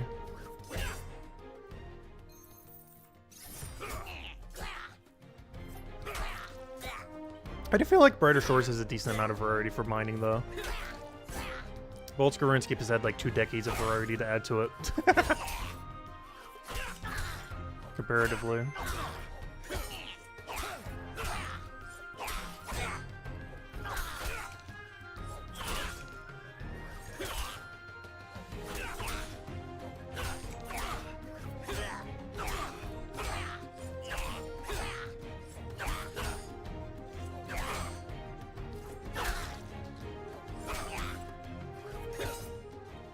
I do find it kind of funny how similar some mining methods is, though. Like, blast mining is almost 1-to-1 identical in this game compared to in Old School RuneScape. Like, there are some slight differences, but they are exceedingly similar. I'd say the biggest difference, which is kind of unfortunate for Brighter Shores, is there's 2 big issues with it in Brighter Shores, and one of the reasons why most people don't do blast mining in Brighter Shores right now. The dynamite storage bank is way too far away. And the second issue with dynamite right now is, or blast mining in Brighter Shores, is you can't do more than 1 at once. Whereas in Old School RuneScape, you can set up about 3 in a chain normally. If at least 2, depending on how you want to do it. But in Brighter Shores, you can't set up all 3 in the same room at the same time like you can in Old School RuneScape. Not sure if they're going to change that eventually. But they would have to basically completely recode blast mining in Brighter Shores to make it work that way. If they do, I feel like blast mining would actually be viable in Brighter Shores. If you could set dynamite up on all 3 without having to wait for the first one to explode. But currently that's not possible. But I do hope that's something that they do to buff blast mining in this game later down the line. It's the 2 changes that blast mining really needs. The ability to set up all 3 without having to wait for the first one to explode before you set up the second one. And having the blast bank way closer. Like, way, way, way closer. It is so far away. Like, the storage where you have to put the Deathstone away is fine. But where you have to go get more dynamite is way too far.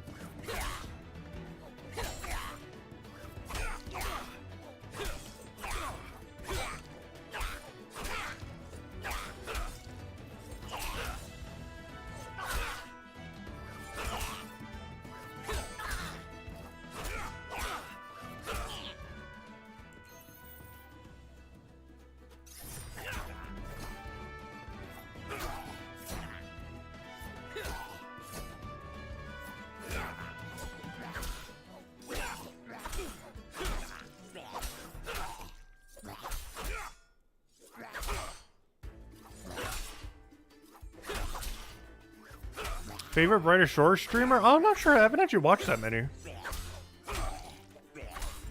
Unless they're on YouTube to some degree. Like, I've seen some parts of, like, Golden Rocket and, that one Turnip guy. But most people on Brighter Shores don't stream on YouTube. And a few that are multi-streaming. They're not even streaming just to YouTube. They're streaming to Twitch and YouTube. I think I'm the only person who streams this game literally only to YouTube.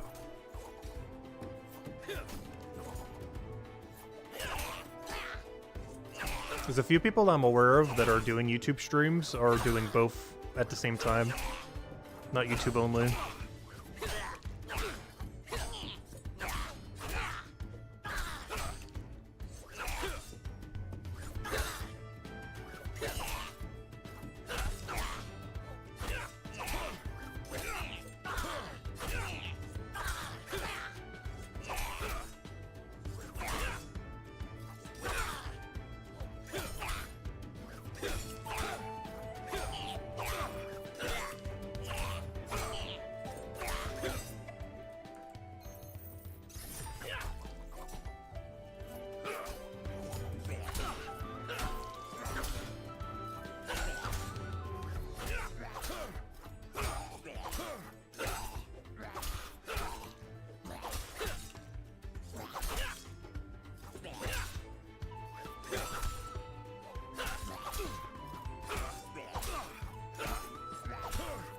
I just realized you can see the shadow of us fighting over there. Our shadow's whacking him with like a little pixel of a pole. Look at how thin that looks from the shadow. That is such a thin blade. It's really funny. I've never noticed that till now. It actually has like a fully fleshed out shadow for everything.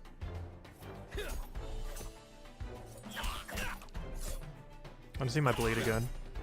Oh, it looks better from the other angle. Let's see, can I switch places with him? There we go. Yeah, look how thin that blade is.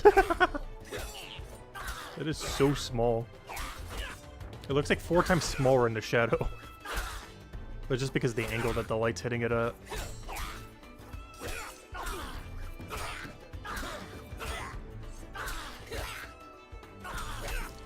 Looks like I'm whacking with a gigantic toothpick.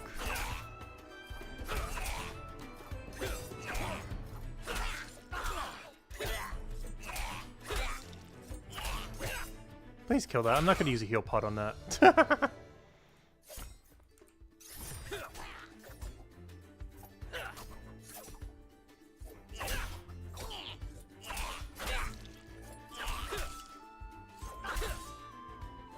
Yeah, hopefully we hit 169 around the same time as a full inventory. We would if I start drinking 5% pots at some point. I've been so bad at drinking 5%. Can't wait to auto repotting eventually. Hopefully. They never did confirm that they're going to be adding such a thing though, but I still feel like they will. The only thing confirmed is that they are adding equipable potions to a quest at some point. We don't know if it's the 2 quests that are currently being worked on, but we do know that is coming.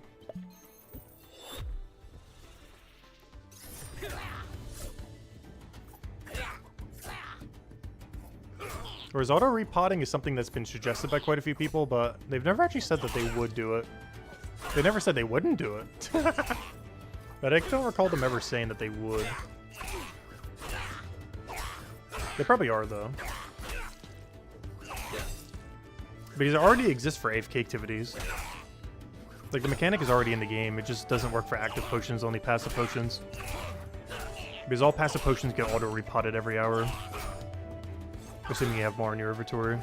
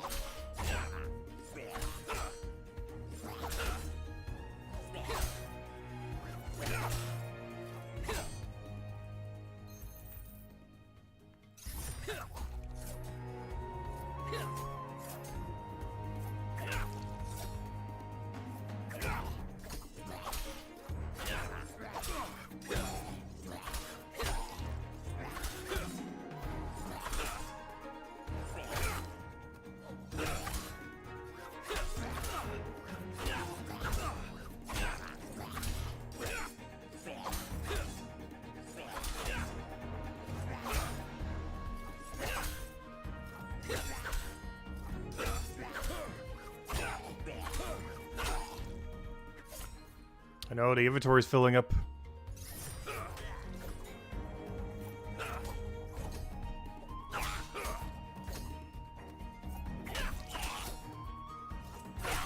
I want to try hitting level 169 first, which is why this problem. Worst comes to worst, I can just go store this, I guess, and just drag everything out. Just so that we can get to 169. It's not that big a deal. Doesn't take that long to get it back out. We'll easily know what all the junk is because they're all 1-star. It's not like we're trying to keep a 1-star.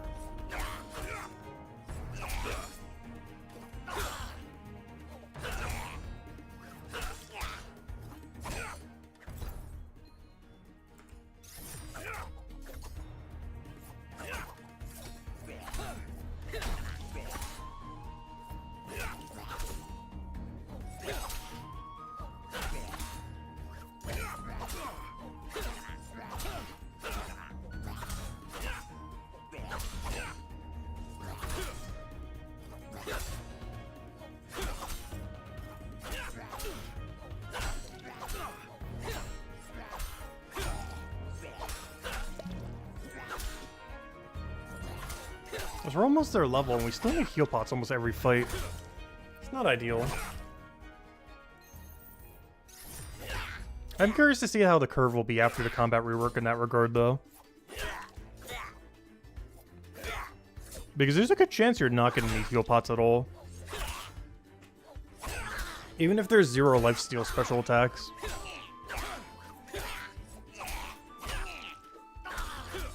Just because the time to kill on enemies is going to be quicker. So you won't get to the point in a lot of situations where you'd probably even need a heal. Because the main thing that forces you to need a heal is not necessarily like any factor other than the fight going on long enough that are just chipping you down enough that you need it. Like, that's the only thing in the current state of the game really forcing you to heal. Is fight duration. But if duration was smaller, you would never need a heal. Even if it's only like 10 or 20% quicker.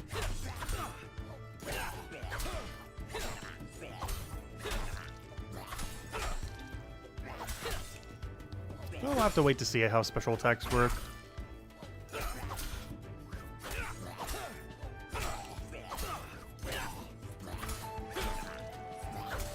So another thing too, imagine 5-star gear down the line. You know how broken you'll be in 5-star gear relative to the current balance of the game? Because the whole game is balanced around it basically not even existing at all.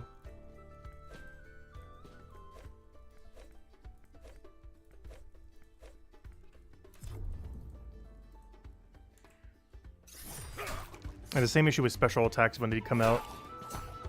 Like, the game right now is to some degree balanced without special attacks. But then it would happen again once we get 5-star gear.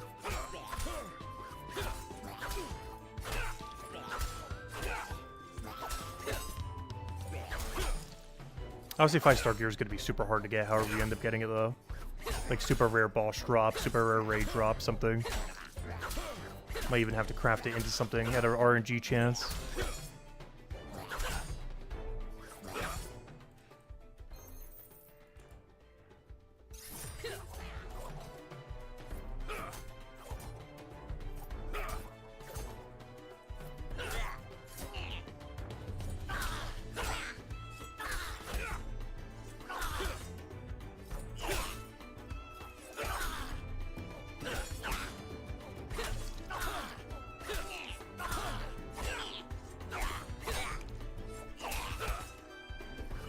Gosh, that goblin is still trying to reach him. There he goes.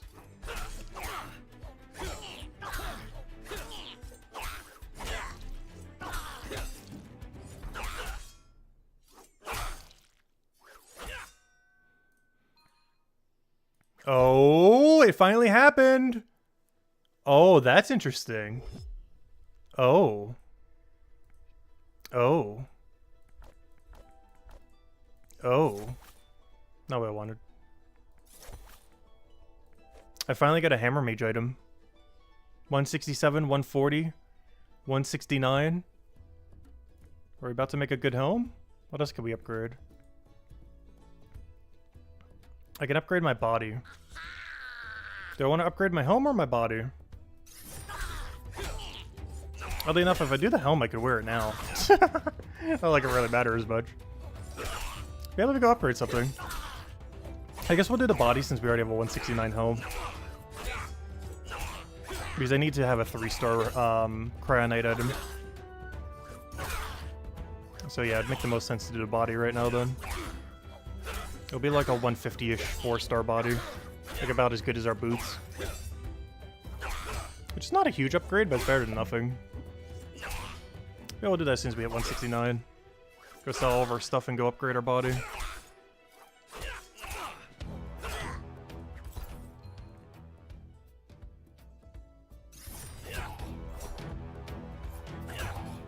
It's not a huge upgrade, but it's better than what we have now.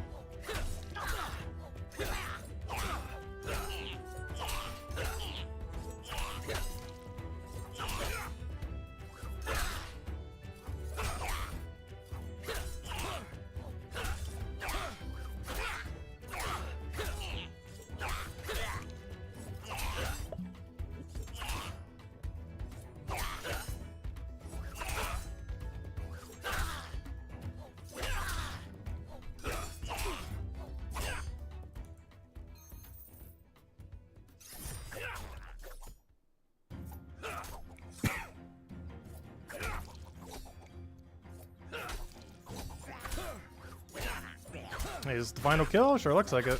So I'm gonna go sell everything, put everything on, and go from there.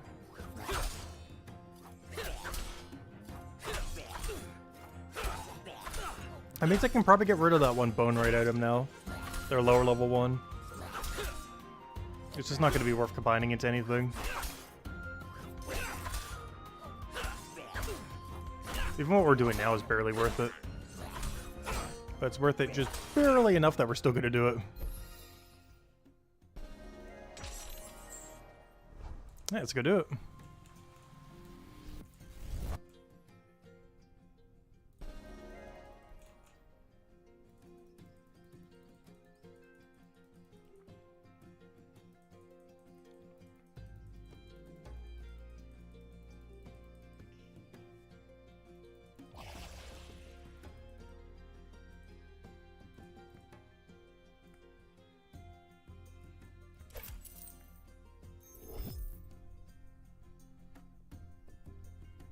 Yeah, this one we sell.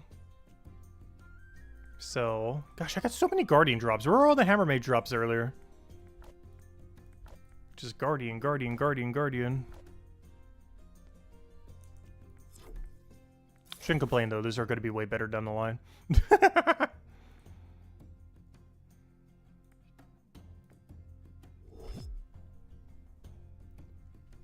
Alright, I need to keep as my backup weapon. This I don't think we need anymore. It's too low of a level. This gets combined into our real thing. And whatever junk we have down here. I'll keep the shield just in case I need it for chapter 4. I will not need it for this chapter though.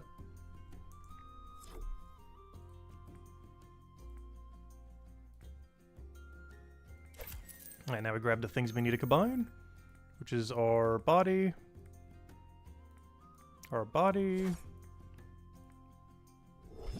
And these two things. It's really rare that we ever get to do an armor upgrade. It's kind of hard to do pre-armor maker skill. But one of the few times we actually get a relevant upgrade from it.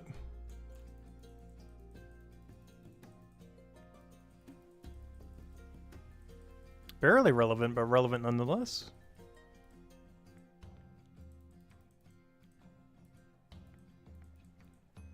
You can also use any slot to upgrade any slot.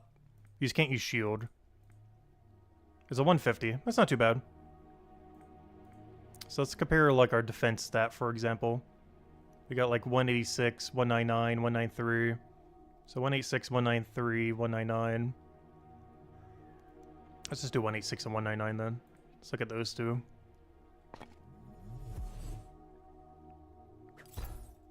And now we have 208 in the 186 and the 199 to a 221. Not too bad. Not huge, but better than what we had. There we go. If only armor maker skill already existed. That could be a common occurrence rather than like once in a month. I honestly think that's the second or third time I've ever done an armor upgrade through that system. Because it's so rare that you ever actually get one that's worth doing. But there we go. Anyways, guys, I guess we'll end it here for now. Gonna go grab some dinner. We will be back tomorrow around noon Eastern Standard Time at, well, noon Eastern Standard Time. The goal of tomorrow is we do not click end stream button until, gosh, Mighty's is always here. We do not click end stream button tomorrow until we have 200 guard. Tomorrow is the 200 guard day. We do not end until 200 guard has been achieved. And that is the game plan. But anyways, guys, I hope you all have a wonderful, wonderful weekend. And, yeah, next time you see us, we will be going all the way to 200. And then we'll only have one left. We'll also finally, for the first time ever, have every passive activity relative to our level range unlocked. As the only ones we are currently missing is Mind Fighter and Watch Person. So up to our current level range, we'll have every single thing unlocked for the first time ever. One interesting benefit of this is whenever you go to this page, it will auto-drag you to the bottom, which saves you time for using your EXP. It's not that much of a time saver, but it does help. So if you want to get them eventually anyways, it's actually really helpful. You see this a lot on alt accounts since they have to AFK so much. Like whenever I go to one of these, for example, we can actually see what that mechanic looks like. Like if I go over to our bone right real quick, we can actually see, if I go do this with this one point that he has, if I go click stop and view rewards, notice it drags all the way to bottom and we just instantly convert it into XP. But that's what's going to happen after we have every passive. You just click on this, and then boom, you're already good to go. You no longer have to like click to drag it all the way to the bottom, then click on this and everything else. You simply disappear all the way at the bottom, ready to go. That's one nice benefit of having it done. Then if we ever need the passive for anything, it's already good to go. And while we're checking them, might as well go check the other one too. I think it's just doing the stone thingy. And hey, it finally gets to make money. Notice it doesn't have 0 gold anymore. It's because it finally got past the bad one. I haven't bothered selling these out yet though. But it got past the bad one and is now doing one that is pure profit. Until it has to go burn all of its money again at the next level range. After it reaches like level 73. In like 5 levels from now. And then it can burn all of its cash stack over again. But anyways, guys, I hope you all have a wonderful rest of your weekend. And I will catch you guys later. Goodbye, everyone. And thanks for stopping by. Enjoy your weekend. Oh yeah, by the way, the poll. After 20 votes, when doing why is every poll always the same? We need to do a more controversial poll at some point. Well, I guess the other day's poll had Chronopolis winning, though we kind of already knew it would win. I should have really banned raid dens as an option for it for the combat poll yesterday, because everyone voted as Chronopolis for the best combat, because the raid dens most likely. But anyways, today's poll. When doing combat in Brighter Shores, do you craft weapons to offset RNG or simply use the drops? 45% for craft drops, or craft plus drops, and 55% for drop only. So most people are doing drop only, which makes sense. Because if you don't train those skills really high, it's kind of hard to keep upgrading. But if you do already have them, then it is doable. But there we go. Anyways, guys, I hope you all enjoy your weekend, and I'll catch you guys later. Bye, everyone. Thanks for watching. Also, I just realized something. Notice this one's a higher level. This is because it keeps losing all of its money to its AFK activity, whereas this guy keeps profiting. So I have to keep doing things to go make money, so it keeps getting more and more levels over this other guy. They were supposed to say, like, relatively even for the most part, though obviously it doesn't matter if they're exactly so. But, yeah, it's going to keep taking a lead because it keeps burning so much more money doing stonemason, whereas this thing's just making bank. Obviously not a lot, but, you know, it's more than 0. Anyways, guys, catch you later.